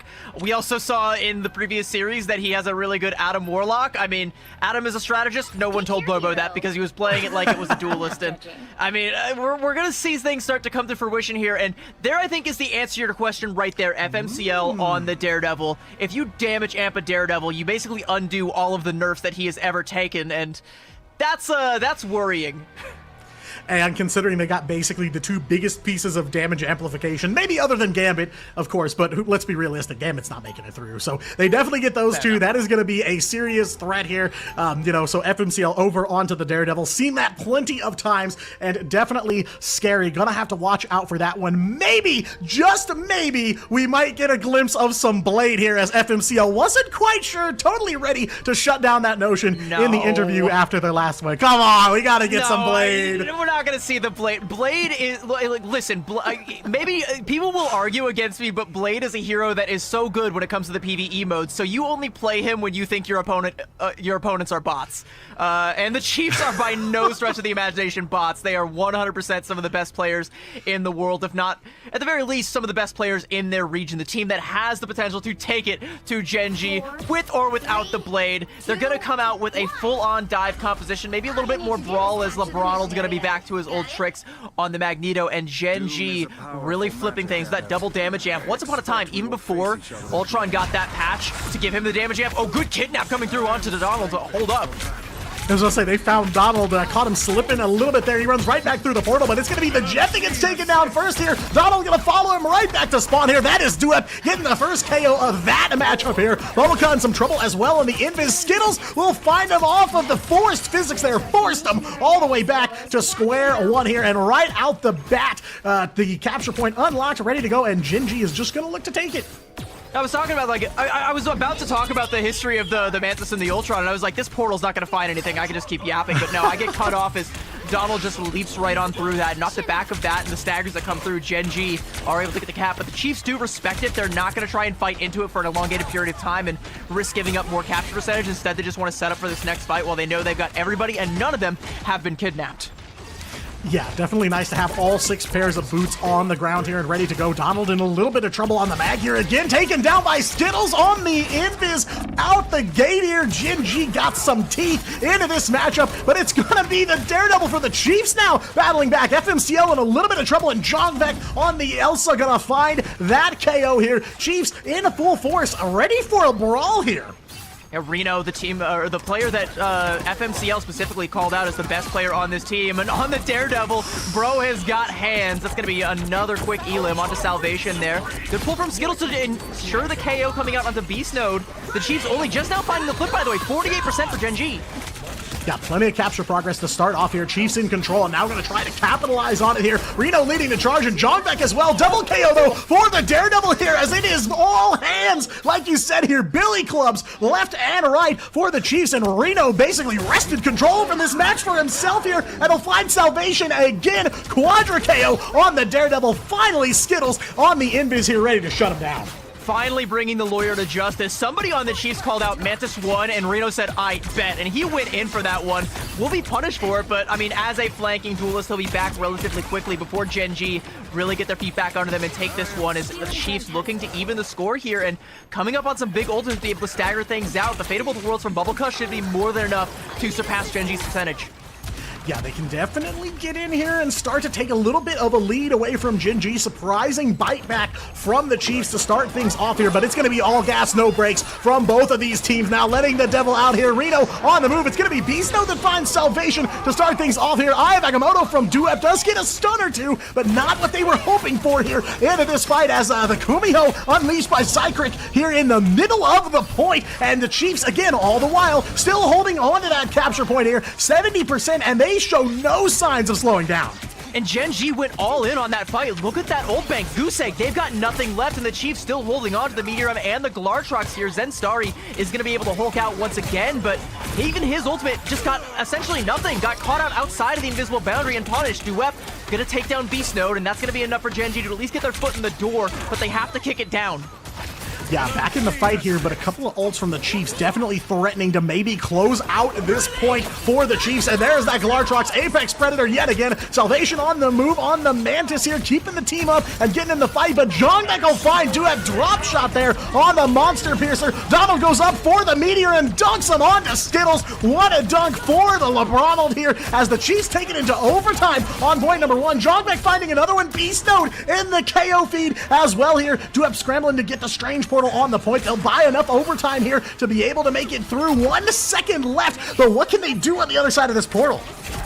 Not a whole lot as Beast Node is waiting with his arms wide open, and Duep with no HP left getting taken down there. One by one though, a few more reinforcements do come through, but Bubbleca just knocks them down, and that is a shot across the bow. The Chiefs taking the first point and saying, respect us. If you don't, we will make you regret it. Yeah, no holding back here from the Chiefs. They will take a Celestial Vault very comfortably there, 40 some odd percent to 100, and definitely leave Gen G a little bit rattled here to start things off. I will say we've seen a lot of strategists popping up in the KO feed. Skittles, several on the Invis, and Bubbleca, of course, there at the very end on the Luna. So the backline definitely firing some shots, like you said, CB, from both sides of the board, really. But yeah, you know, maybe catching me a little bit off guard here, too. I'm surprised to see the first point go their way, but a very, very solid start here for the Chiefs. Yeah, it's going to be an adaptation now coming out from Gen G. I think Gen G's biggest mistake on that last point was that one fight where they overexpended and still lost the fight, and the Chiefs were able to just ride that high the rest of the way. Now all of those ultimates that they spent, aside from the ones that they're switching characters around for, will start to come back up again, letting the Devil out. You know, you're also going to have the Eye of Agamotto and that Soul Resurgence, while the Chiefs are still going to have to work to try and make up that difference. So Gen G should be able to take the initiative on this fight, force some of those resources out of the Chiefs and get a win here, but they're gonna have to change something here because the Chiefs are in the driver's seat and looking to take this one home. Yeah, I definitely think the opening here is going to come down to how this Eye of Agamotto plays out. If Duep can find a pretty good pull onto the Chiefs here, then yeah, we could definitely see them draw out some ultimates from them to start things off. But Duep's going to plant feet on the point here and try to take that first cap. No rush here from Gen G as they got a decent position here. Salvation's got that Soul Resurgence as well. So definitely interested to see what the Chiefs are going to do going into this one, as they do have 1 point up at least. Bobo already using that dash to get back to the rest of his team. Does have a good angle here and is continuing the pressure onto Zenstari, onto Beast Node, but the Chiefs are not ready to relent. Feast the Abyss now going to come out. Soul Resurgence to try and mitigate some of that damage. Good overhealth, but there's Duep with that Eye of Agamotto. It's absolutely massive, but the Strategist ultimates are going to be there. It's not going to be enough to save Jongvek as the burst damage is just too high. So Reno now going to let the Devil out, and Skittles with that visible boundary calls Reno 911. Another Maelstrom of Madness coming out to take down Bubbleca, and this should be Gen G closing out this fight. Yeah, Chiefs trying to play through the Eye of Agamotto. They don't take as much damage as they could have here, but it's enough for Gen G to at least make that first capture. So maybe not as much value as Gen G was hoping for out of that one, but it is enough to get the point here and get a little bit of control into this matchup, something they've been lacking on that back half of point number 1. Now they've got control. Looks like they've got some advantage in terms of resources. Not a bad start here, but the Chiefs definitely a team looking to battle back. With this Glartrox now online for Jongvek, the one-sided Elsa is going to have to pay off. Rage of Voltron coming out from Bobo is going to pressure the Chiefs back. They're going to choose to respect this one, knowing they don't want to fight into it, but Duep going to make the most out of that space. Another Maelstrom taking down Bubbleca, and without your Luna there, you really can't engage. So that is one quick KO that leads to a full team fight for Gen G, but they're going to stagger the Chiefs out, setting FMCL in, taking down Donald, and one by one the Chiefs will fall, and Gen G will just stack up the percentage as a result. Yeah, and Gen G knows too, without Bubbleca, there's not a lot the Chiefs can do here, so it's all about putting that pressure on here and pedal to the metal for Gen G. They got a little bit of ground to make up here on Celestial Husk. 50% now captured on this second point, but you cannot give the Chiefs even an inch here because they are very much apt to take a mile against a team like Gen G. Big message to be sent here from them, but it's going to be Gen G that open things up here, letting the Devil out, and another Eye of Agamotto from Duep now, but taken down by Jongvek on the Elsa. FMCL suffers the same fate here at the hands of Bubbleca over onto the Loki now, and the Chiefs gonna get in there and look to capture this point. Jongvek finding another KO here, and they will have it 73% captured for Gen G, so a little bit more progress than the last point, but already the Chiefs back in control there. Beast Node huge on the Groot as well. And now we get to keep a Mantis as a pet. Anybody want to, give Salvation a nice stroke between the antenna there? He likes it. Gonna take down Bubbleca. That's a bit of a trade, and Reno gonna make him pay for that. But that is rough for the Chiefs. They tried to go for that stagger play, and Salvation got his man. So now the Chiefs can't play aggressively because they're lacking in that firepower, and Bubbleca had that God of Mischief as well. So that is a strategist with an ult down. Yeah, and Bobo going overhead on that Rage of Ultron, looking to hunt down a couple of members of Chiefs that are low, but now the strategist ult's coming through there. Zykrek had that boundary up and ready to go for him. FMCL over onto the Wolverine now and cut Donald 2 ribbons to start things off. Gonna look for the same against Beast Mode here. Can't quite get through the sustain as Bubbleca has the invisible boundary as well for the Chiefs here off of the Loki ult, so they are still in control here. Zenstar gonna get back up and dust himself off to get back in the fight here, but Genji definitely knocking on the door here. They just can't find a way to kick it open. And the Chiefs are stalwart, but Genji still have some ultimates. You know, they're gonna have the FMCL with that last stand, and the Chiefs need to try and scout that one out. You can try and see FMCL going for some kidnaps there, but Reno getting one and getting taken right back. FMCL taken down, and now the Chiefs, having taken down the biggest threat, should be able to stand tall here and match Genji's percentage. Just 70% is going to take over past that 73, and now the Chiefs will take the lead, and a late KO onto Zenstari, and another for Bobo as well. Means that we are in one fight territory. Either way you slice it, but the Chiefs are not done slicing as Jongdek goes in, finding a triple and a quad. Salvation tried to make it to his namesake, but there is no salvation. There is only Jongdek. Yeah, as soon as the Chiefs grab a little bit of momentum, it feels like they just snowball out of control here. Portal from Zenstar to get Genji on the point. Quick rotate from the Chiefs, though, trying to get back there. Duep going overhead with the Meteor M, looking for a mark. Can't quite find it, though. I think he gets caught up on the environment there as the Chiefs, 99% overtime, and it's Jongdek again here. Double KO for the Elsa Bloodstone at the least expected time for Genji. FMCL and Duep in trouble here, and they're going to go down. Salvation, the only one left standing, but can't single-handedly deliver Salvation, and the Chiefs, 2 points to 0, will take Celestial Husk. And what I say after the first sub-map, shot across the bow, going back-to-back, that's a missile straight to the face. The Chiefs have taken a map off of Genji, broken their perfect record, deny the run back of the golden stage, golden bracket, golden playoffs for Genji. Bubblecut gonna get the MVP off the back of some crazy Loki plays. I think also a fair bit of damage come through for the Luna Snow, but 14 final hits for Jongdek. Reno, no slouch with 8 as well. Reno was touted as the best player on this team, but you cannot overlook Jongdek, especially if he's got a one-sided Elsa, because despite Genji's best efforts and despite their adaptations, they just had no answer once Jongdek got rolling. No, I mean, it's like I said, that momentum from the Chiefs is just so deadly here. And we did get to see at least a look there on the Reno Wolverine. Gave us a taste of that earlier tonight. But yeah, Jongdek definitely a major player here in this matchup for the Chiefs. And they all put in some serious work here. You know, Bubblecup on the Luna as well, picking up some KOs and getting the MVP at the very end here. But yeah, the Chiefs looking pretty tall here. Definitely not unchallenged by Genji in any way, shape, or form. But a beautiful opener to this series if you're on the side of the Chiefs here. I mean, you know, going into this, I said this team needs to prove that they are a credible threat to Genji. Not only have they taken the first round off of Genji that they've lost in months, but the first map that they have lost here in the preseason. So if you were looking for somebody to be a credible threat to Genji, I believe we have found them. And it's not just about being a credible threat to Genji. The world is watching because Genji was the team that got their attention and brought their eyes to this region. They all think that Genji are going to be the undisputed kings of this region, but if the Chiefs can beat them, that is a message sent to everybody. That is a message sent to the Asian team saying, hey, you know, when we all clash in these Pacific playoffs later on in the season, we are a team that you are going to want to watch out for. Do not disrespect us. You need to pay close attention to us. And even when we get later into the season, we start to get these international lands, the Chiefs are going to have their eyes set on being present at those lands as the Pacific representative. If you can beat Genji, all of that and more could potentially be in your future, but we will have to see. I know what's in our future. It's more Marvel Rivals action after a quick break. Don't go anywhere.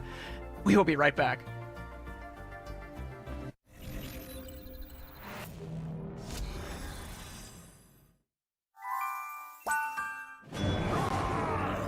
Beauty God.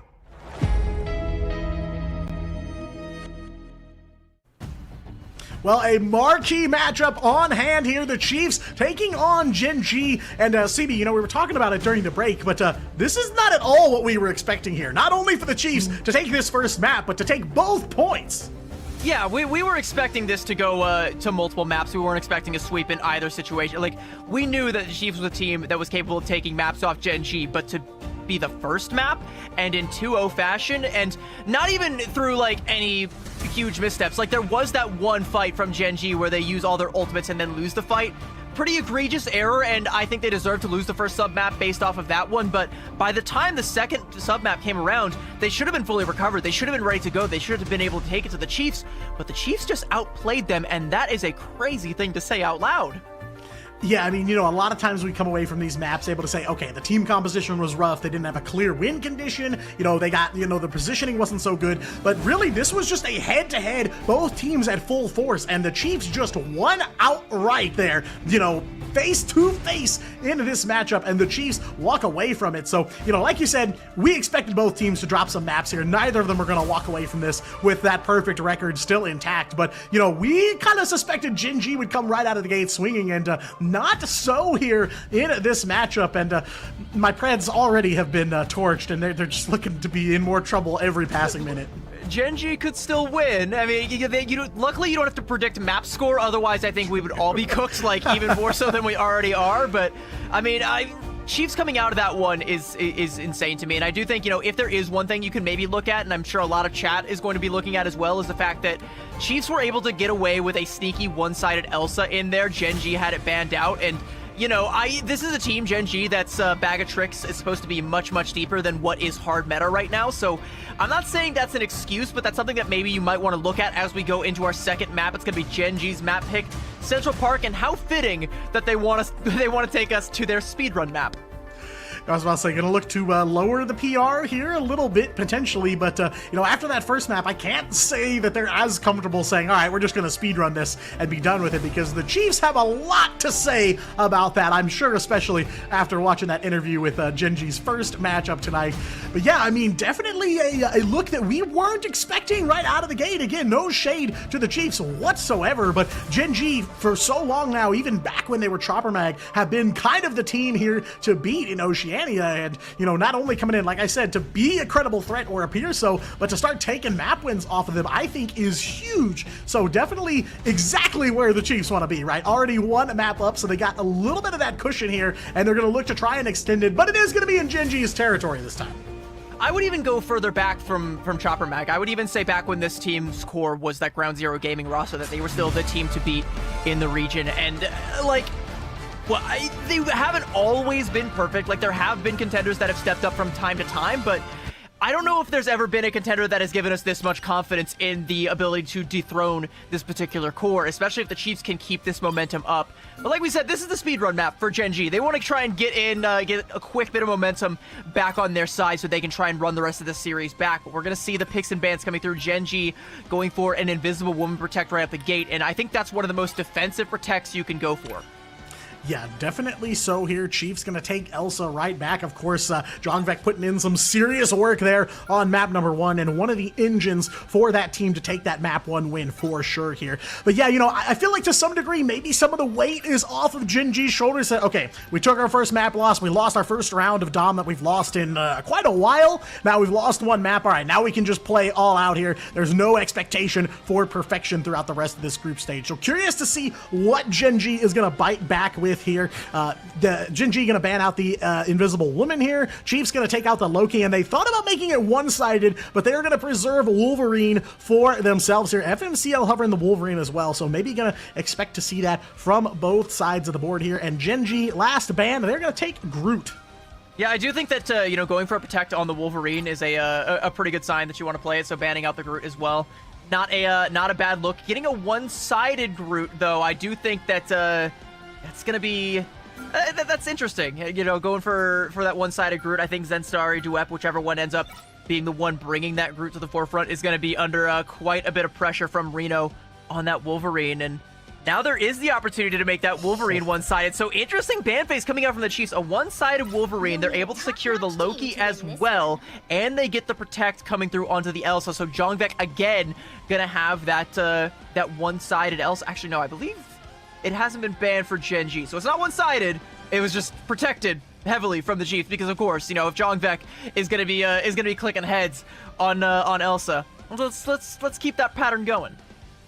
Yeah, definitely want to follow up on that. Reno locking in the Wolverine potentially. Got to see some of that earlier tonight, and definitely a scary show from Reno there. So looking to try and follow up on a little bit of that, especially pretty much knowing they're going to be going into a Groot here. Definitely not bad to have a Wolf on your side in that matchup. Chiefs going to take defense first here, so they're going to kind of set the gauntlet. Gen G got the opportunity here to just close things out early, potentially if they can push this thing to the end of the map and give themselves some breathing room. But yeah, so far, Chiefs definitely in the running. Gen G, of course, not out of the running at all. In no galaxy are they out of the running here. But yeah, definitely caught us here on the back foot. So I am curious to see now Gen G finally having dropped a map for the first time here in the Ignite preseason. What do they look like after they take a lump or two?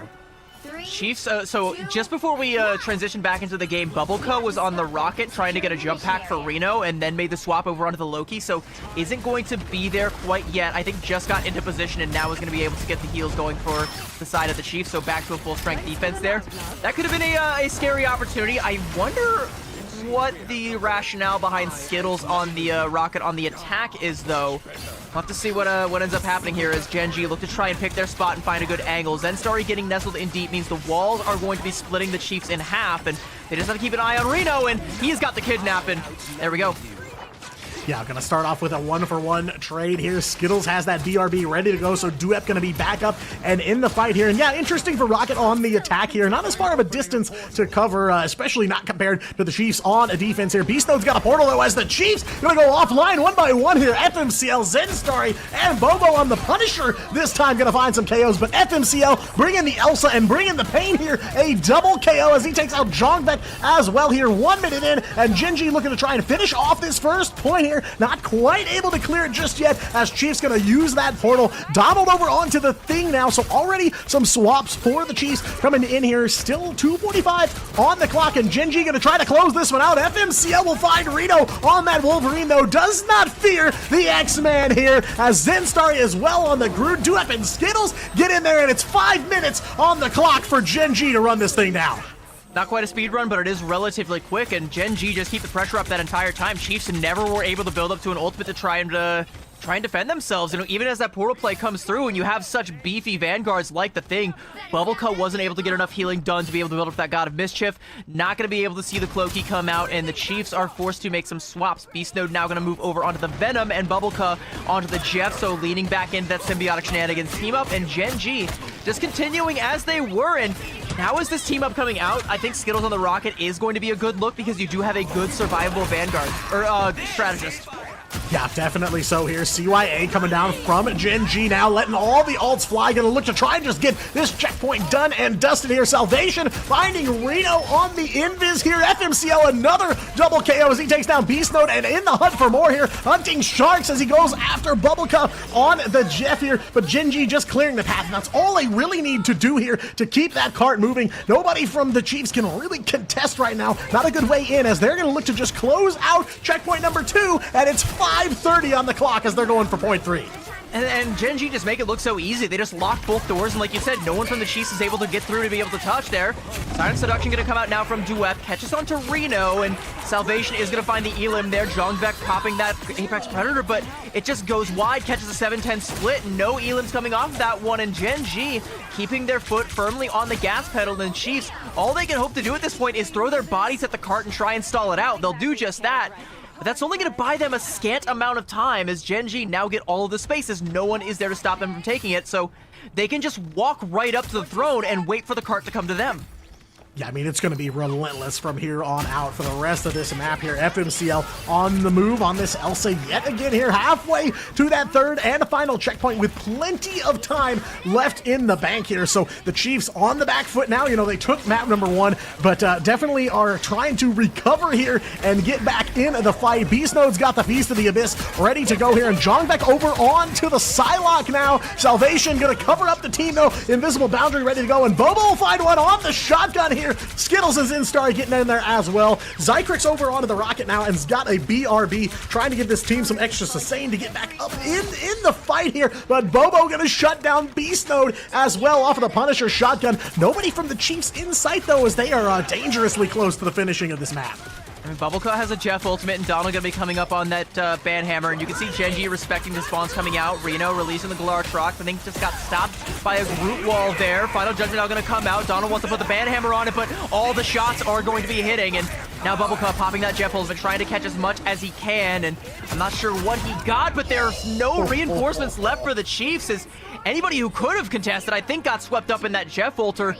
Either that or just got caught in the crossfires. FMCL was just hitting the shots there with that Elsa, but that attack phase from Genji was, I mean, if map 1 was a statement, so was that. The statement on first one shot across the bow, Chiefs say, we command respect. Genji saying, all right, you punked us out on the first map, but we command respect too. Don't get cocky. Don't get ahead of yourself. We are still the kings here, and let us show you how it's done.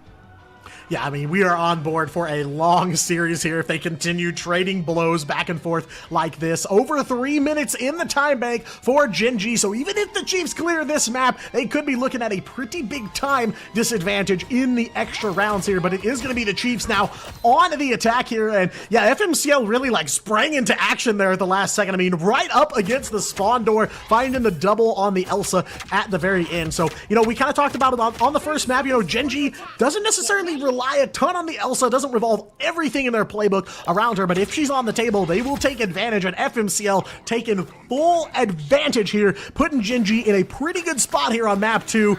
Gonna see how the Chiefs respond here. A couple changes here. Reno's gonna be back over onto the Daredevil, and we know he can be an absolute menace on that one. Yeah, and with Bubblecut now going to be manning the rocket, I believe permanently this time around, he will be able to play a little bit more aggressively, as there's going to be a BRB to bring Reno back if he gets a little bit too big for his britches and gets caught out. Whatever, we get another life. We take that one. Now with this this Zootopia backline that comes out for the Chiefs, overall, they're going to have a lot of healing in the neutral, a lot of survivability, a lot of squirreliness if they get dove, which they might from FMCL and Skittles if they try and go aggressive here, but Reno still deep in the backline looking for his man, and Beasto jumping in. They've set up a really good pinch here on the backline for Genji.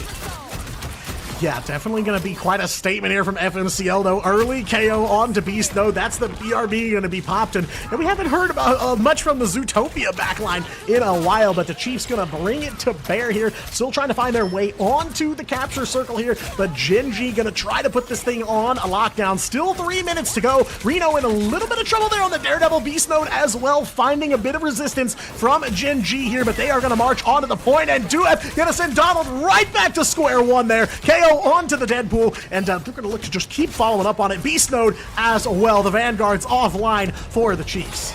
And this is kind of the issue. When you have Zen Starry here on the Groot, like, even if Beast Node and Reno keep trying to set up those pinches, all you have to do is just have your strategist play in the hallway as bait, and once the Venom goes in after them, you just put in a wall behind him, and suddenly there's no healing, and you have anybody back there for the peel. That Venom is not going to be long for this world, and if they live that dive, they're able to win that fight. The rest of the back line just becomes food for the rest of Genji, and now Chiefs making wholesale swaps, going back to a front-to-back composition, ditching the dive, and this, I think, shows a lack of confidence in that composition. They told us it was strong, but now I'm doubting it.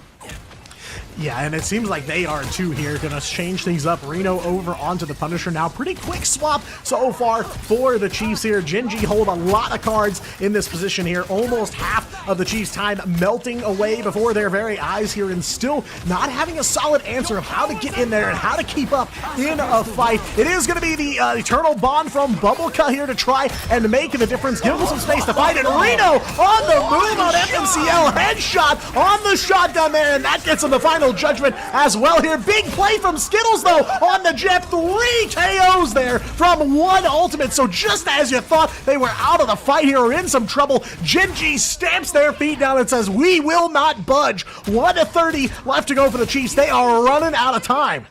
And the Chiefs said, I need a hero. Reno springing into action, one shot with that shotgun. The most disgusting thing I think I've ever seen, but Skittles not to be upstaged.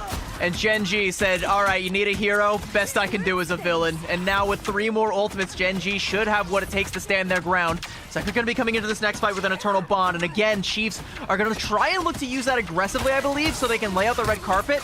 But they need to be careful. They want to hold on to it. Like, they have nothing else to stop this onslaught of ultimates that's going to come out from Genji once this expires. And that's pretty much what Gen G is going to do here. Play it safe, though Bobo is going to go for that Kumiho Unleashed. Now on the White Fox here. Jongbaek's got the Apex Predator and will take out Bobo there. Send him over the side of the cliff here, but it is dueling Sonic Seductions from Beast Mode and Duep here. Duep will find Jongbaek in response, so gets vengeance for his teammate there as time slowly ticking away. The Chiefs do manage to grab one tick, but Duep gonna look to repel Beast Mode on the dueling Emmas here. Finally grabs the KO and makes it a quad here as Chiefs wiped down yet again. They do get one tick here, but they've only got 30 seconds to try and make a difference. When is the last time you have seen an Emma Frost quad? Duep drops from the top rope and delivers it, and the Chiefs never saw it coming. And look at the ults, there's nothing for the Chiefs. An Invisible Bounty for Salvation. The best hope for the Chiefs is to be able to live through that and hopefully build up to something for when it comes down, but more ultimates are going to start to come online. Bobo has swapped over onto the Adam Warlock, so if this goes too long, there's even the threat of a Karmic Revival, but there is no threat like Gen G as they take it straight to the Chiefs, and I don't know if there's anything left for the Chiefs. No, just nothing left in the tank. That's Strangling Prism from Zenstarry coming in so big. We'll find Bubblecup on the Groot here. FMCL going to take out Reno there. Threats offline one by one for the Chiefs, and overtime ticks away before their eyes. We have a series on our hands. Gen G take map 2 and get on the board. Tying things up 1-1, and I mean, let's tell it like it is. That was not close. Gen G picked this map for a reason, and they showed us that reason why. It's because no one can touch them on Central Park, apparently. Their attacking phase, stellar, flawless, able to snowball all the way through and finish with a healthy time bank, and their defense, disgusting.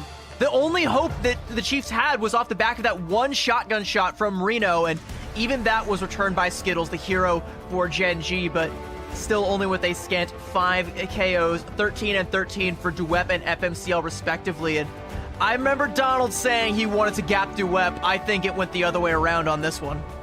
Oh, definitely. So Emma Frost quadra KO there. Insane Psionic Seduction to turn the tide at the very end there, just keeping Gen G firmly in place as the winner of this map. 13 final hits on the Emma, matching FMCL on the Elsa here. So yeah, definitely the gap swinging the other way, at least if you're on the side of the Chiefs here. And yeah, the numbers just don't lie here. They just didn't show up for Central Park here. It definitely feels like they took a wrong turn. And on the streets of New York, you know, I can't blame you for getting a little bit lost here, but it just feels like they had no way to get their feet even wet on this map here. Gen G close it out and only give up one tick on the first point. So, you know, obviously we said at the very beginning, Gen G, they lost one map. They're not going to be out of this fight.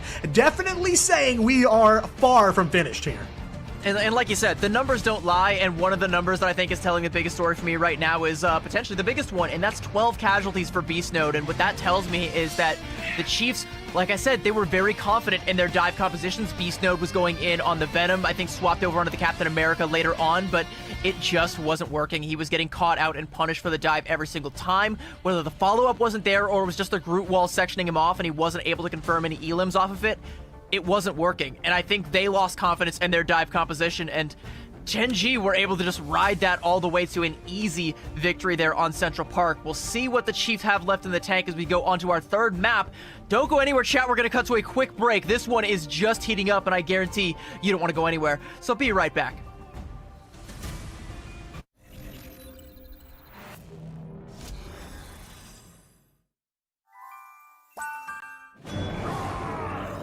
God.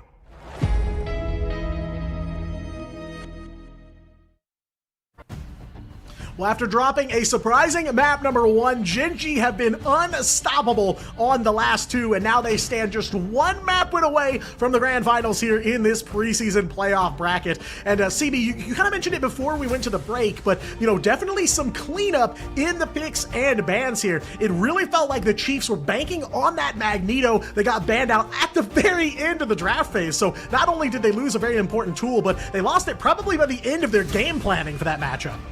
Yeah, and so like what I was saying, it was the cleanup does need to happen in the pick and ban phase. As for what the exact pain points are, it's hard to say. I do know that mag ban at the end really, really hurt them because it sniped out the strategy that the Chiefs were trying to set up for. At the pro level, you're not just trying to pick and ban the things that are overpowered so you can play what you want. No, you're trying to ban to set yourself up so that you can play what you want and not have your counters in play. You need to be able to use your protects to be able to get that through. No one ever thought that you would like waste a protect on a Magneto, and using the protect on that Groot was a huge signal flare saying we are going to try and play this front to back composition. And of course the Chiefs aren't going to use their ban on the Magneto, so surely, so Gen.G just take that composition away from them, even go for the Adam Warlock and the Rocket Raccoon just to double dip on that. With the Loki ban, they still get like a pseudo half-hearted double res comp, and that's enough to shut down the Chiefs' attack. And I gotta say, the dive composition that came out from the Chiefs, the synchronicity between the Duelist and the Vanguard just wasn't there. A lot of the times you had Reno getting checked, going out on a flank and forced to retreat back to the team, and Beast Node dives in, and there's just no follow-up damage because your Daredevil is trying to get the heals. Yeah, I mean, it does kind of feel like a case of the rug getting pulled out from under them at the last second, and they just couldn't find a plan on the fly that worked. So Gen.G taking another one here, and just one more to close out the series. We're headed for Hell's Heaven for some domination up here next. And yeah, you mentioned about, the Groot save being kind of the flare that let Gen.G know what was coming. I wonder if there's a world where if they didn't save the Groot, would they have thought to take the mag? Is there a risk that they're willing to take there to say, okay, maybe we don't save these to try and hide what we're gonna do until the last second? I mean, it definitely makes me kind of wonder. Well, see, here's the thing, right? Like, if you don't protect the Groot, there's a chance that Gen.G just ban it outright anyway, because Gen.G can play dive, and Groot kind of counters dive with those walls. We saw that happen to Beast Node on Central Park, so I think, you kind of have to go for the Groot protect, and it just, so even before that came out, Chiefs were already kind of forced into a catch-22 situation. Either way, Hell's Heaven is where they are going to take us back as we go back to domination, and here's a little bit of a double whammy for the Chiefs. Even if you win this map, you gotta beat the domination merchant allegations when we go to a map number 5.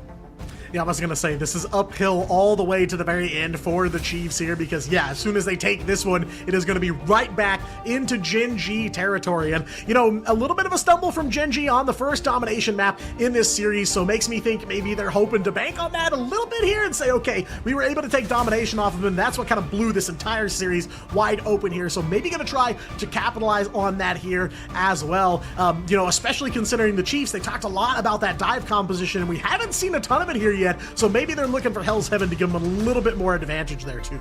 And it didn't look too bad when we saw it at first on Celestial Husk. Reno was getting a lot done when it came to that Daredevil, and we also had a fair bit of good play coming out from Beast Node on the Venom. And if you can try and get those two back on the same page and get those dives in check and have them being right where they need to be, where they need to be. Them dive is so hard to coordinate, and it's so hard to play correctly. That's why a lot of teams don't do it, but when you're really good, you can make it work. But when you're up against someone who's even better, they can check you, and they can put delays on one or the other.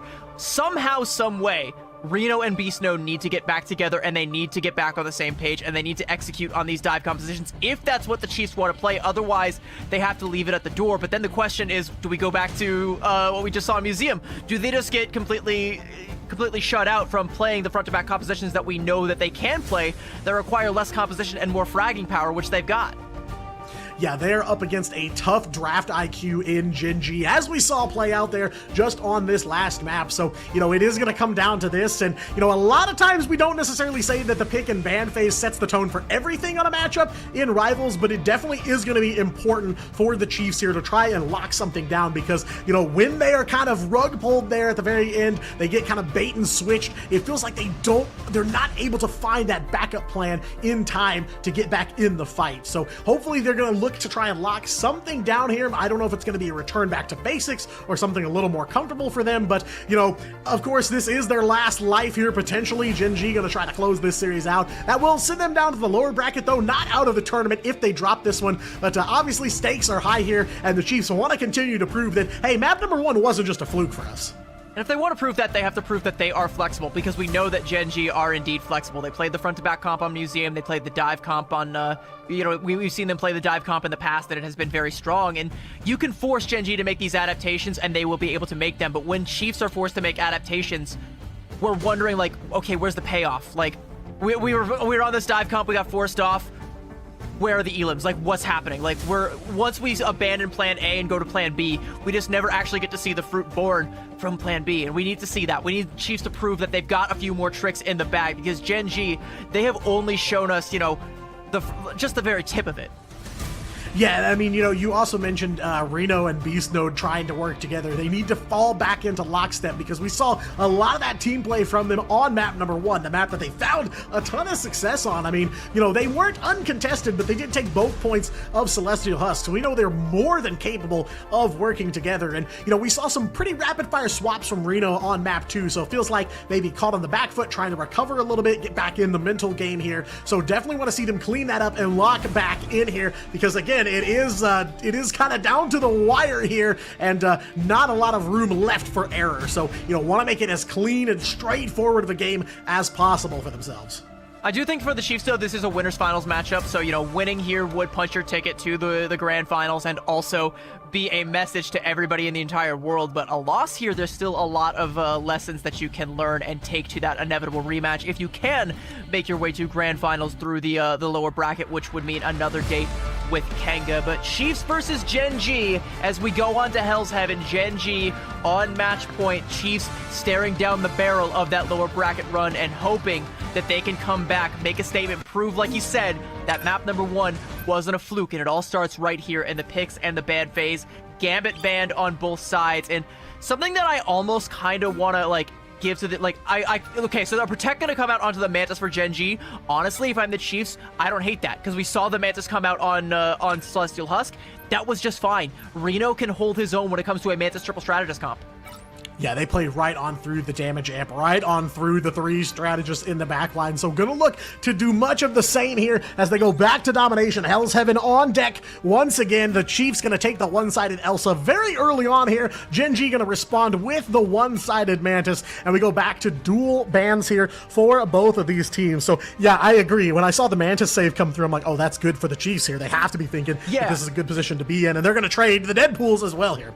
That Mantis Protect might actually be a mistake from Gen G, only time will tell. I mean, I shudder to call anything they do a mistake. I mean, they are just that team when it comes to this region, but again, like, you look at what was playable on map number 1 and what the Chiefs were able to do with it. As long as they can get that Daredevil through, I think they're fine, but Gen G, as I say that, maybe heard me. Am I hot miking? Do they have, like, is Skittles in the call right now? Might have snuck his way in here because, yeah, you basically breathed it into existence here. Chiefs saving the invis. Daredevil banned away by Gen G, and they're going to take the Loki to round things off. So going to get some Loki-Mantis team up. It is pretty powerful, and FMCL pointed that out in his interview from their earlier match as well. So excited to see that hitting the battlefield. One more ban for the Chiefs here, hovering and thinking about the Jeff to close things out. But, yeah, definitely a couple of nice pickups for Gen G. The Chiefs, of course, gonna be right back on the Elsa Bloodstone, so it is just about trying to find a way through her, truthfully. One-sided invis for the Chief, but I don't think that hurts Gen G too much because they managed to get the Loki and the Mantis, so they have basically the full Vibrant Vitality team up, and you can already see Bubbleca and Beast Node looking to try and mirror that, even though their Mantis is banned. You would love to have the full team up there, but nope, only Gen G can have that. And you also get away with the Cloak and Dagger, so you have the Cloaky plus the Mantis. You can play any triple strategist composition that you want as long as Gambit and Invis are not part of the equation, and fine, totally fine. And without that Daredevil coming out from Reno, you're not really gonna know where these strategists are hiding. You're not gonna have that intel. Sure, you can swap over to something like, say, the Wolverine or the Psylocke or any of these other things that could serve as a stand-in for the Daredevil, but you're lacking in the intel, and I think that's something that Gen G are going to use to their advantage on Hell's Heaven. Potentially the last hurrah for the Chiefs in this upper bracket. Yeah, definitely feels like time running out here for the Chiefs. They took one map win. They raised some eyebrows right at the start of this series, but it has been all Gen G ever since, and now they are going to look to finish things off here. Hell's Heaven for map number 4. They don't want to take this all the way. I want to see a map 5, but Gen G, of course, going to try to close it out right here, right now. Donald on the Strange Portal to start things off, so again, we are just going to trade blows from frame 1. See if he's able to catch somebody off guard. I think sees the composition that Gen G is playing and knows that, yeah, Kidnap's not really going to be the best course of action, so instead just going to teleport onto the point and force the dive to come out from Gen G and just hope that Reno is ready to receive with these Pharaoh leaps. But already forcing themselves back into a corner here to try and play around Bubblecub with healing and the regen domains that could potentially come out. So, I mean, Gen G have essentially already gotten the Chiefs corralled right where they want them. I was about to say, it's kind of a shooting gallery set up here for Gen G now. They're going to go ahead and try to take this first point here. They'll grab the first capture. So Portal, unfortunately for the Chiefs, does not pan out here. They get themselves right onto the point and just push right back here. So definitely a lot of respect. And Reno on the leap here does go to drop the cap in, and Duep is gone here. Dropped into the lava down below. So Gen G take the first cap. The Chiefs will have the first blood here. And that's what they were playing for, just trying to give Reno the opportunity here. And now Zekric with a shot there onto FMCL, and that's going to be the Chiefs nearly finding the flip. There's like a pixel away from catching it. Beast Note onto Bobo, and one more for Reno, getting a second in the fight, and that's going to be the Chiefs flipping the point. Only 25% for Gen G, but this is good for the Chiefs because now that they're going to be in control when this next fight comes, they should be able to take the lead here, potentially break past that 50% hurdle. Bubblecut coming up on that God of Mischief, and Zekric not too far behind on that invisible boundary, so enough strategists to be able to parry whatever Gen G come at you with, as long as you keep these strategists protected. And with FMCL swapping off the Daredevil and over onto the Adam Warlock, that's a much easier task than it was a minute ago. Yeah, I would much rather take on the Atom here in this situation. Invisible boundary for the Chiefs. Now Zykrix got that one, but not enough to save Jong Vek. Unfortunately, Elsa taken out the equation here very early on in this fight. Reno on the slice and dice there on the Wolverine, getting right up in there. Grill here will take down Zen Starry on the Groot, shredded down to firewood there as Skittles got the God of Mischief here to try and get Gingy back in this fight, but it's Beast Mode now, going Beast Mode here, finding a double KO onto the Groot here, and now the Chiefs over 50%. Skittles with that Karma Revival, that was off the God of Mischief, and I don't know that the reses are going to be exactly what you want right now, but Duet making the most out of it. Sonic Seduction is going to meet a Groot wall in his face, and no one wants to look at the pretty lady today. Clartrock's now coming out, a second Karma Revival now coming out from FMCL to save whoever got caught in that. It was indeed Skittles getting his karma. What goes around comes around. Welcome back, Skittles. Yeah, it does feel a little clunky on the back-to-back Karmics here. Not a ton of reses coming out of him, but it's enough to get Gingy back in the fight here. Double KO for Zen Starry. Duep will pick up one on the Emma, and Gingy back in control, but definitely taking some damage here. Chiefs sitting on 77%, so Gingy now gonna fan out here, try to put some pressure on and buy themselves some time to make up that gap. And that portal for Darnold's gonna be coming back online here, so they will have that tool when we go into OT, and the Chiefs looking to try and just walk right up main here now that Gen G are off of that dive composition, and now we're looking to try and play front to back. They just have to watch for the pokes that come out from FMCL. They can't risk giving over another Karmic Revival. Yeah, cannot risk that one, and Skittles already on the move on that Loki charge there. Zykrix got an invisible boundary as the Chiefs gonna move in here, circle in, but goodbye! Taken down, Duep and Bobo find a couple of KOs very early on into this one here, and Donald off the ledge there, down into the pit of Doom here as Genji gonna overtake the Chiefs here and try to close out point number one. And that roundhouse kick was pretty rough because that was through the invisible boundary as well. So the Chiefs, I mean, they'll have a God of Mischief, but that's really it. They don't have the tools to be able to extend this fight. Gen G don't have a lot of ults to their name aside from their own God of Mischief. Maybe a Sonic Seduction if Duep can put in the work, but right now it's now or never for the Chiefs. They're running out of time, they're running out of opportunities, and they're running out of margin of error. Yeah, Gen G just gonna try to put the brakes on one more time here. Beast Node on the move there, walking straight onto the point here, trying to get the OT proc. That's the most important thing right now. They've got the tools as well to maybe retake it here from Gen G. There's the Apex Predator, shut down though. Salvation taken down Jong Vek. That's a big pickup here very early into this fight as well here. Invisible Boundary now coming down for the Chiefs here. Gonna try to keep themselves in the fight on this point. There is a Sonic Seduction from Duep on the board, and Bobo gonna take up the turret in the corner here, and one by one, the Chiefs going offline. There is nobody there to stop that Punisher, hiding off in the corner, and that is more than enough for Gen G to close out point one. No one could afford to look at Bobo, and he knew it, so he just laid down the culling turret and said, all right, don't mind if I do. I will have at that. And now the Chiefs are one single point away from that lower bracket run, and Frozen Airfield is going to be where we take it. I mean, it was a good showing from the Chiefs on the previous one, but it just wasn't enough, especially once Gen G came to play on that last fight there, had everything hit, and like you mentioned, that opening elim from Salvation onto Jongbek, shutting down the Glartrox as well. Any momentum the Chiefs tried to get themselves back in the fight just snuffed out like that, and now there's going to be that Karmic Revival from FMCL coming into that next one. So the Chiefs not only have to win this first fight here, they gotta win it twice. Yeah, and I mean, I feel like I'm a broken record here because Gen G just finding first pick in almost every team fight there all the way up to the end, over and over again. They have a body advantage as soon as the fight starts to break out, and then it all just goes their way every single time. And, you know, we talked earlier about Bobo having a really deep hero pool, right? Lots of characters he can play, but one of them we overlooked a little bit was Punisher. He does have a mean one, and Frank Castle, no stranger to Bobo here, as definitely a big play for Gen G to turn things around on point number 1. They'll take it here and gonna look to capitalize on that momentum on point 2. Duep got the Strange Portal on the move, and Gen G just gonna rotate right onto that capture point.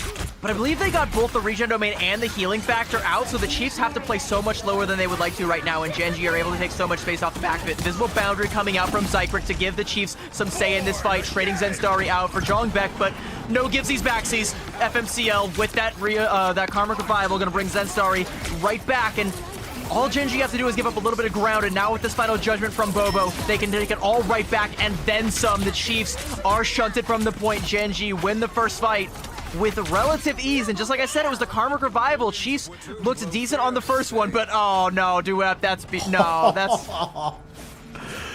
Yeah, I mean, no delay on the Karmics from Gen G. They activate them very early once they lose one member, and then they just kind of steamroll through the rest of the fight here. So FMCL getting some value. When you hear it go off, you're like, oh no, that's the Karmic Revival. Where is it? We gotta help scout it out. You're like, lose focus because you're all of a sudden focused on trying to shut down the reses. Even though there's only one, you gotta lock in and focus on what's in front of you.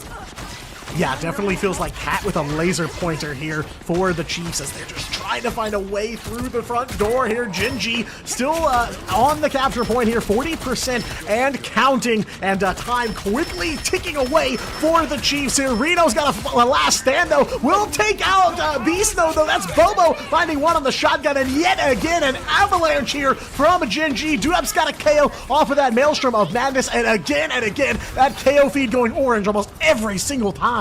And the invisible boundary from Bubbleca off the point. When a Strategist ultimate is off the point, that's a telltale sign of we are cooked, this fight is chalked, we do not have anything we can do. This is just our wing and our prayer. The Chiefs coming up on a wealth of ultimates, but Gen G controlling the map, controlling the chokes, not letting the Chiefs get any advantage out of these ultimates here. Beast Node holding on to this Strangling Prison. He's looking for the opportunity to heat that one in. He's just trying to make sure that it doesn't meet the business end of a Dr. Strange shield.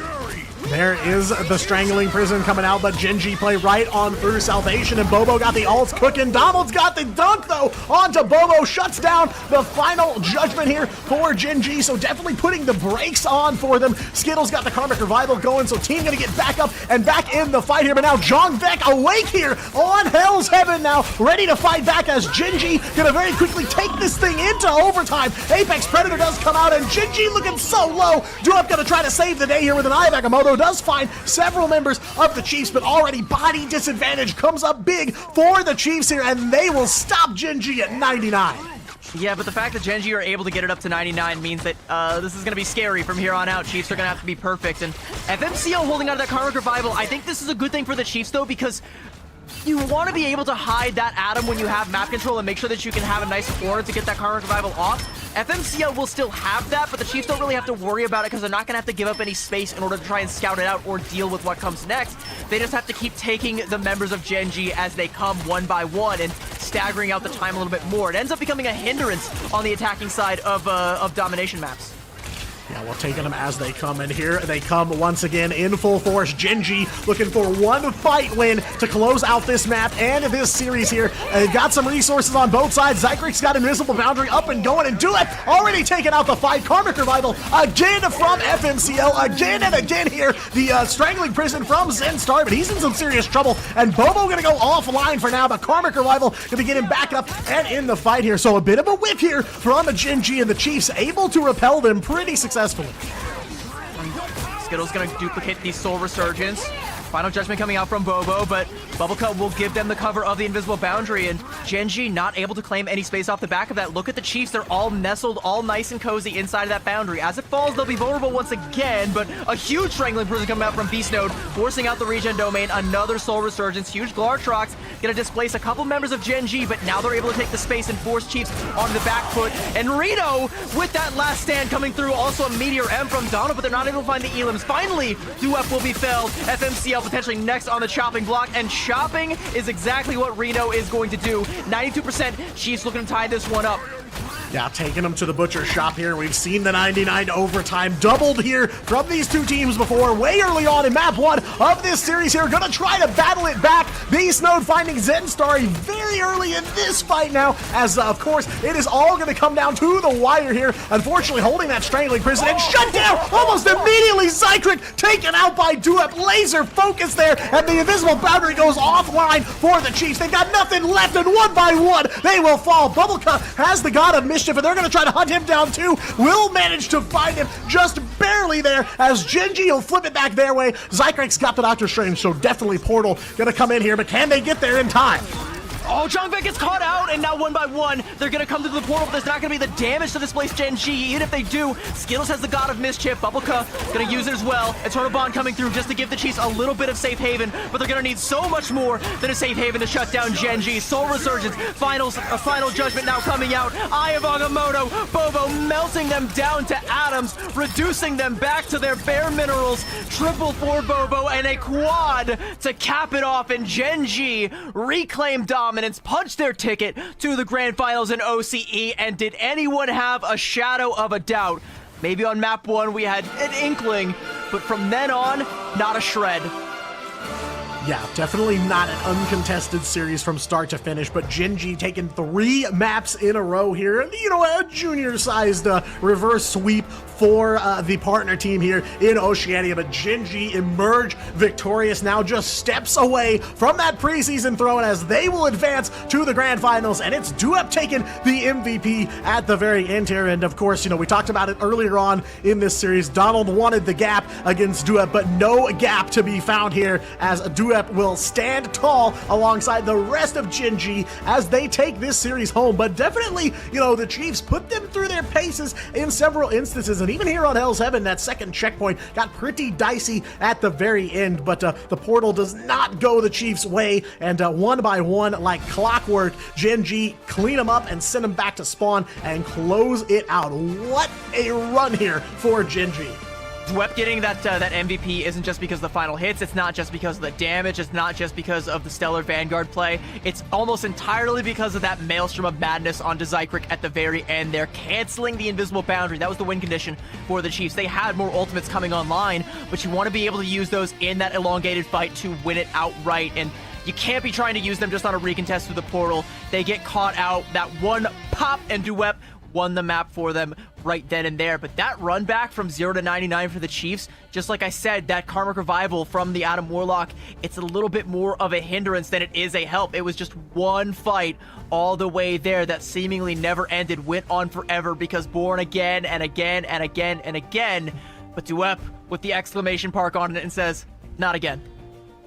Yeah, there was kind of an interesting story that kind of developed with that Adam Warlock throughout the series. I felt like at the beginning, Gen.G kind of had Adam on the board, didn't quite get the value they wanted out of him, and slowly they kind of pulled the pieces together, and then by the very end, they, like you said, they had those kind of layered Karmic Revivals on top of each other, and it was just so difficult to secure real KOs against Gen.G, and that just ate through so much time, and especially when you're in a war of attrition like that, definitely not what you want to see. So Gen.G will come out the other side, taking it 3-1, but again, really good looks for the Chiefs here in this series. Cannot overlook some of the success they had in this one, you know, taking a map off of Gen.G, finally breaking that streak, and, you know, may not have won the series, obviously that was their goal here, but, you know, I said at the beginning, I want to see them be a credible threat to Gen.G, and I think at several points we did see some of that. I wouldn't even say I would just say they are a credible threat to Gen.G. I think, you know, they drew blood in map 1, shot across the bow, a 2-0 on domination, and now, I mean, coming a little bit later on into this series, even though they fall 3 maps in a row, they did learn a fair bit of lessons from all of those, but we have so much more to learn, and we've got Skittles here to be the teacher for our interview, and I cannot wait Do we? I believe we have him on the line. I think so. Hello, Skittles. Hi, guys. Congratulations. Hello. Thank you. So, you go go ahead, first. go ahead, CB. You got it. Go ahead. Oh no, but I was just gonna ask the simple question, like, how does it feel, you know, going back to the promised land, the grand finals, and beating the Chiefs in this series? We expected to be there, but I think it was harder than we expected. They played really good today. I was really impressed with like the comps they were doing in the ban lines. I think map 1 we kind of just played the completely wrong comp, so it was like a bit rough for us. But once we worked out what we wanted to play and what we played in practice, it was just easy for. What would you say was like the thing that you were the most impressed by, or the biggest surprise from the Chiefs? I think John Vec probably played really good, like the Elsa player. Like he was hitting really big Elsa rolls, which is why we kind of wanted to play the Loki Mantis, because double Mantis ult is really strong against Elsa roll. Su ult is quite weak against Elsa rolls, so that's why we opted for the Loki on map 4. And that's what we should have played on map 1, and I think it would have been very different if we played the Loki Mantis on map 1. Yeah, I mean, that last fight on Hell's Heaven, long kind of war of attrition, a lot of back and forth. You know, what's the look on comms when you guys are kind of stuck in a really close fight like that? Double 99 overtime, a few seconds left, and you know you got a portal coming in. What's kind of the key to success with coordination? It's actually kind of funny. I streamed my POV with comms, and that last fight there, when they like lamped and used their Su ult, I was like screaming like push. Like I use lamps. I've never screamed that loud, like even when I was in Atlanta. But I don't know, it just came out. I just really wanted to win. Yeah. Yeah, you guys got that win, and you had to work for it a little bit harder than I think some people thought. I think even harder than you thought. How do you feel about the potentiality of a rematch against the Chiefs in grand finals? Do you think they're going to be a little bit better, or do you think you're going to close that one out clean? Oh, we'll see them tomorrow, 100%. I think we will go back and be reviewing the map 1. So I don't think, and I think like our domination was like really bad today. It's normally our strongest game mode, but we just, I don't know, it was really close. They played really good, so tips to them. But yeah, I think we'll just be reviewing our domination. I think our payload and our hybrid is like kind of unbeatable. Like we never lose Central Park or maps like that. So yeah. Yeah, I was gonna say you guys looked absolutely unstoppable on Convoy and Convergence. Is there something about Dom that you're looking to clean up ahead of grand finals? Yeah, I think we just need to lock down like what comps we want to play. The comp we played on Selhas was just something that we've never played before, and the comp just doesn't make sense. Like Ultron with DD solo DPS is quite terrible. We should be on Phoenix if we wanted to play that comp, or like if we wanted to go like dive, but it's really hard to go dive without Jeff and Thankful. So yeah, I think we should just play the more slow comp. All right, I want to peel things back a little bit and talk a little bit more, you know, from a wider perspective here. Skittles, it's a pleasure to get to talk to you, Skittles, because you know we talked a couple times in your Twitch chat, and you're always such a positive guy. Like you're always just so uplifting about the whole community. So I want to ask you, you know, as someone who I think, you know, being from one of the top teams in the region, is a sort of a de facto leader force in the region. What do you think it is that makes OCE and Gen G also special? We are all friends, I think, is the best part about us. Is like no matter who's winning, like everyone's kind of cheering each other on. And when it goes to like eventually like the Ignite stage 1 when we play against the Asia teams, obviously we'll be cheering on the Chiefs because we'll know they'll be there. They'll be there. But yeah, so it's just like a good community, I think, and I think it's better when everyone cheers each other on. And the support for us when we went to LAN in Atlanta was massive. So yeah, shout out to those people who support us. Oh yeah, we really appreciate it. The whole region was like, that's our guys. Like we want to see them go the distance, and we know they can because they faced the full brunt of you. Like you guys were crazy last season and looking to run it back this season. Yep, Yeah, I mean, I guess that's. Yeah, I mean, I guess that's kind of my question. You know, it is tight-knit. I love to see OCE, you know, very competitive for sure, but always kind of, you know, once you're off the battlefield, it's, you know, all friends around. But, you know, kind of as we're looking ahead here, one day of playoffs left, is there anything you want the other teams in the region to know, or to chat, or even to Asia, to the rest of the regions here tonight? Any message you guys want to send? just for the Chiefs, just like stay locked, guys. I think on this patch, like if we versed Asia on this patch, I think they probably could have came second. Like out of all the Asia teams, they definitely could have like qualified to LAN. I think they are really strong on this patch. So keep up the good work for them, and we'll see you tomorrow in the finals. And let's have a good grand finals. Well, love to hear it. A lot of confidence, even your opponents. I love that you're just like so uplifting. Even the people that you just put down 3-1, and looked like dominant on Central Park. But thank you so much for joining us, Skittles. It was a pleasure having you, and we'll let you get back to celebrating with your team. Thank you, guys. Have a good night. Bye bye. Yeah, I feel like Bro said, no doubt we're seeing them tomorrow. I mean, hey, they took a map off of Gen G. They made him work for it, right? That's kind of the story coming out of this match here. And even Gen G themselves saying it, surprisingly uphill battle for them to take this away from the Chiefs. So, keep playing like that. And no doubt we're going to have a rematch waiting for us in grand finals. But yeah, that's always been my favorite part of Oceania is how close-knit these teams are. And, how as soon as the battle is done, unignited, cooled off a little bit, everybody's able to kind of shake hands and come together at the end. So love to see that. But no doubt when they're on the field, it is no holds barred.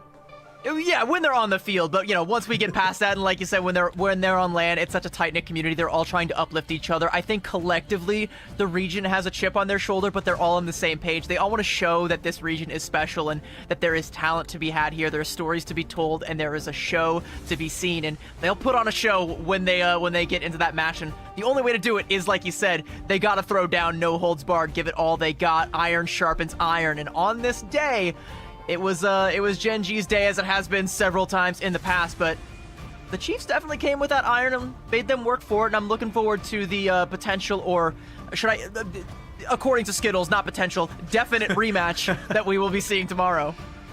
Yeah, looking for the Chiefs to say, I am inevitable here in the last match there in the lower bracket as they'll take on Kanga tomorrow. But of course, here at the tail end of today, it is Gen G's day here. They'll take both series they played in tonight and cruise right on in to yet another grand finals here in the preseason of Marvel Rivals Ignite. So beautiful stuff from them. But again, there's a credible threat out there. The Chiefs definitely gave them a run for their money, and they themselves are saying that, hey, we really had to sweat for this one. So, definitely go back and celebrate with the team, but gotta wipe off the brow a little bit. They drop one map today out of the 7 that they played, and that's the first map that Gen G has finally dropped here. Of course, the Chiefs take a 3-0 against Kanga there in that first round, and they will get that rematch against them tomorrow in the lower bracket finals, as we've got one more grand final slot to decide. Yep, and I mean, I'm looking forward to it. Kanga versus the Chiefs, even though it was a 3-0, I do think that Kanga came alive towards the end of that Fury matchup, and they still have a whole lot left in the tank. I doubted them coming into this day. I should not have doubted them. It was looking rough after the Chiefs game, but I think Kanga learned a lot of lessons. I think they came correct when it came to this Fury matchup, and I do think that having gone through the tiebreaker and having worked so hard in order to get this far, they are not ready to bow out just yet. I know they are going to fight with all they have against the Chiefs, and even if Skittles is confident that we will see the rematch between the Chiefs and Gen G tomorrow, which I think is pretty likely, I still want to see how hard Kanga can test the Chiefs to get there, or if they could even potentially snipe that spot away. Who knows? There is only one way to find out, and that's to show up tomorrow and see it all happening live. But here is the bracket. Here's where we are. Here's how we got there. A couple of 3-0s in the upper bracket at the top of the day, like I think a lot of us expected, and a couple of 3-1s as the Chiefs versus Gen G and Kanga versus Fury definitely delivered. Yeah, I mean, that Chiefs-Kanga matchup that's starting off tomorrow, that'll definitely give you a preview for potentially what grand finals can look like, because if the Chiefs come out swinging and take it 3-0, then they are ready for a heated grand finals rematch against Gen G. No doubt both of these teams are going to come hungry, though. Kanga, of course, as we've talked about, have walked a long road to get this far in the playoffs. In the lower bracket finals now, surviving one of the most insane tiebreakers I've seen definitely in Marvel Rivals Ignite, but in all of esports, truly. Still to be here is quite a feat, so definitely am interested to see how they're going to stack up. And then, of course, Gen G awaiting the victor in those grand finals to decide who walks away with the last of the preseason crowns here in Pacific, as, of course, Asia already been decided. I am so looking forward to it. Definitely, without question, these are probably the top 3 teams you're looking at here in Oceania. But speaking of Asia, like you said, because Skittles also brought it up, once these two teams do collide when we go to stage 1, I do think that for the Asian teams, if they've been tuning out, if they haven't been paying attention, now might be the time to lock in, because like you mentioned, these are very much so the top 3 teams in the OCE region, and this is where the threat is going to start to mount. But there is nothing more threatening than walking into a matchup without a little bit of drip, and we have got some on deck for you today. You don't want to be facing down the full force of the voice chat, so we got you covered with some drip right here. Attain glory by any means necessary. Claim your destiny with Loki and Iron Man's The Avengers and Elsa Bloodstone's Bloody Butler costumes. That one's a must cop, by the way. In fact, I already copped that one. Embrace the legacy of the Battle of New York and use your unrivaled precision to dominate every rival. It's available right now. Go and get it before it's gone. The power of the gods and technology will shred your opponents. Yeah, and speaking of the Avengers, I've been waiting a long time for this one. I said at the very beginning of Marvel Rivals, we need to see some reenactments of some of the biggest fights in the Marvel Universe, and here is one right here. Assemble, defend, defy. Loki has arrived to challenge the world's mightiest heroes in a confrontation that will reshape the path to Doomsday. The Avengers must stand united against this new threat in our upcoming asymmetric PvP mode. Watch the trailer to see the God of Mischief in action and prepare for a battle where the odds are never what they seem. Surely mischief abound when you take on Loki. That is available right now in your Marvel Rivals client. Boot it up, queue up as Loki or as one of the members of the Avengers, whether you run the classic team of 6 or run any of the heroes in the Marvel Rivals roster. Go jump in because it is a good old time for sure. It's kind of hard to resist the allure of playing as the Loki there. I mean, like, True, bro true. is like on something new. But chat, you are running out of time if you're just now joining us to grab these Twitch drops. The Daredevil Will of Galacta costume is still up for grabs. If you can watch with your account linked for 4 hours, you can have that in your inbox. You can also get the Devil's Drill emotes, the nameplate, and the spray. And it's not just Daredevil that we have got the drops for. The one that you have been waiting for, Gambit, is still up for grabs as well. And you're running out of time for that one as well. There is only one more day that you are going to be able to get in on the Marvel Rivals action over here on the Ignite channel, watching your favorite streamers and getting those drops before they're gone. And I wouldn't miss it either because big collision course on our hands in those last couple of matchups here in Oceania. But if you miss out on that one for some reason, can't tune in, you've still got a couple of weeks of May, of course, to go watch your favorite Marvel Rivals streamers to finish off the last of those drops. You got a whole pile of rewards waiting for you. I've run both skins in game now. I can tell you they look great. Maybe some of the best of this series that we have seen thus far, especially the Gambit one. It is so good. So do not miss your chance to pick up these. And don't worry, plenty more where that came from all Ignite season long. As you know, this is my second favorite Gambit skin. I do have a preference, but I am not above rocking this one from time to time just to shake things up. Variety is the spice of life, and, you know, adding these to your rotation for a little bit of variety, can't go wrong. Well, yeah, I mean, of course, the #1 Gambit skin being, you know, the ranked reward one, right? That's the one? Alluring ace, but good try. Well, I'm not even going to play around. Like, you all knew.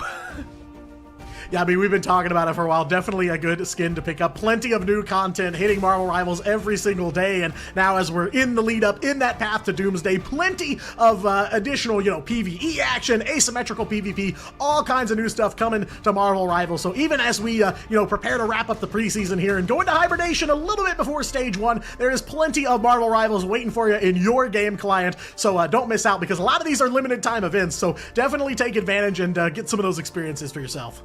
And definitely do not miss out on Grand Finals Day tomorrow. Matsy and Liger are going to take us home, and I cannot wait to see that rematch, that collision course. And I know you can't wait to see it either, which is why you will all be right back here tomorrow to watch us. Thank you all for joining us today, and I cannot wait. I'll see you all there. Bye-bye.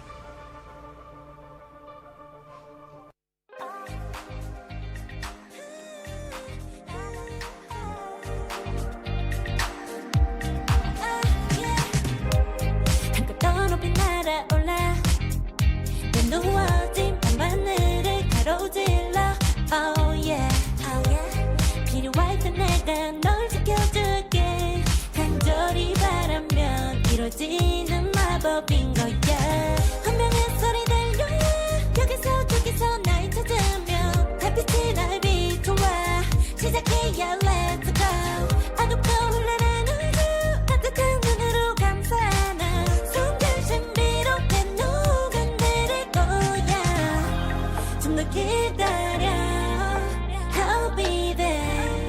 쓰러지지만 끝까지 일어나야 해 어딜 가든지 극복해 힘은 너에게 있는